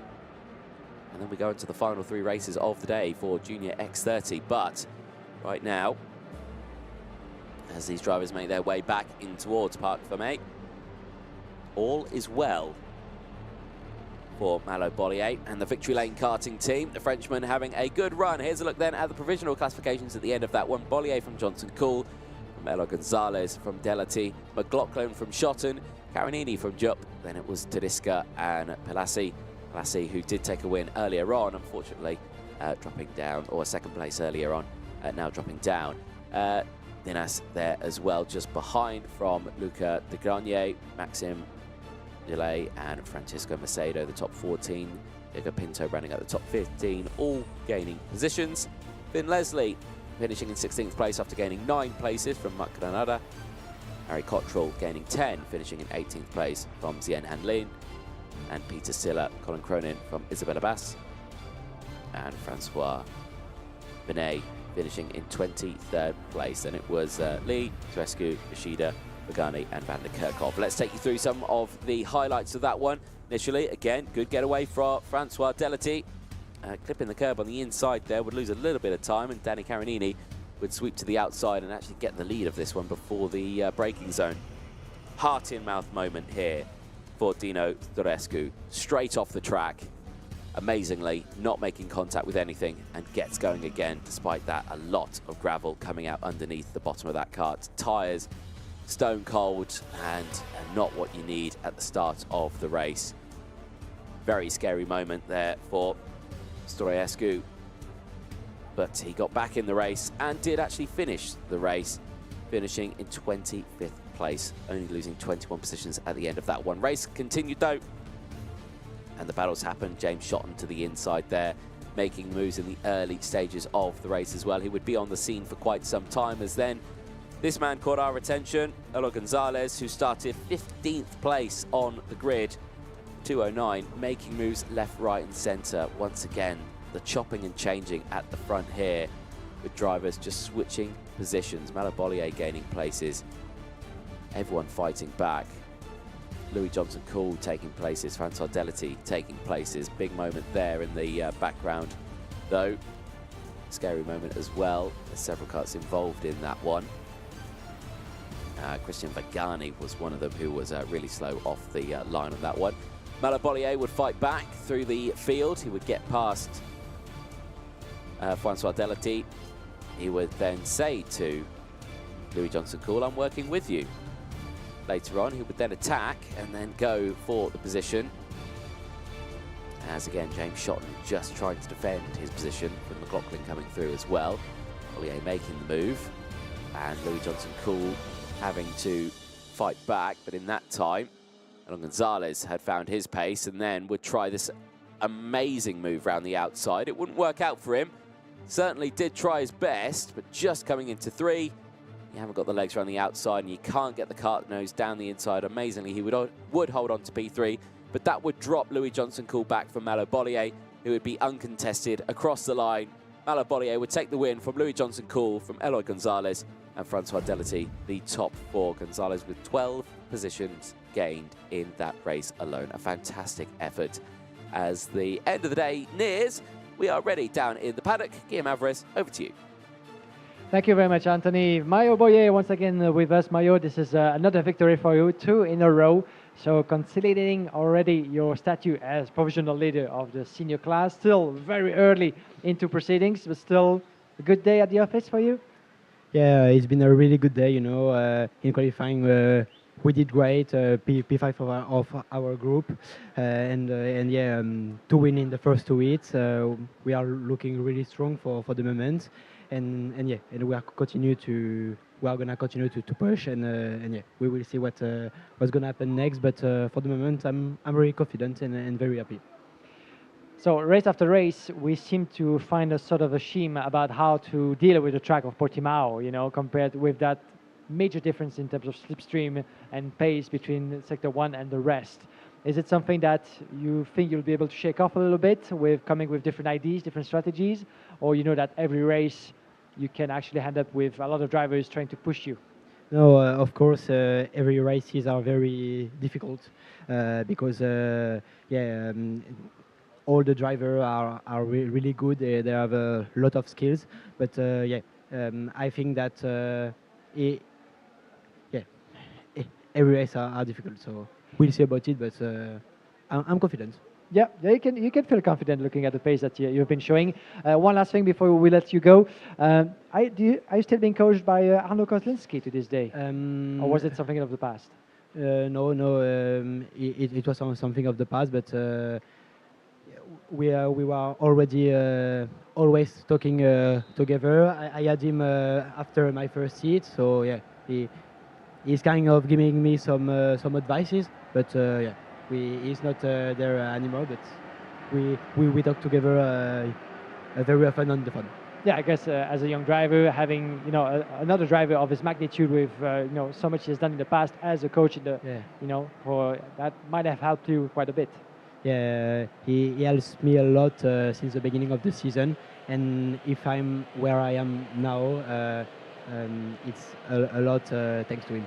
Fantastic. So, yeah, good words. Thank you. Merci beaucoup, Mayo Boyer. Thank you very much, Guillaume Alvarez, down there in the paddock on the IME stage. Next race is out onto the circuit, qualifying Heat A versus G, Senior X30, the penultimate Senior X30 race we have of the day. Gus Lawrence starting this one on pole position with Julie Cameron alongside Sam Shaw and Marcus Luzio from Platinum McQueen, Weisenberger and Pirovano from Bollier and Glum. Then it's Bishop from Moore, from Al Fayez from Hugo Heron. Then you've got Benjinin from Hassani, then Perot from Grant, Martikinen, followed Richard Lambert, Waters, Renmers, Sorelli, Wood, Asher from Van der Heijden, from Powell, Alacouple and Clarat, Ricardes and Alphonses. Thomas, Bundal, Eels rounds out the field. Busy old grid, 34 drivers in total as they make their way round. Day end is looming. It's been a busy old day for a lot of our drivers, especially the senior and junior categories. Juniors have still got another round of heats to go. This is the penultimate round for the senior X30 category. Only Group B versus H to go. They are the next race on track. And all the way throughout this, we have had absolutely hectic races on track as we go through with A&G next. Gus Lawrence, who was having good battles earlier on, but it was Sam Shaw who took the lead and the win in the A group earlier on as well. So can Sam Shaw replicate that? This time he's got the inside line on the second row of the grid. One would say that's the perfect starting position. Yeah, especially here when we've seen that inside line working quite efficiently compared to the one on the exit. It's not always the case, depending on the layout and depending, you know, about how much the tires have been put under pressure and how you're able to deal with the starting procedures. But so far, so good. Let's see if Gus Lawrence will be able to make the most of it. As we go around and the lights go out, green, green, green. We're racing in Portimao once again. And a perfect start and get away from Gus Lawrence or Paul Sitter. With Sam Shaw just behind, Julian Cameron, Marcus Luzio, everybody coming through. Oh, and one of them being squeezed a little bit on the exit of the curb. It might have been maybe Julian Cameron, I'm not sure. It was Julian Cameron, yeah, from the front row of the grid. Unfortunately, he gets squeezed and he's right back in that pack now after having a near identical moment to what Zoroscu had in the last race. So, yeah, very, very tense moment there as they make their way down into the infield now in towards turns 8 and 9. Very technical moment here, pinch point of the circuit, but amazingly, everyone gets through it cleanly. Everyone gets through clearly indeed, as about to conclude lap number 1. Gus Lawrence building himself a bit of a gap already from the rest of the field, but it's always kind of the same here at the opening lap, and it's happened that our drivers actually give the chase to the leaders, and we've seen gaps slightly built at the end of lap number 1, while the others were fighting their way through. And then at some point, because of the slipstream, well, things were turned a little bit upside down as one of the Falcons going around the inside, beautifully made by one of the drivers further back. Try to see who that is in a moment. But Lawrence in front of Paco Mosenberger, Sam Shaw, Sam Ballotta up into P3, the VDK driver, in front of Harry Platten, and with Marcus Luzio, Macaulay Bishop, Kevin McQueen, Julian Cameron, Marcus Glum. That's for your top 10 at the moment. With on your picture the 241 that was battling along Harry Platten, just behind those three, with the 229. That's actually the switch for the lead. Paco Mosenberger in the meantime taking the leadership of that qualifying heat. Mosenberger, Lawrence, and we have Sam Ballotta further back into P3 269. With Sam Shaw just behind in P4. Yeah, Weisenberger may have the lead now, but now he's got to contend with that slipstream once again, down in towards turns 2 and 3. We're going to be saying this all weekend, I can see it. It's going to be an absolute disaster. Well, there's an absolute disaster as well. Off the track goes to 323. That's not gone well at all. That is Felipe Rodriguez for the junior racing team, unfortunately, now at the back of the field. While we went away from that one, there was an overtake. Gus Lawrence back in the lead in front of Paco Weisenberger. Ballotta there in 3rd place in that Falcon. Now he's got Sam Shaw just behind, and Shaw instantly on the attack as Platten tries to get involved as well, who's also himself trying to defend from Marcus Luzio, who's right behind him. So again, it's like it's a circle of life, isn't it? I go for an overtake, you try and overtake me. If I go for an overtake, he tries to overtake me. You just can't do it. This circuit promotes close racing. It is a fantastic venue for this race. Yeah, so far it's been absolutely exciting as Marcus Luzio just made his way past Harry Platten by the look of it. We'll need confirmation of that for P5.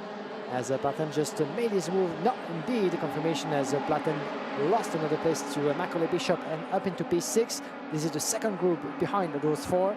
And I had a slight confusion because I was looking for VDK colors, but Sam Ballotta is no longer part of the Belgian team. He's here as a privateer with his own formation, the Ballotta race team and the Falcon machine. So quite a big change for Sam Ballotta, who has been part of VDK racing on national and international ground for many, many years now. So that's a start of a new adventure for Sam Ballotta, who's a multiple podium winner in the IMA Series Benelux as well as a contender in the IMA Euro Series, and now having to defend and making his way through. Gus Lawrence, as I talk about him, Lawrence under the pressure of Marcus Luzio. Can he make his way through? Luzio fighting his way and actually allowing another of the Allen machines to go through as well.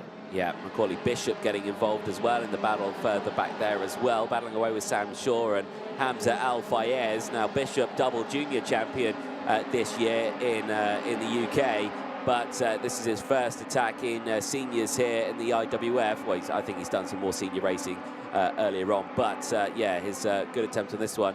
He's swallowed a little bit by the pack, and I think he's dropped down just that little bit more. He's still there in P4 though, fighting fiercely. He's got Gus Lawrence for company though. Let's see how it's going to play out between those two. Almost 3/10 of a second between Pacom Weisenberger and Sam Balota in the lead. Oh, and the 241, Ari Platten making a slight mistake, and that goes the way of Marcus Luzer on the inside. He's being squeezed a little bit between Platten and on the edge of the track, and dropping momentum, I'm afraid, because Sam Shaw as well as Kellen McQueen were able to make their way through. Needs to be confirmed, but Marcus Luzer didn't find himself in the best of positions as he was going the long way around. And unfortunately, that will go to the 3:23. Yeah, that's Felipe Rodriguez, who we saw spin earlier on. He's pulling it back into the pit lane now. His race is over. Big shame there for the junior racing team's driver from Portugal. And yeah, big shame for him. Back at the front, though, Weisenberger still leading the way from Sam Balota. Gus Lawrence still there in 3rd place, being hunted down by Macaulay Bishop there in 4th place. Platten just behind. This is that battle. Platten from Sam Shaw, who was fighting along as well.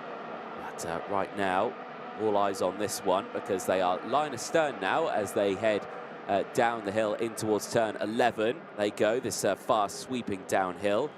Tari Martikainen unfortunately seeing a warning flag as well. Not be well received, I can imagine. Half race distance though, Guillaume. And this has been the calmest senior race we've seen in a while. Well, this part of the race it has been. Yeah, and the second part we get into as lap number 7. Watch out on the battle for P2. Gus Lawrence is going to try to shake off a little bit Sam Balota, but the new Falcon driver is having none of it and stays in 2nd place.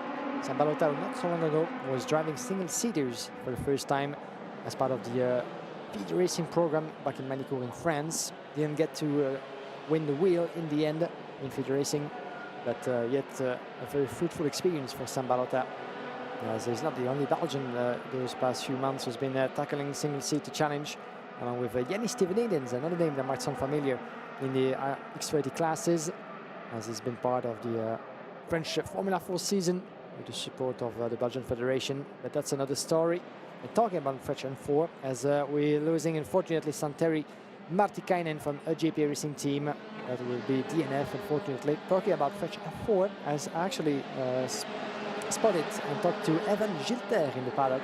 He's here with us, and his cousin is on track. Evan Gilter, the newly crowned French F4 champion, obviously, who's here to remind ourselves how great of a driver he was back in his karting years, winner of last year's IAME World Final back in Le Mans.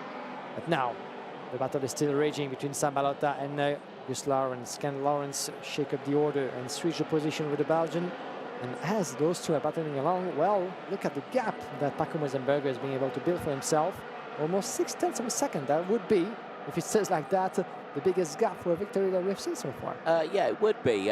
These two have not been able to, despite the bump draft and working together, close in. Now, Gus Lawrence will realise this and will think, right, okay, I now need to just attack here, Balota, and go for 2nd place, because, yeah, losing touch here with Pacom Weisenberger is not what you need. But again, that could just fall down to tyres. How much did they abuse them in their previous session? They pushed hard.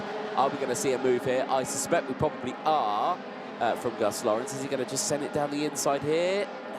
No, he thinks against it, stays behind, not attacking, and still losing time to Pacom Weisenberger in the lead. So they may just be now in a state of, right, okay, I'm in a position, it's a good position, let's just maintain the tyres and get to the end of this race. That could be what we're seeing now. Yeah, it's always a key factor, isn't it, to cope with the tyre wear and the behavior of those tyres until the end. And this is so far the amount of action that we've seen in the races almost put this tyre factor on the side a little bit. But at some point, indeed, as you mentioned, you know, this will come back into play for drivers to be able to maintain those tyres in a sufficient, in a sufficiently enough window of operating until the end of those qualifying heats, because they have to go through the superheat as well before switching for new ones for the final. Here we go, the final lap, and Gus Lawrence wants it more.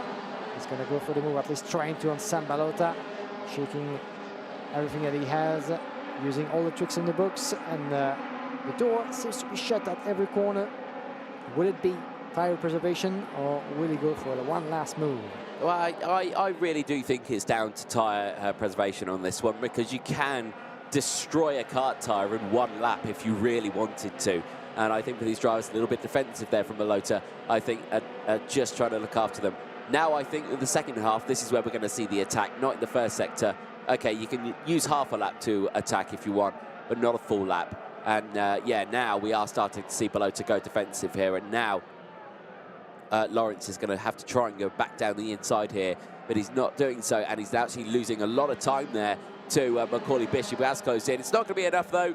Packham Weisenberger takes the win. No drama there whatsoever. The biggest win we've seen so far this weekend. 1.5 seconds clear from the rest of the field from Sam Balota and Gus Lawrence. Macaulay Bishop finishes in P4, just closing in behind Gus Lawrence. Sam Shaw holds on to 5th place from Harry Platten. And Marcus Glum finishes there in 7th place. 3 places gained from Hugo Haron. Kevin Benjamin finishing in 9th place from Conor Grant. All of them gaining several positions in that race. Packham Weisenberger, beautiful results. He would take 0 points there. He had a 2nd place earlier on, so 2 points to his name. It's only Malo Bollier who has had a double win so far. So it's Bollier who leads the intermediate classifications at the moment, with 1 more qualifying heat to go for Senior X30. That'll be qualifying heat B versus H as the drivers make their way back into Parc Fermé. Packham Weisenberger from Balota, Gus Lawrence from Bishop, Sam Shaw from Harry Platten, Marcus Glum from Hugo Haron, Kevin Benjamin and Conor Grant, Hamza Al-Fayez from Rafael Perard, it's Marcus Luzio, Kenny McQueen and Andrea Pirovano. The top 15 out on circuit. The 16th spot of the grid would go to Jill Redmonds from Ronan Hennessy, Luna Cloyer and Riccardo Sorelli. Julian Kamen from Eto, Alacupi, Tristan Powell and Alex Moore, the top drivers out on circuit. There you can see the drivers making their way in. 2nd in the 2023 IAME Series France, 3rd in the Junior IWF in 2022. Packham Weisenberger now sits 4th in the intermediate classifications in the senior category in the 2023 IWF. He is looking for a good result at the end of this weekend. Here's a look then at some of the highlights. And again, it was a good start from Gus Lawrence and Sam Shaw. Textbook start, actually. They would go 1st and 2nd, holding on to that one as the rest of the field would slot through. Julian Kamen, watch him here as he turns in, just goes onto the marbles and onto that rough spot and gets swallowed by the pack. He falls several positions right into the field. Julian Kamen at the end of that one would finish well down the order, finishing in P20. Not the results he will have wanted. The race continued, and at Bollier or Sam Balota gaining those positions. And off the track there, that was the moment there where he saw Felipe Rodriguez, unfortunately, coming off the circuit. He would then retire a couple of laps later. Only 2 retirements in that one. Santeri Matakainen also retiring. Lawrence losing the lead, though, to Packham Weisenberger. Weisenberger, who would hold on to it for pretty much the rest of the race. Nearly going wide and off the circuit there. Went Hugo Haron as well, trying to get involved in the battles. It wouldn't work out. He would fall down the order as well, battling just in the background of that shot as well. Then Macaulay Bishop would make an appearance. He would get up into P4. Platten would try to defend, but he would make a mistake, and Marcus Luzio would look down the inside. He'd get squeezed to the outside all the way through here, and then Sam Shaw would be allowed to close back in. He would send it down the inside. Ken McQueen, you can just see there in the background, also trying to get involved. But it would be uncontested for Packham Weisenberger, and the largest win that we've seen so far this weekend. 1.5 seconds clear from the rest of the field. I'm sure he'll be delighted with that one as he hunts down a potential win here in the IWF 23. So the penultimate and last race for Senior X30 is about to get underway. 4 more races to go today before we have a very busy day tomorrow. But for Eduardo Villa and Heikki Kaltonen, The race is about to get underway as they're next there. The sun starting to set on a picturesque scenery here in the Algarve. The beautiful Algarve circuit in the backdrop as well. But we're already down in the paddock. Guillaume Alvarez, over to you. Yes, indeed. Welcome back, Anthony. We're here with Pacôme Weissenberger. Pacôme, well done to you. Another victory for Victory Lane. You and Mayo Boyer in that senior class seem to be untouchable. And it's fair to say that the competition has been very hard. Talk us through that race. How did it feel behind the wheel? I take a good start, and after I overtake Sam Shaw in the first lap, and after a little war with Lawson, and I take the lead in finish P1.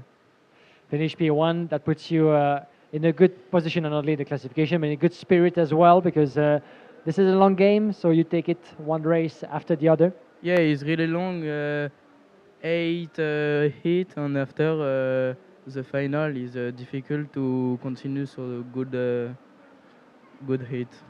Yeah, that's a very long game indeed. Something we haven't touched upon that much yet, because it's still very early, is the tires. Because with that amount of races, we know that we've only one set to deal with. Yes, not the best of. I mean, not the. That's quite a tricky challenge for you drivers. Can you talk us through how's the situation now when it comes to that? Yes, the management is the tires is difficult. Now is work to driver. Me is my work, and now is good after the 2 hit. And the track of Portimao, is it very demanding for the tires in general, or? Is normally. Normal track, nothing to complain about. No, in terms of, the special track. Again, in terms of layout, yeah. The slipstream is crucial here. We've seen that in the first sector especially. But have you been able to find some of the tricks in the book in the two other sectors, for instance? We've seen overtakings happening at the same spots, but at some of the races we're like, oh, maybe that corner I could maybe try at some point. Yeah, it's difficult with aspiration. Yeah, one of the mini challenges, tires, slipstream, and the weather seems to be quite okay for now and for the other days as well. Fingers crossed. Yes, thank you. Thank you very much for joining us, Pacôme, and best of luck with your teammates and for yourself as well for Victory Lane. Thank you. Thank you. Well, great there to chat to Pacôme Weissenberger, who currently sits fourth in the intermediate classifications, just 2 points to his name. And behind Mehdi Atkins and Malo Bollier with the 0 points to his name, leading the intermediate classifications. Next race about to get underway. Qualifying Heat B versus H. The engines fire up. They make their way out onto the circuit. Eduardo Villa and Heikki Kaltonen then start this one on the front row. Marcus Littlewood and Lesuard Mehdi then start this one on the second row of the grid. Luca Griggs from Anna Malaysia, from Otto Pukkanen and Jack Buckley. And then you've got Aaron Ferrazano and Pedro Cachada. Alex Landerson and Charlie Glum from Hugo Gelade, and Emanuele Liakaitis from Miguel Silva and Christopher Bingham. Maximiano da Silva versus Reese Newburn on the 9th row of the grid. Hugo Martinello and Santiago Ribeiro on row 10, running out the top 20. Talia Granada versus CJ Bennett. Benjamin Johns and Tom Remark go from row 12. Senna Ito and Harry Teichson go from row 13. Noel van Voorneld and Hugo Brunn go from row 14. Abdullah Kamel and Harold Atterson go from row 15. And the top 30, Fernando Luque and Mark Piccolo and Martin Romeo round out the 17 rows, 33 drivers in total out on circuit. Sun begins to set here in the Algarve as we near the end of the day. Only 3 more qualifying heats to go after this one, and they are all the junior categories. While we are on the formation lap, reminder to everyone here at the circuit as well, 7:30 this evening at the Algarve Hotel is the IWF23 welcome party at 7:30. We do welcome everyone along. All you need to do is come with your pass and you will be entered. Free food and drinks. Everyone is welcome. We do recommend it. That is the paddock party, 7:30 today at the Algarve Hotel. Everyone is welcome with your paddock pass. Here we go then, final senior X30 qualifying heat B versus H about to get underway, and this was a good race that we saw earlier on between Eduardo Villa and Heikki Kalteren as well. We saw them have good races against others, Marcus Littlewood getting involved in that one as well, and Neswad Meli, also a driver who has had some good results. Second place earlier on. Let's see if we can get a first place this time out. There you can see starting on that second row of the grid, but this time on the outside. So has that not as a benefit. Here we go then. Into the tram lines, revs raise. Are we going first time of asking? Yes, we are. It's a bit spread out then in the pack, but it's a good getaway from Eduardo Villa and for Marcus Littlewood. They hold on to the race lead as they go down in towards turn number 2. Bit shaky there, under braking. A bit squirrel as they all try and slow it down. One car going a little bit wide, but they all close it back in now. And crucially, it's a clean getaway then. Bit of dust getting kicked up in the background there as they all come piling in to turn number 5 there. But crucially again, they all get away. One car getting sideways in the mid-pack there. That's Natalia Granada getting involved there. Crucially though, she manages to keep control of the wagon and gets going still once again. Karts diving to the outside just in the background there. Some of the cuts coming through, but crucially, everyone having a relatively good start, bar that kart, who I think is still going. Yes, he is. And there was a bit of a moment for one of the drivers out there that put 2 wheels on the side. It was very brief. He was about to continue, so no harm done. Eduardo Villa running up and leading the opening lap in front of Littlewood. Luca Griggs. Watch out for the move coming up as Mehdi is making his move and commitment. For P3 on Luca Griggs, it's done, and the door was open for Malizia as well. Malizia that goes ahead of Luca Griggs, dropping 2 positions in the course of 2 corners. Quite an unfortunate turn of event for Luca Griggs from 3rd to 5th, as Eduardo Villa with a strong chance of finishing within the top 4 of that first day of racing. If it stays like that, Villa will be 4th. Just 1 tiny point from Paco Mosenberger that you just heard as the battle keeps on going. The 268 on your picture. This is happening a little bit further back into that field. We'll get back to that in a moment. Via Littlewood, Mehdi with the Solicar machine, Malizia, Ikonen, Griggs, Buckley, Jalad, Farazzano, and Heikki Kalteren in the top 10. But not so much where he wanted to be, obviously, in the early stages of that race, having started on the front row of the grid. So Kalteren in trouble, but the RSD karting driver has some resources. Let's see if he will be able to catch up. The driver's not having a good lap on that last one, dropping down the order just that small bit. But so far at the front here, looking absolutely fine. Eduardo Villa not under much pressure here from Marcus Littlewood, but Marcus Littlewood under pressure here from Laswad Mehdi. And Mehdi here will look for a move here as they all concertina up, but crucially not go for the move. That keeps everyone close. No one breaks up or splits up, but it's a good exit there from Eduardo Villa. He seems to have the pace out of the corner still. That means that he may have looked after his tyres just that little bit more than the other drivers behind us down the inside. Laswad Mehdi gets that move done and gets up into 2nd place and now has to defend, does Littlewood from Anna Malaysia, who sends it down the inside and takes 3rd place. Littlewood down into P4 now, but he will have that slipstream. Yeah, beautifully made it up into P2. Malaysia Littlewood. The name of the winner is certainly within those 4, as we have a 2.1 second gap on Otto Pikonen with the GP machine. Gojalad up into P6, 7 places gained for the Frenchman. And then the rest of the top 10 that hasn't changed. Fastest lap from Heikki Kalteren for P10. He's just beneath Luca Griggs, just behind, shall I say, for just 1 tiny tenths. Heikki Kalteren looking as well outside of the picture if he's going to be able to shake that up and climb through the top 10. As for now, this is a bit of observation mode, isn't it, in this qualifying heat? Not even halfway through. But at this point, you can feel that the experience is talking, and the tire wear might not be helping as well. Race after race, the grip will be slightly but surely diminish, as Eduardo Villa is up to this point able to keep Mehdi at bay. And it's a little bit waiting for the right opportunity, certainly to shake up the order a little bit with the slipstream. The Suzuka driver once again very, very close, maybe too close to try to attempt to move. Well, he's going to have to wait a little bit. Yeah, Arno Malaysia as well. You saw him there just pushing his head down and actually goes for the move now. So he goes to the inside and takes that position. Arno Malaysia now up into second position, but right on that rear bumper.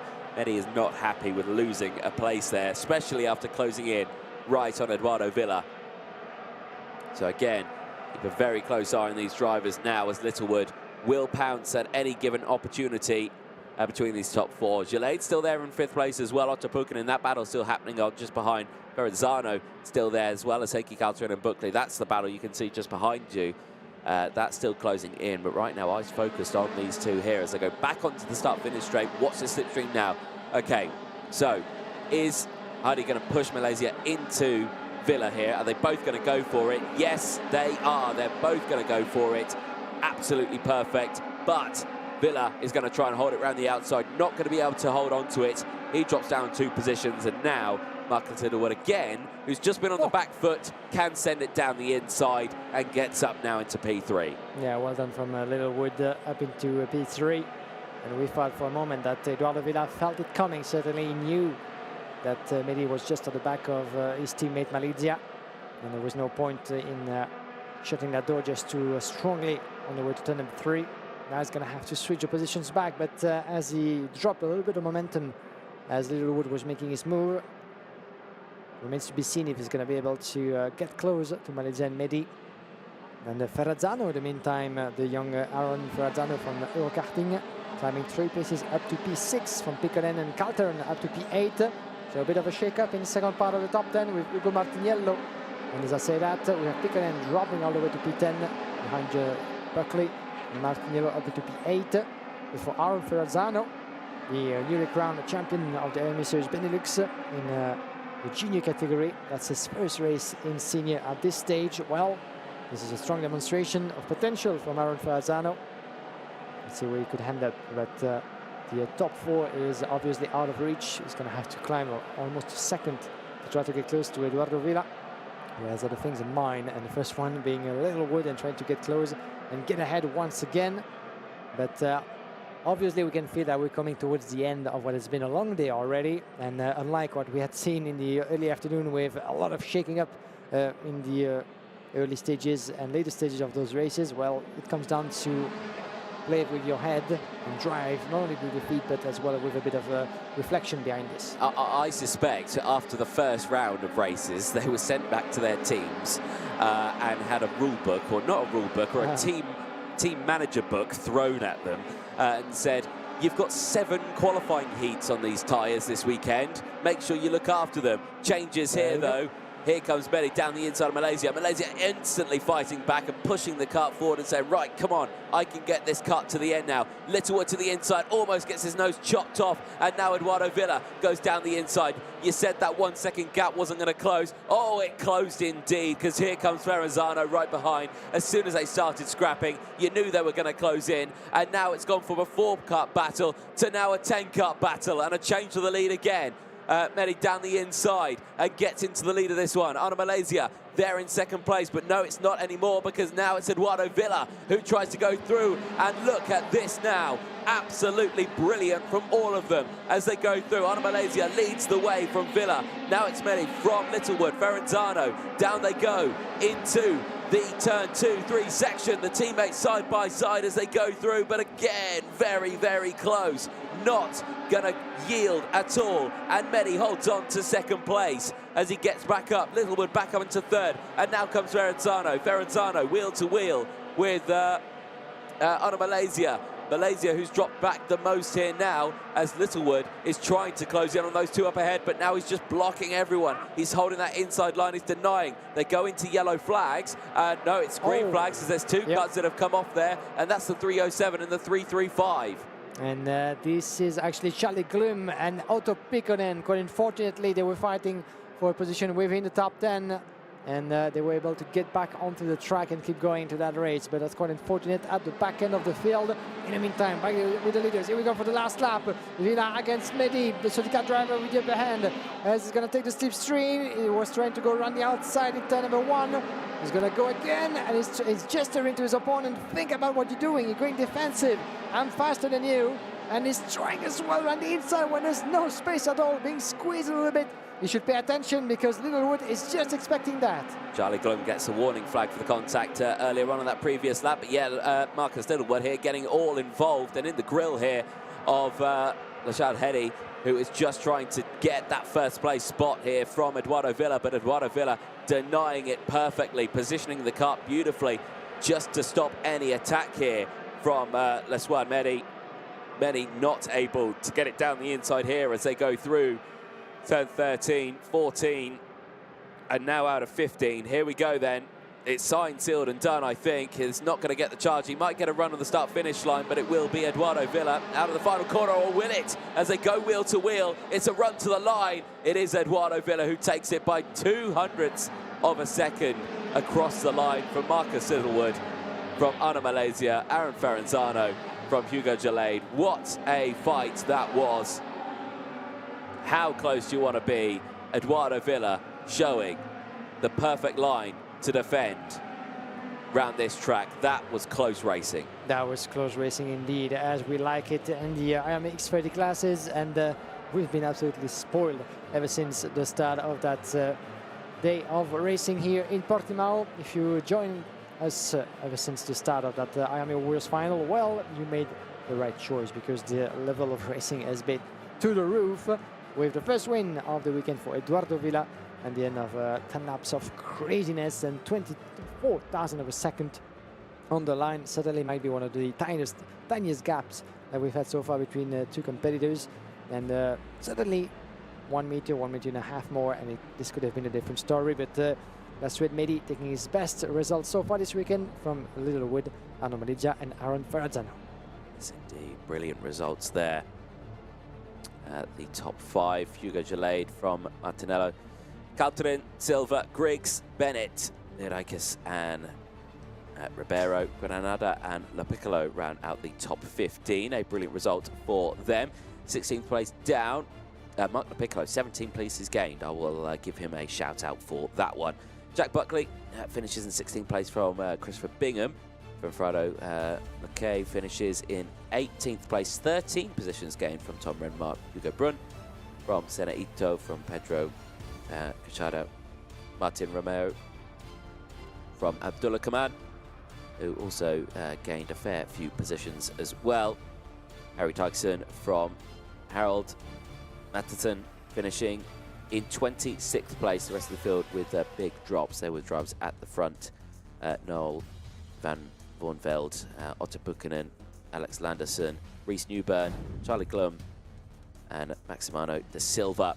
Look at the highlights on that one. And again, good getaway from that inside row. Eduardo Villa and Marcus Littlewood, who would finish first and third on the road at the end of it, had a good start to that race.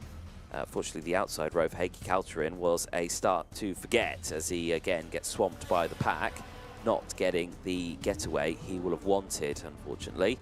And yeah, he will tumble down the order. Littlewood and Villa would break away and would try and fight back, as again, the rest of the field behind, just trying to gain those positions. Unfortunately for Luca Griggs and Miguel Silva, they would drop back in the early stages.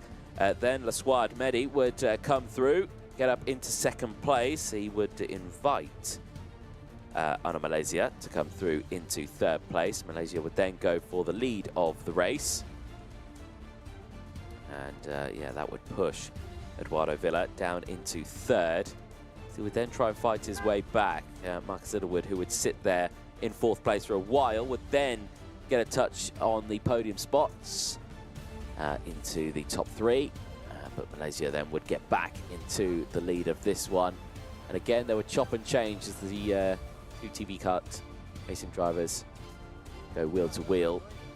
There was a moment we lost Otto Buchanan and Charlie Glum. Charlie Glum getting the warning flag for that contact, which unfortunately ended both of their races. A side-by-side moment across the line. But Eduardo Villa would hold on to it from Leswad Mehdi. Marcus Littlewood rounding out the top 3, not improving from his starting position. We go on to the last 3 races of the day now. That is the end for the Senior X30 category. You can see 3 minutes we have to go for the last 3 races of the day. Groups C and F versus B and D, and A versus E. We then kickstart again tomorrow for the rest of their qualifying heats and the rest that they will have over the course of the rest of the weekend as well. Obviously, this is Wednesday today. We have racing on Thursday, Friday, and Saturday here at the IAME IWF. We're ready down in Parc Ferme. Guillaume Alvarez, over to you. Very much, Anthony. We're here with Eduardo Villa. Eduardo, you've been strong in qualifying already, and we find you here as a winner of qualifying heat. Well done to you, first of all. Talk us through that race, because this has been once again, as always in the class, very hectic, very tight until the end. But maybe one more meter, that could have been a different story on the line. Yeah, it was a really difficult race because here this track is not easy at all with the slipstream on the long straight. But yeah, I fought a lot to try to win the race. But we need to find some extra more pace because we are not like enough fast to try to win the final. So in the next two days we need to find a little bit more setup. But yeah, it's a good beginning of the weekend.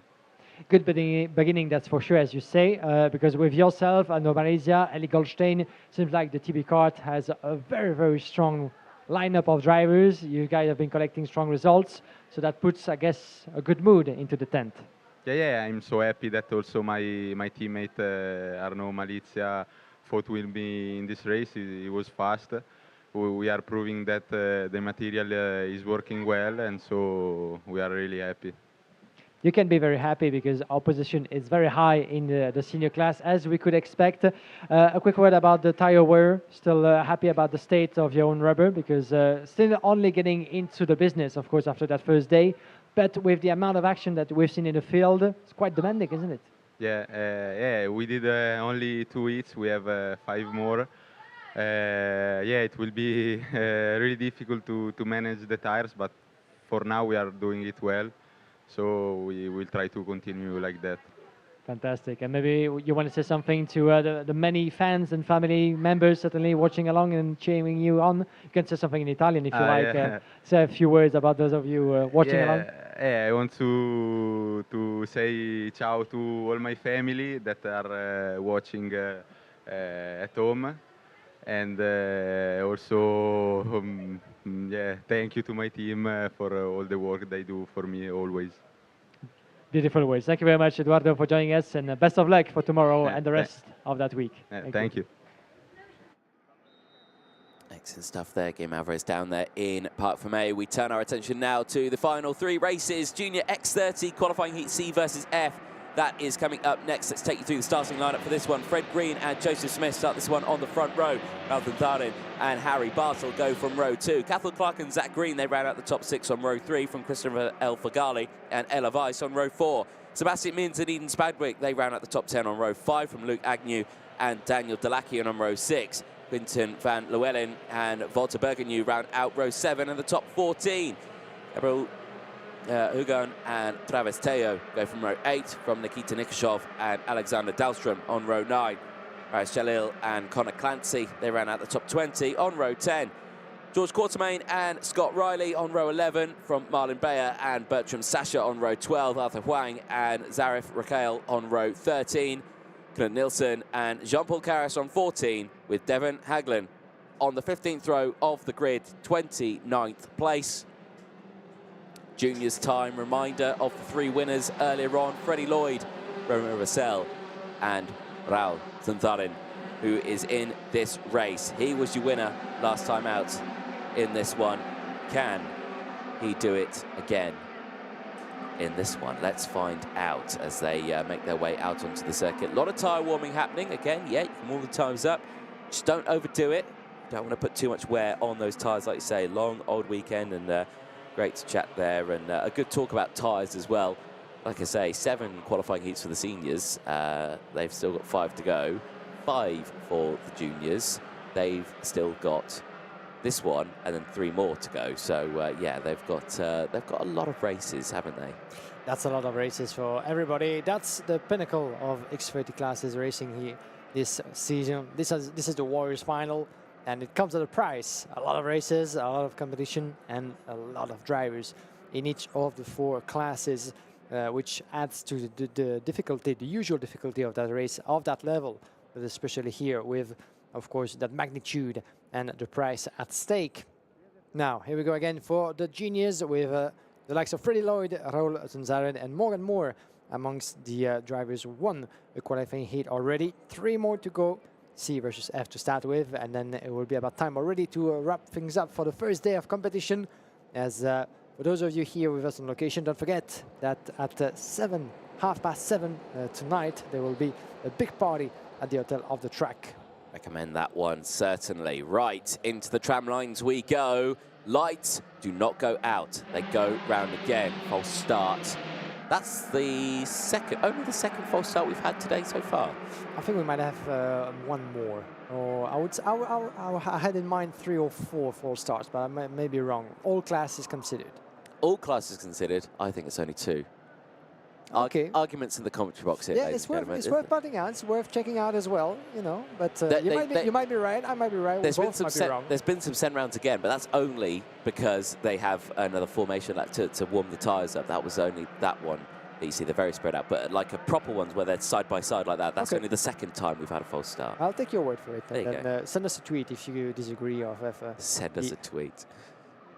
Yes, is that how you solve your arguments? Definitely. You know, I always call to my numerous fans online to solve any problems or arguments of that sort. So, perfect. Get other people to fight your battles. Absolutely. Perfect. Cool. Right. Anyway, back to the racing. Junior X30 qualifying heat C and F. That is the one that's out right now. Obviously, 1 attempt already at a start, deemed a false start. So they will go round once more, which is this one. And let's see what happens as they get themselves lined up, ready to go. Like we say, Fred Green starting this one. He's got the inside line. Joseph Smith starting alongside. There was a bit of a contact by the look of it. Yeah, just bunching them up, aren't they? Getting it all sorted out. Raul Zunzaren, who took the win earlier on. Can he replicate that and go into tomorrow with 0 points to his names? That would be, I think, a nice thing for him. Here we go, lights go out, and away they go, down and towards turn number 1. Good start then, in towards turn number 1 and 2. Keep an eye on that outside line as they both had a good getaway, and very sideways moment, and off the track there. There goes Harry Bartle. Bartle into the gravel, another high-speed moment, and crucially, though, he doesn't hit anything, and there's 3 more carts in the barrier. Yeah, a couple of drivers involved in there. I think that our Paul Sitter was in trouble as well, being squeezed on the outside of the turn. We might need to see that again, but Nikita Nikishov as well as Alexander Dahlstrom have been involved. We're missing Conor Clancy from the start, but the third one indeed was Harry Bartle, unfortunately. Oh, there's another one. And the 58 having to step out of his kart and joining. This is Gabriel Hugon from Karting Pro, the Frenchman, unfortunately. And he wasn't able to take the start, actually, because he just put his kart on the start-finish straight, so just before the peloton was coming back onto the line. Well, crucially, good getaway then for Cathal Clark. He leads the way then at the end of the first lap after that very dramatic start. And you saw there as well, Fred Green, who got swamped and had to really hit the anchors as he got his nose cut across the front of by the outside row. And wide there goes Raul Zunzaren. Gets squeezed out of the way there from Christopher El Fagali, who gets his kart down the inside. And he moves up into 3rd place now. So Zunzaren on the back foot here. Your race winner earlier on, wanting to fight back now as Cathal Clark and Joseph Smith, 2 victory lane drivers, now begin to work together and see if they can close or open that gap up between themselves and Christopher El Fagali in 3rd place. Will that happen? Not too sure. Here's the replay then at the start. There's the breakdown on the left-hand side that you can see. That is Gabriel Hugon, who unfortunately didn't get started. Now watch Fred Green. He's on the inside. He's leading this one right now. Now watch Joseph Smith on the outside here as they come into the braking zone of turn 2. Watch him just cut across the nose here of Fred Green. And that just scares Bartle, because when he came in, understeering went Fred Green and nothing Bartle could do, and he gets forced onto the gravel there. Yeah, it's a bit of a chain reaction, wasn't it? Unfortunately, between those 2 teammates, and Harry Bartle was the biggest victim of that sequence, and 3 other drivers involved in the mix for a separate incident by the look of it. Is it related? Remains to be seen, but as a result, the protagonist is another view. Yeah, so totally unrelated. And up to 6 drivers actually that were involved into that big incident, but all of them were able to get back onto the wheels and keep going into that race. Cathal Clark, 2/10 of a second, who climbed 4 places. Where did he come from, Cathal Clark? Whether he finds himself in the strongest position to take his first win of the weekend in the junior class, with Joseph Smith giving him the chase. Then Christopher Helfegali for what is still one of his first few races with GGM Motorsport, the team of Mr. Gibbons. There's Christopher Fegali driving his car Rubik machine, with which he did wonders not so long ago on the World Championship in Franciacorta, picking up his best result of the season in the IWF Euro Series P5, and is making his move and commitment. Beautifully made by Christopher Fegali, and Raul Zaren was coming with him. Watch out for the fight back of Joseph Smith. Joseph Smith by his side, but losing a momentum, and 2 places as a result. He goes from 2nd to 4th. Yeah, so Raul Zaren now into 2nd place as well. He got past Christopher Elfagali. Now they need to try and work together here to try and close up to Cathal Clark. This is where the slipstream and the bump draft can work. With Cathal Clark all on his own, he leaves himself vulnerable here to a full attack, but if this keeps happening, he'll have a big enough gap that he won't have to worry about it. So back down the inside goes Krista Elfagali. Now Fred Green comes back. Sebastian Mins is starting to close in now as well, and the drivers behind, Zach Green, who himself is under investigation, and then Van Llewellyn also trying to get involved in this one as well. And the gap's opened up to 1.1 seconds. They're not being able to close that one as Raul Zaren sends it back down the inside. Joseph Smith follows, Fred Green goes through as well, and now Christopher Elfagali sees himself going from 2nd all the way down to P5. Let's see what he's going to be able to do from that position. Fastest lap for Zach Green from P7 in 1 minute 0.7. Still trying to shake up Sebastian Mins for the top 6. Still missing half of a second in that mission, as the 29 of Joseph Smith arresting Fred Green, trying to get back into contention and shake off a little bit Raul Zaren. Fred Green that must certainly think of himself as lucky, as he was squeezed on the outside of the first turn, as we said, but didn't lose too much momentum, was able to get back. Now the question is, with almost a second actually, 9/10 of a second built by Cathal Clark on Raul Zaren, this will be by far the biggest gap ever built by a driver so far, but taking advantage of Raul Zaren under pressure and not thinking about the victory anymore. Oof, Sebastian Mins there having a big moment with Christopher Elfagali, who has seen himself drop down well into the order here. Zach Green trying to get through as well. Raul Zaren now with the fastest lap of the race. Despite that, he's just been overtaken by Fred Green, who now moves up into 2nd place. Despite that, they are actually closing the gap to Cathal Clark. Cathal Clark is struggling in that 2nd sector, but back down the inside. Oh, and a big clip of the curb there for Zaren, and he's just not able to hold that inside line as he unsettles his wagon. Now he sends it back down the inside as they go through turn 11, down in towards turn 12 and 13. Up the hill they go through 14 now. Very tight and twisty, but crucially, that gap's now reopened again to over a second, and with going on to the last lap, they're not going to be able to close up this gap. Last lap board is out, and Cathal Clark leads the way by 1.4 seconds from Raul Zaren. Zaren there, who goes extremely defensive there from Fred Green. And look at Joseph Smith. He took the normal line, closes right in as well. Now it's going to be a 3-car battle for 2nd place. Cathal Clark has just disappeared. And this will come with the victory for Cathal Clark. His first one of the weekend in the junior category. And well deserved for the young British driver, who was winner of the IWF Euro Series not so long ago in 2020. And stepped to the 2nd overall in this year's competition organized by RGMC. But Cathal Clark is certainly one of the strongest drivers out there in the junior field. And watch out for any late move from Joseph Smith. He's still pressuring Fred Green, as Green trying to resist as well, shutting all the door on the way to the double left-hander and the last part of the track. But Fred Green is going to have the last word in this one. Clipping the curb a little bit, Joseph Smith on the way to the start-finish straight.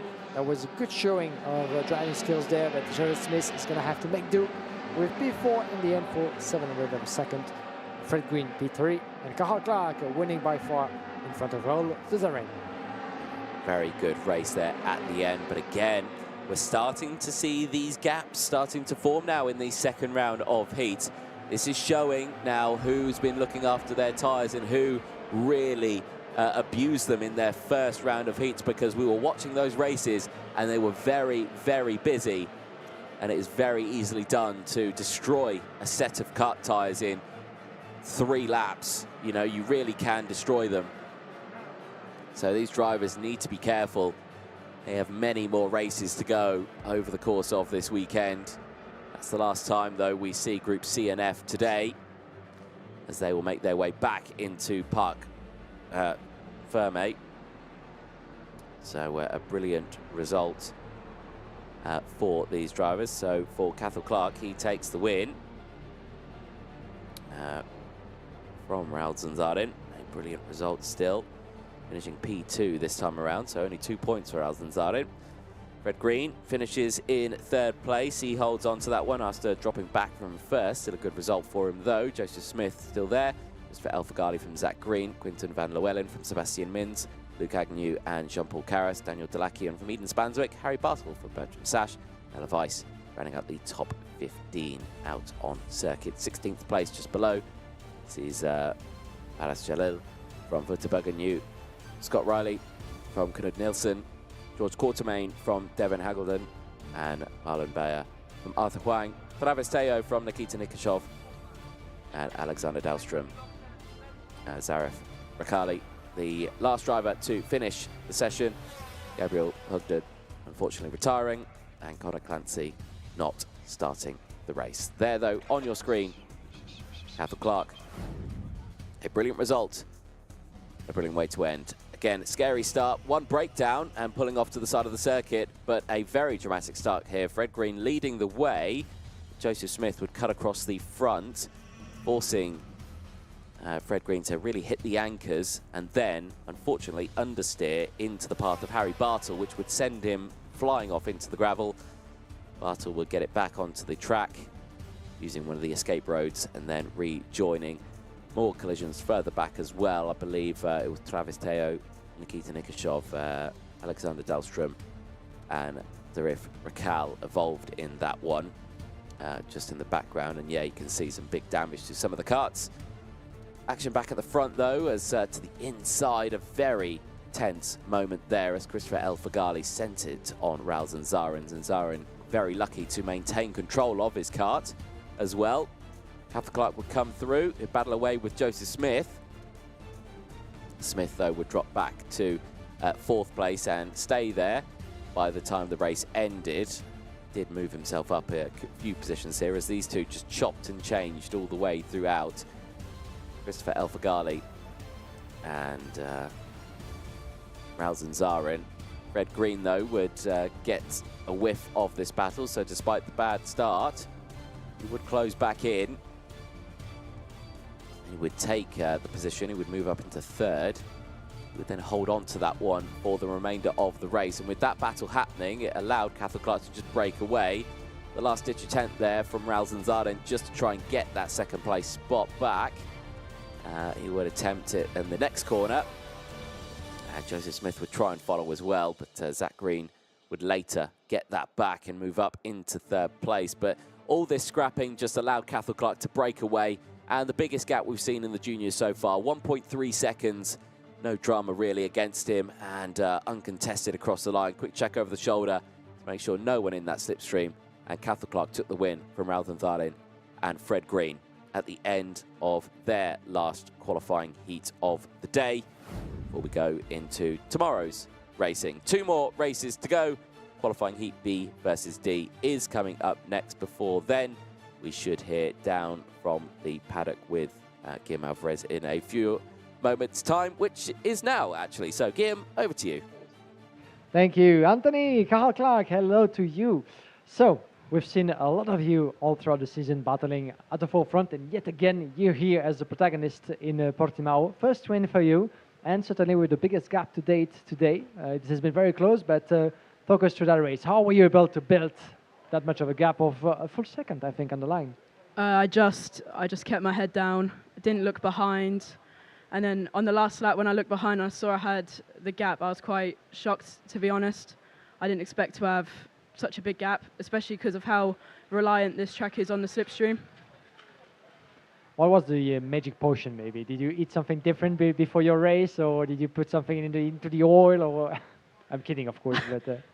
No, I just prepared how I always do, and it paid off in the end. Yeah, it paid off, and the pace from you guys in both classes, juniors and seniors at Victoria Lane, has been quite impressive. How much preparation goes into an event of that scale for a team like you? Of course, a lot. You want to be at the top of your game personally, but you also want your kart to be fast as well. And I think we've nailed it this weekend, to be honest. But we'll see what happens tomorrow and the other days. Yeah, still a long way to go, obviously. In terms of tire wear, still happy about how things go. Still, of course, at a very early stage. But considering the difficulties of the track, one might suggest that maybe the tires are put under more pressure than usual. Yeah, for sure, especially since there's quite a few heats this weekend. So just got to try and minimise the tyre wear until the final where we can use new tyres. Yeah. Looking back into the archives, we all remember you as the winner of the IME Euro Series back in the day in 2020. This year has been, to date, in terms of proper results, one of your best seasons. Would you say so?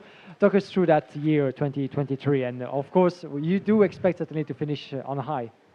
Yeah, it's been quite a tough year as a whole. Didn't get off to the best start in Valencia, and we had a couple tough rounds in the Euro Series, but we was able to pick up second in the Euro Series, and I just want to win this one to be one better. Yeah, of course, that would taste good certainly to finish here in Portimao. Thank you very much, Karl Clark. Best of luck for tomorrow, and thanks for joining us. Thank you. Thank you. Thank you very much, Guillaume, down there, working very hard, getting his steps in throughout today. 2 races to go, like we were saying. This now goes on to the line of groups B versus D next out onto the circuit. And again, busy old grid there at the front of this one. Santiago Alves, who, if you remember in his previous race, the chain did come loose from the sprocket, and unfortunately he did not start his first race. So hopefully Wagon rolls well, and we do wish him the best of luck in this one. Ty Buckley starting alongside him on this one as well. Certainly had an interesting one. Morgan Moore, who starts on the second row. One on track, but that nose cone penalty was true, and unfortunately he lost that win. He now sits third in this one. Sandro Perez starting alongside him on that second row of the grid. Jensen Graham and Jordan Assar as well, just behind as well on that row. Packed one. This should be a good one, though. Groups B versus D. Lots of talent in this. Aston Sharp as well. Keep an eye on him. He was very quick earlier on in 7th place. Let's see if he can make those moves this time around. Next race, Junior X30, qualifying heat B versus D. Let's take you through the starting lineup then for this one. Santiago Alves and Ty Buckley on the first row of the grid. Morgan Moore from Sandro Perez on row 2. Jensen Graham and Jordan Assar go from row 3. Aston Sharp and Rocco Coronel, they round out the top 8 on row 4 from Javier Borrasca and Sam Woolley on row 5. Harrison Mackie and Evan Johnson on row 6 from Julian Solvino and Florentin Atamata on row 7. Row number 8, we'll see Isaac Sea and Roberto Bass, followed by Toby Gale and Nikolaos Karagiannis. Then we have TJ Tefi and Luis Castellini. Row number 10, followed by Afonso Azevedo, as well as Nico Andrea De Putra, Elvis Karzauskas and Philip Carras. Row number 12, followed by Bernardo Pinto, Eva Davenstein, Adam Almes, Oni Tusku, and Katrina He. That follows at the back of the grid. Do we have everybody in? Yes, indeed. A total of 35 drivers coming to this race, B versus D, as 39 drivers, shall I say. Oh, this is the end of the day kicking in, and my calculations is gonna go from worse to even worse. So there you go. Let's get it together, shall we? Yeah, there we go. Last 2 races of the day. Shot of coffee, that will help us out a little bit. Get us through these last 2. We'll be up all night though, and we'll be terrible tomorrow. There you go. Here we go. It's then. a trap. It is a trap. Coffee is a trap. Don't do it. There we go then. So looking forward to this one. Like you say, big names in this. We've had 3 race winners in this one. Romeo Marcel was the last couple of winners in this one, as well as Freddie Lloyd.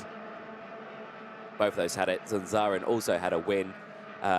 Unfortunately for Morgan Moore, in his race, he won on track, but that nose cone penalty did come into effect. So he did not take the win officially at the end of that one. So he starts this one, like you say, on that second row of the grid. So he will be the one who we need to look at in this one for a better result, because he was very quick out on track. Hopefully this time around, he can keep his winning result on track. Drivers getting themselves ready. And yeah, just heading around now, ready to start this one, looking nice and controlled, aren't they? Yeah, it's down to the pole sitter, as always, to show the good example. And I was looking down the results, and this is Romeo Roussel, actually, who inherited the victory left out by the driver that we have at the front. Unfortunately, I was not able, Morgan Moore, to keep the results alive. So that means one win in the bag for Romeo Roussel. But that's for another day. Here we go again. We come across on the start-finish straight, and the lights go off. Green, green, green. Onto the turn number 1 from the inside.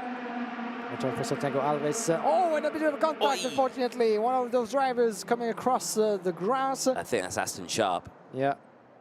Remains to be seen. But apart from that, it's going pretty well for all the drivers into that first section of corners, as Santiago Alves was able to keep the advantage from pole position from Todd Buckley.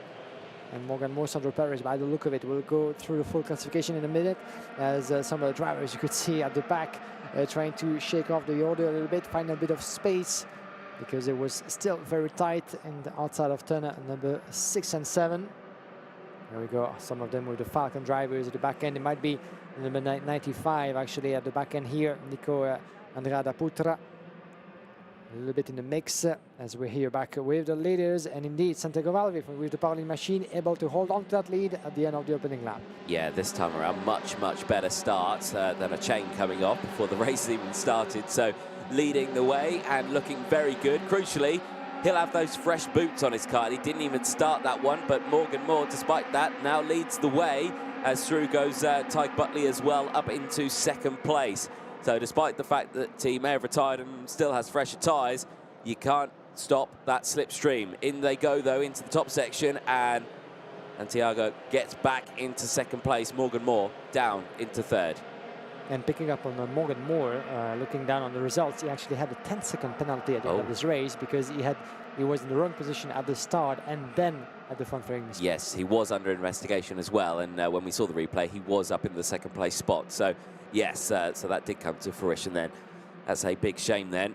God, 10 seconds worth of time penalties in your first qualifying heat. That's got to sting, that has, but it's not phased him, because look at him. He's battling there in third place. What a drive he's having. Yeah, he's more than willing to certainly fight back, because that double penalty actually signified for him a P20 at the end of this race that he won on track. So that one must hurt, and he needs a result, because a P20 is pretty much the equivalent of a DNF at this stage, and he's going to need a result. So from this point on, certainly for Morgan Moore, this is gloves off, and whatever happens, at least he will come out of those races with certainly the satisfaction of giving everything. Yeah, well, this time around, he wasn't out of his starting position. He was all good because everyone was there. But sits there in third place, and he's watching these two battling away. Goes slightly defensive there, looks to the inside there on Santiago Alves. Alves wise to it and covers any attack. Rocco Coronel, though, sits there in fourth place, as now goes to the inside. There goes Morgan Moore, no drama there whatsoever, gets that position done. Coronel not able to attach onto the back there. And now you see these three who will hopefully push each other along and close up that gap to Tyke Buckley, who's opened up now a 3/10 battle, gap, I should say, as he goes through. There is Sam Woolley in the background there trying to get down the inside of Sandro Perez. I think he did manage to get that one done. So Perez under pressure now, as Morgan Moore now takes the lead of this race. All three of them getting past, like I said. Let's see if Morgan Moore will be able to hold on to that lead, as his fellow countryman Sam Hawley and the British driver Sam Hawley, while Morgan Moore is from Ireland. Sam Hawley the fastest in this race. Let's see, he's all the way down to P6 at the moment, 4 places gain, and you can see the gap hasn't been able to grow that much. Rocco Cornell with the easily recognizable crash helmet the Oranje from the Netherlands for the Dutch driver in P3. Trying to shake off the order with Tide Buckley further back. Tide Buckley, if he stays where he is, he actually will have good chances to finish this first day of racing in P3 overall. But he would not say no to certainly fighting for the victory, or maybe picking up that victory, Tide Buckley. That would signify for him, well, a P3 result, and it has changed again, so he definitely need that P1 result. Oh, big moment there with a spin sideways. There goes the number 5 back onto the track. Round goes Santiago Alves, and that was a heart-in-mouth moment, and we said he would have had perfect tyres going into this weekend. They will be shaped like 50-pence pieces now, absolutely flat-spotted. Ah, such a shame for pole sitter Santiago Alves, who was kicked in a moment there with Rocco Coronel by the look of it. A slight contact on the way to turn number 3, and as a result, it was sent into a spin and, at the back end of the grid, unfortunately, and really make it to the finish. Remains to be seen, but he just tumbled down the order, unfortunately. That's one of the biggest turn of events for this first day of racing. As in the meantime, unshaken, Rocco Coronel gives a chase to Morgan Moore. Yeah, here's a replay of what happened there then. So Rocco Coronel looks to the inside and just unsighted, closes the door, does Alves, and wow, fully sideways, and great avoidance there. I do wonder if there was any contact, because from that side... Oh, there was definitely. Definitely. That would make sense. That would make the more sense. But from that side, it seems that there might have been certainly contact with a slight wheel banging between Rocco Coronel and Santiago Alves, because we've seen in the past as well, but it was maybe on the outside of the track, other drivers being, on the cold tires, being really putting themselves out of the track and being surprised by a lack of grip and losing control. But in the middle, on the racing line, yeah, definitely contact. Exactly that. Well, while that happened, while we're watching that replay, Rocco Coronel took the lead of the race and is starting to break away. Now, methinks he's probably thinking, right, I need to open up a 5-second gap just to be safe. Obviously, I'm sure the stewards will be looking at that one, but a very heart-in-mouth moment as we go on to the final lap. And, well, there you can see Morgan Morse just saying, right, you keep going, I'm not going to attack you. And Rocco Coronel, has received the investigation flag there for that incident. So Morgan Moore here might come second in this one on the track, but potentially might win it with someone else seeing a penalty. We just don't know yet. For Rocco Coronel, he's just clutching on straws now, whether or not he can make it to the end of this race. And right now, Morgan Moore, sitting there in second place, is looking for the gap.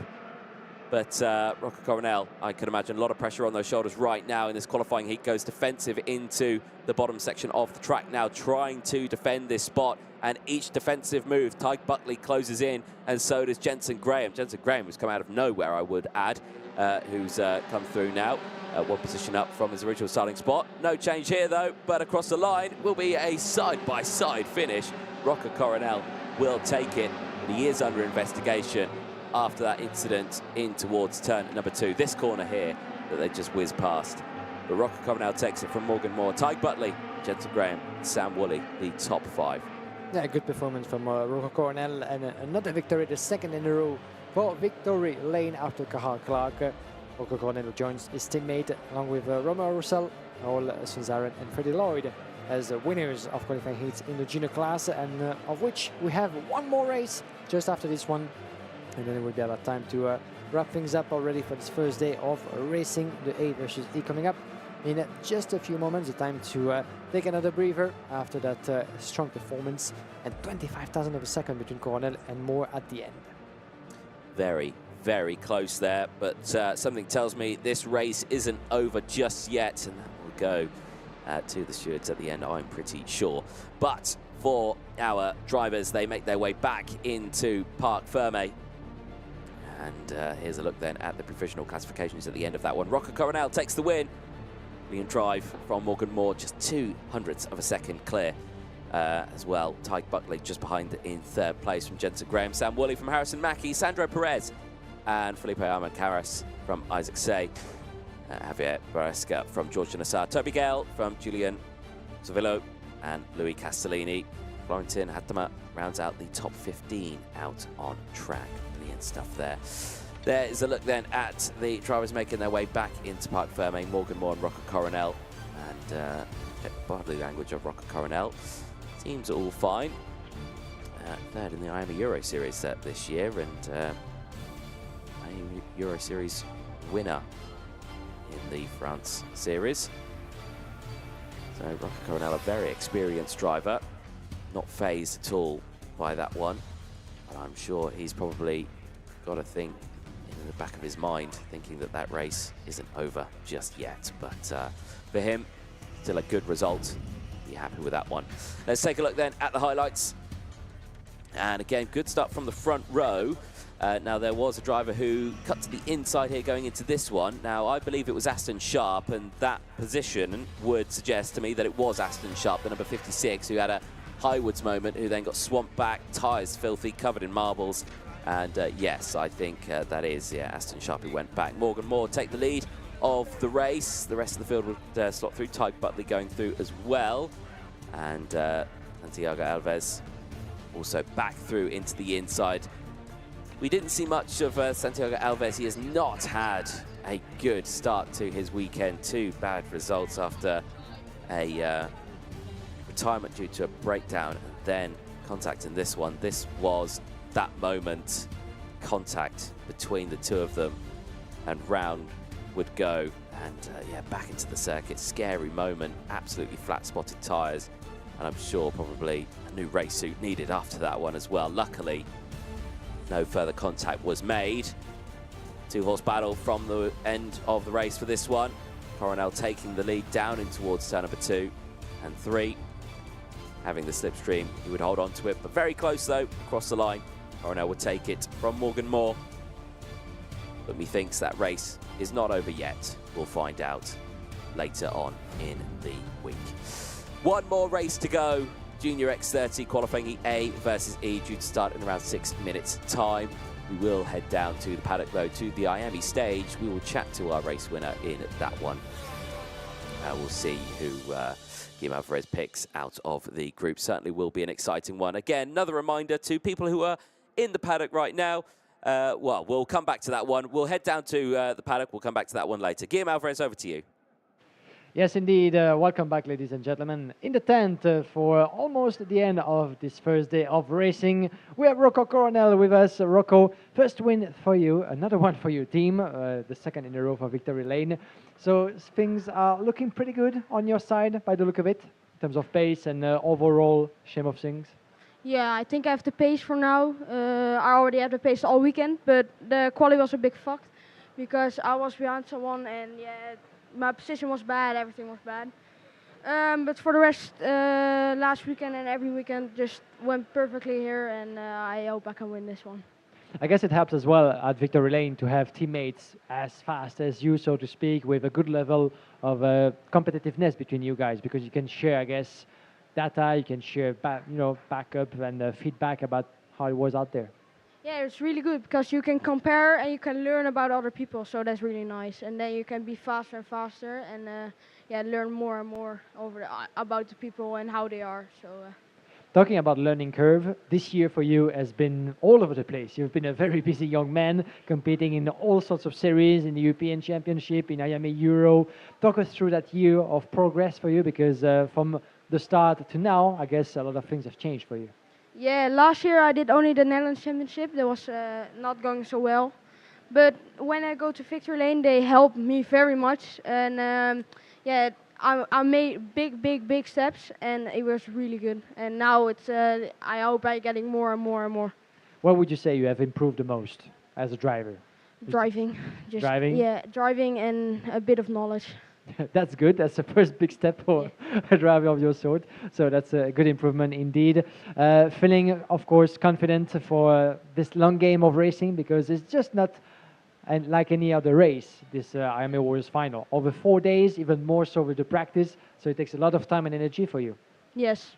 But you're feeling up to the task. Yes, I am. Okay, one last thing. Are you coming to enjoy the big party at the hotel a little bit tonight? I'll see. You'll see. Okay, maybe I'll see you there for a drink of water, of course, because there's a long way to the weekend. Thank you very much, hartelijk bedankt, Rocco Coronel, and I'll see you tomorrow.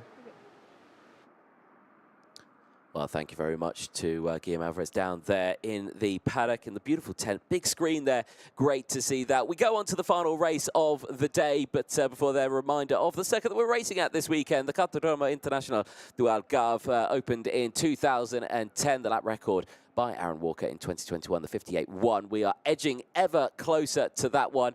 165 metres, the start-finish straight length. The track in total, 1,530 metres. Track's only 8 metres wide, 7 metres of elevation as well. It's a very, very narrow circuit and a long run down there in towards turn at number 2, but 17 corners in total, and turn 2 and 3 being the major overtaking opportunities. And look at that, they've even added that turn 3 is one of those major opportunities to overtake. 17 turns in total, 10 to the right, 7 to the left as well, and a very, very lovely track to go racing on. The top speed these drivers reach at that apex is 120 kilometers an hour. Absolutely brilliant to see. The average speed as well, 94. It is a very fast and flowing circuit here in Cartódromo do Algarve, and certainly a fantastic venue to go racing at here this week, and certainly looking forward to seeing what happens over the course of the rest of the week as well, as we go on to the final race of the day for Junior X30, qualifying heat B and D.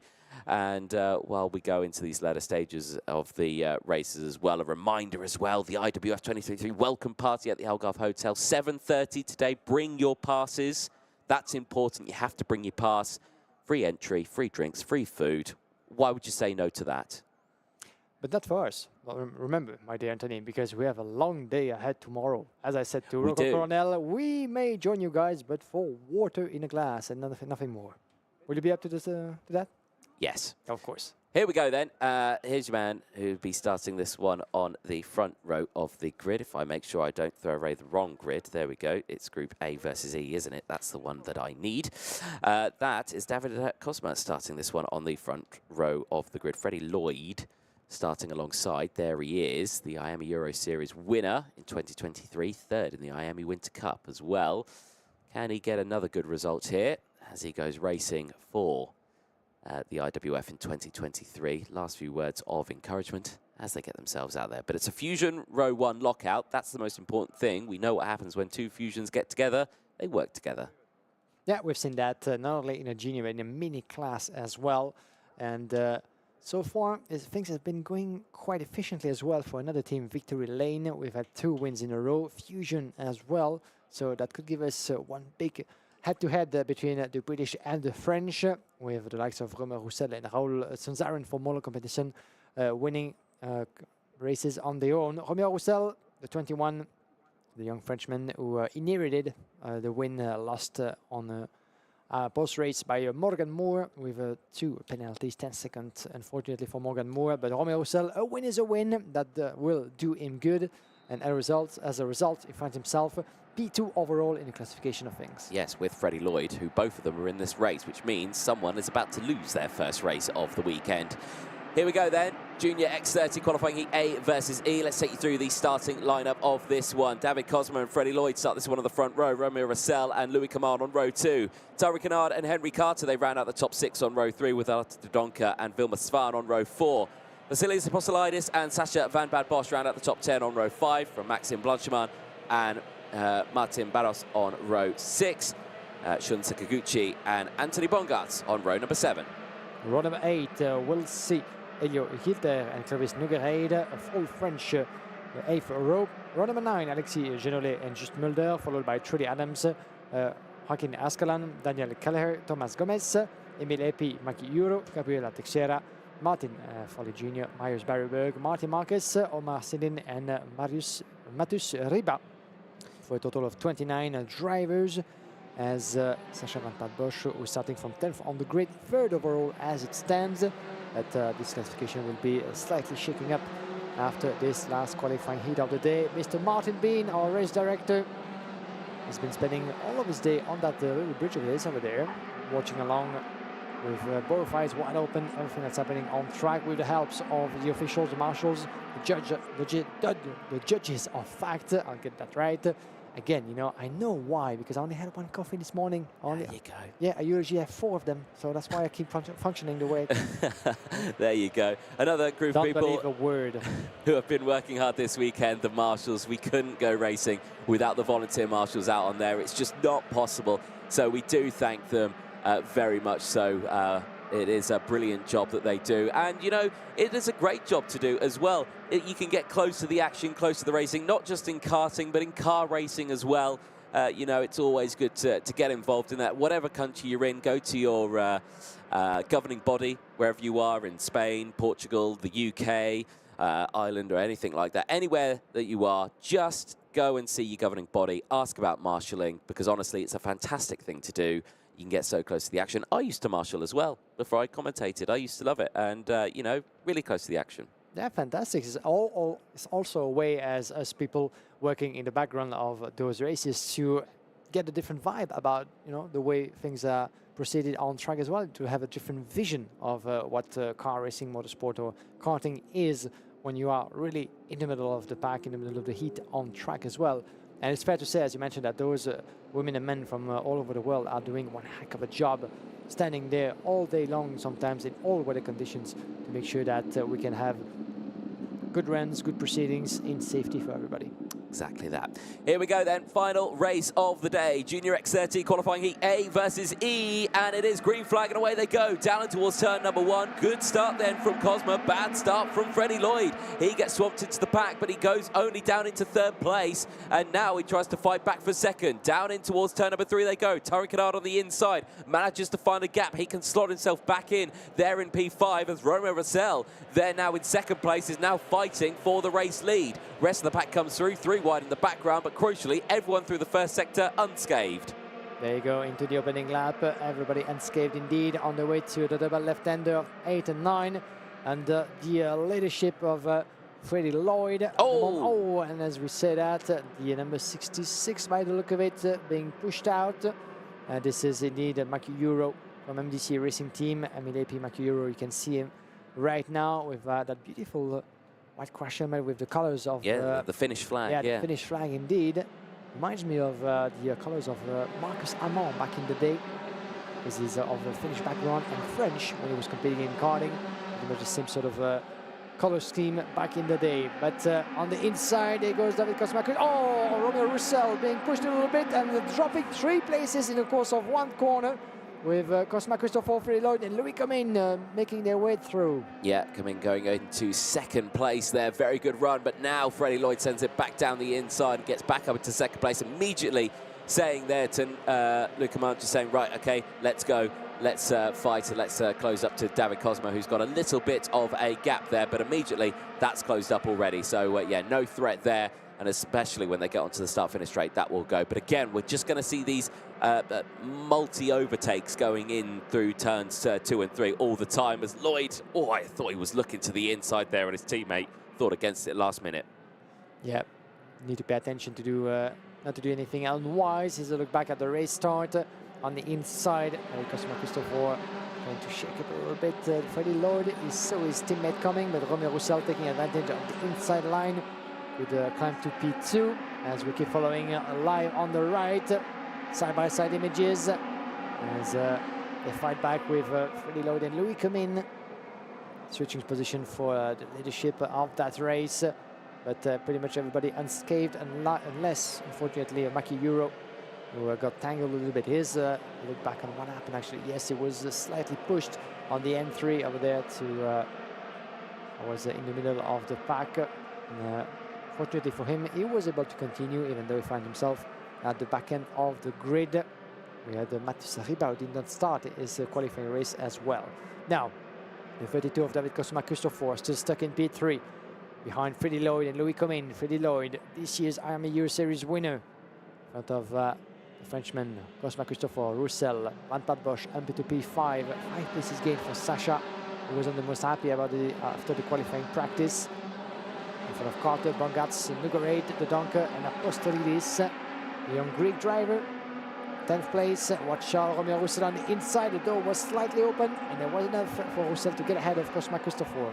Yeah, nice little move there. So all of them gaining places there. Romeo Roussel just looking to the inside now, having to go defensive. As Sacha van Bad Bosch trying to get involved in the fray, not able to do so. So Sacha van Bad Bosch there in the number 4, you can see, under pressure from David Cosma. Lloyd now comfortably leading the way, the gap. Not very big though, as Henry Carter just latching on to that rear bumper now. Sun setting, mist in the air. It's a beautiful place here at the Algarve. A fantastic venue. I'm going to keep saying that over the course of this weekend. First time here, and do you know what? I've fallen in love with it. It's a beautiful backdrop, fantastic facilities, and the track itself has provided brilliant racing. And we're seeing some of that right now here on your screens here. Freddie Lloyd under attack from Louis Coman. Is Coman going to go for a move here down the inside? No, going to think against it. Maybe a last-ditch attempt here. Oh, we are going to see a move behind, though. Sacha van Bad Bosch, full send there on Romeo Roussel. Gets up into 3rd place and thinking, right, it's my turn to now catch up to the back of these two leading the way. And that could go the way of Van Bad Bosch, because if he stays like that, that would mean climbing within the top 8 of the classification at such an early point of the week of racing. Of course, still something to cheer up for after difficult qualifying. But now, Louis Coman, the 41 for Victory Lane, harassing Freddie Lloyd. We've seen how strong and solid Freddie Lloyd can be in that position. With Van Bad Bosch in the meantime, as those two are battling along, Van Bad Bosch is closing in. His gap was of about 4/10 of a second now, 6/10 of a second on Freddie Lloyd. And he has still a bit of time in his hand to try to decrease that gap and join himself in the party. That party and the next one at 7.5 at the big hotel of the Algarve Motorsport Park. Please join us. As we said, you need your pass, but this is totally free and plenty of enjoyment for tonight to celebrate the IMA Warriors final.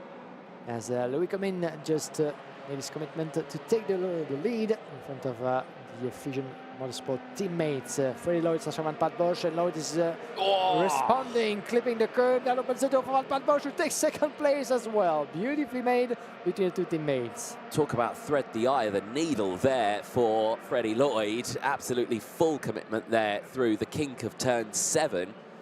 Very, very scary moment there, but he's committed to it. That's not gone well for Shun Sakaguchi, though. That's a retirement, and I think another bad result for Shun Sakaguchi. He had a moment earlier on as well in his first qualifying heat, where he got squeezed off the track. So, yeah, that's not gone well at all. Last lap time here, then. Freddie Lloyd leads it. He's got a slight gap here from Sacha van Bad Bosch, but Van Bosch is under pressure, and now in the slipstream they go. It's going to be a long, long last lap here for Freddie Lloyd. Checks over the shoulder, and the gap's still there. Dodonka with the fastest lap of the race. He's in 9th place. Now this one here, though, Lloyd versus Van Bad Bosch. Come on, Roussel, Carter, Cosma. As Bosch goes defensive, Coman tries to go through as well. Roussel looking to the inside here now if he can. Not able to do so as he just slams the door closed. Does Sacha van Bad Bosch, denying anyone to go down the inside. Look at the concertina effect here. And now everyone's trying to find it. Carter goes to the outside. He'll leave himself vulnerable on the inside there if he does that. He holds on to it, though. And a defensive masterclass for Sacha van Bad Bosch. And Lloyd will take the win. Freddie Lloyd, a double race winner then in the Junior X30 category. This year's IAME Euro Series champion, and now current leader in the intermediate classifications, going into Thursday at the IWF in 2023. Freddie Lloyd after 7 laps. What a ride that was for him. Certainly so. Sacha van Bad Bosch taking 2nd from Louis Coman. Romeo Roussel from Henry Carter. David Cosma finishing in 6th place, unfortunately dropping down after starting that one on pole position. Not the results he will have wanted, but still not a bad result at all. They make their way back towards Parc Fermé. And that concludes the first day of racing. The second day coming up tomorrow. But between now and then, we still have our post-race driver interview, and of course, scrutineering. Let's take you through then the provisional classifications at the end of that one as the sun starts to set behind the mountains here at Portimao. Freddie Lloyd takes the win from Sacha van Bosch from Louis Coman, Romeo Rossell from Henry Carter, David Cosma from Clovis Nogueira, Anthony Bongard from Arthur Didonka, Vilma Svan from Martin Menezes, Vasilis Apostolidis from Alexis Granquist, from Tymon Kennard and Daniel Kelleher. Alexis Granley, I should say, back there finishing in 13th place. There on your screen, Freddie Lloyd, top result for him, 0 points to his name. Driver leading now the intermediate classifications. And obviously not in the correct race suit at the moment, but still Freddie Lloyd. That is on your screen there. Wagon all good. He's ready to head back into the paddock. Here's a look then at some of the highlights from that one. The race start, not too bad then. Lloyd would drop down to third. Romain Rossell would get the jump and go into second place. Big, scary moment there for Louis Coman, who tried to also follow through and unfortunately went a little bit tight there. Lloyd having to go to the outside line here, got the switch back to see if he could try send it down the inside, but that wouldn't come to fruition. The rest of the grid would get through relatively cleanly. Bit of side-by-side podding, but other than that, it was a nice clean getaway for the Junior X30 qualifying Heat A versus E. This wasn't a moment that our Finnish driver wanted though. Epi Makiuri, unfortunately, dropping to the back of the field after a spin. Self-inflicted, unfortunately, getting onto the marbles and the dirty stuff on the outside of the lap. Rest of the race would go on. Rossell led the way for a brief moment, and then the Fusion train came through, as well as the Victory Lane driver of Louis Coman down the inside, getting 2 for 1 as Freddie Lloyd would get through as well. Wasn't able to hold it though.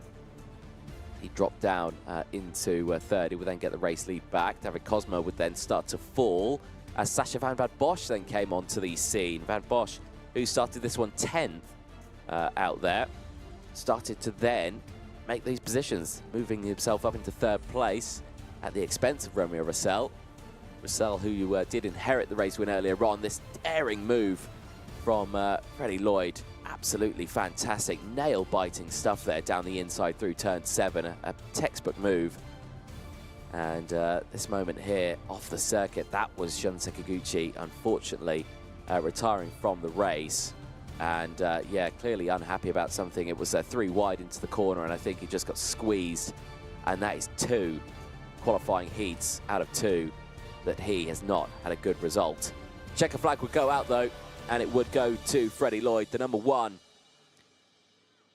champion of the IAMA Euro Series in 2023, and now intermediate classification leader in the IWF in 2023 here at Portimao. Certainly would be a fantastic season if he could get away with the IWF champion at the end of this week. But we will see. Freddie Lloyd on the top spot at the moment, but there is still plenty more races to go. Anything can happen, and tomorrow is another day. Hopefully we'll be able to hear from Freddie Lloyd in a few moments' time down in the paddock. But there, the sun setting, the marshals making their way back in after a tough day of work. Again, we thank them. But it's been a brilliant day here of racing. 17 qualifying heats, 75 over the course of the weekend, so plenty more action to go. So make sure you set your alarms for tomorrow. We are due to be live at 10 o'clock tomorrow, so do make sure you do join us for that one. We're ready down in the paddock. Guillaume Alvarez, it's over to you. Thank you very much, Anthony. We're here for our last interviews of the day already. Plenty of content coming your way tomorrow and on the way to Saturday as well in our beautiful tent. But right now, Freddie Lloyd, there's been a good day at the office for you as you finish this first day of racing as the leader of the classification in the points. Still early into that long game, but how do you feel after those races today? Yeah, it feels very good. Come out with 2 firsts today, feeling quite good. It's not much, couldn't go any better, really. Yeah, clean sheet, perfect conditions, tyre wear. Happy about it so far in terms of management? Yeah, everything's all good. Got it under control at the moment. It seems to me that we're going to have a head-to-head, by the look of it, between yourselves at Fusion Motorsport and the guys at Victory Lane in terms of adding results. Do you expect that, and you feel up to the challenge of that battle, because this is only a sort of appetizer of many more battles to come? Yeah, just got to see how it goes, you know. All right, good stuff. Thank you very much for joining us, Freddie Lloyd. Best of luck for tomorrow. And this is live, ladies and gentlemen, so you can kindly leave your seat to Romeo Roussel, who's going to join us in a moment. Thank you, Freddie. You can leave your seat to Romeo.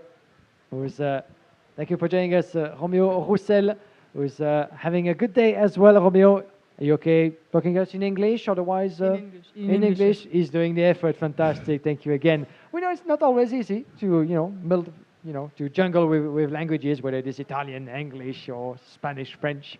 Thank you very much, Romeo. It has been a good day for you as well. At the moment, you're second in the classification, so that sums it up. Yes, I'm very happy. It's a good day today, and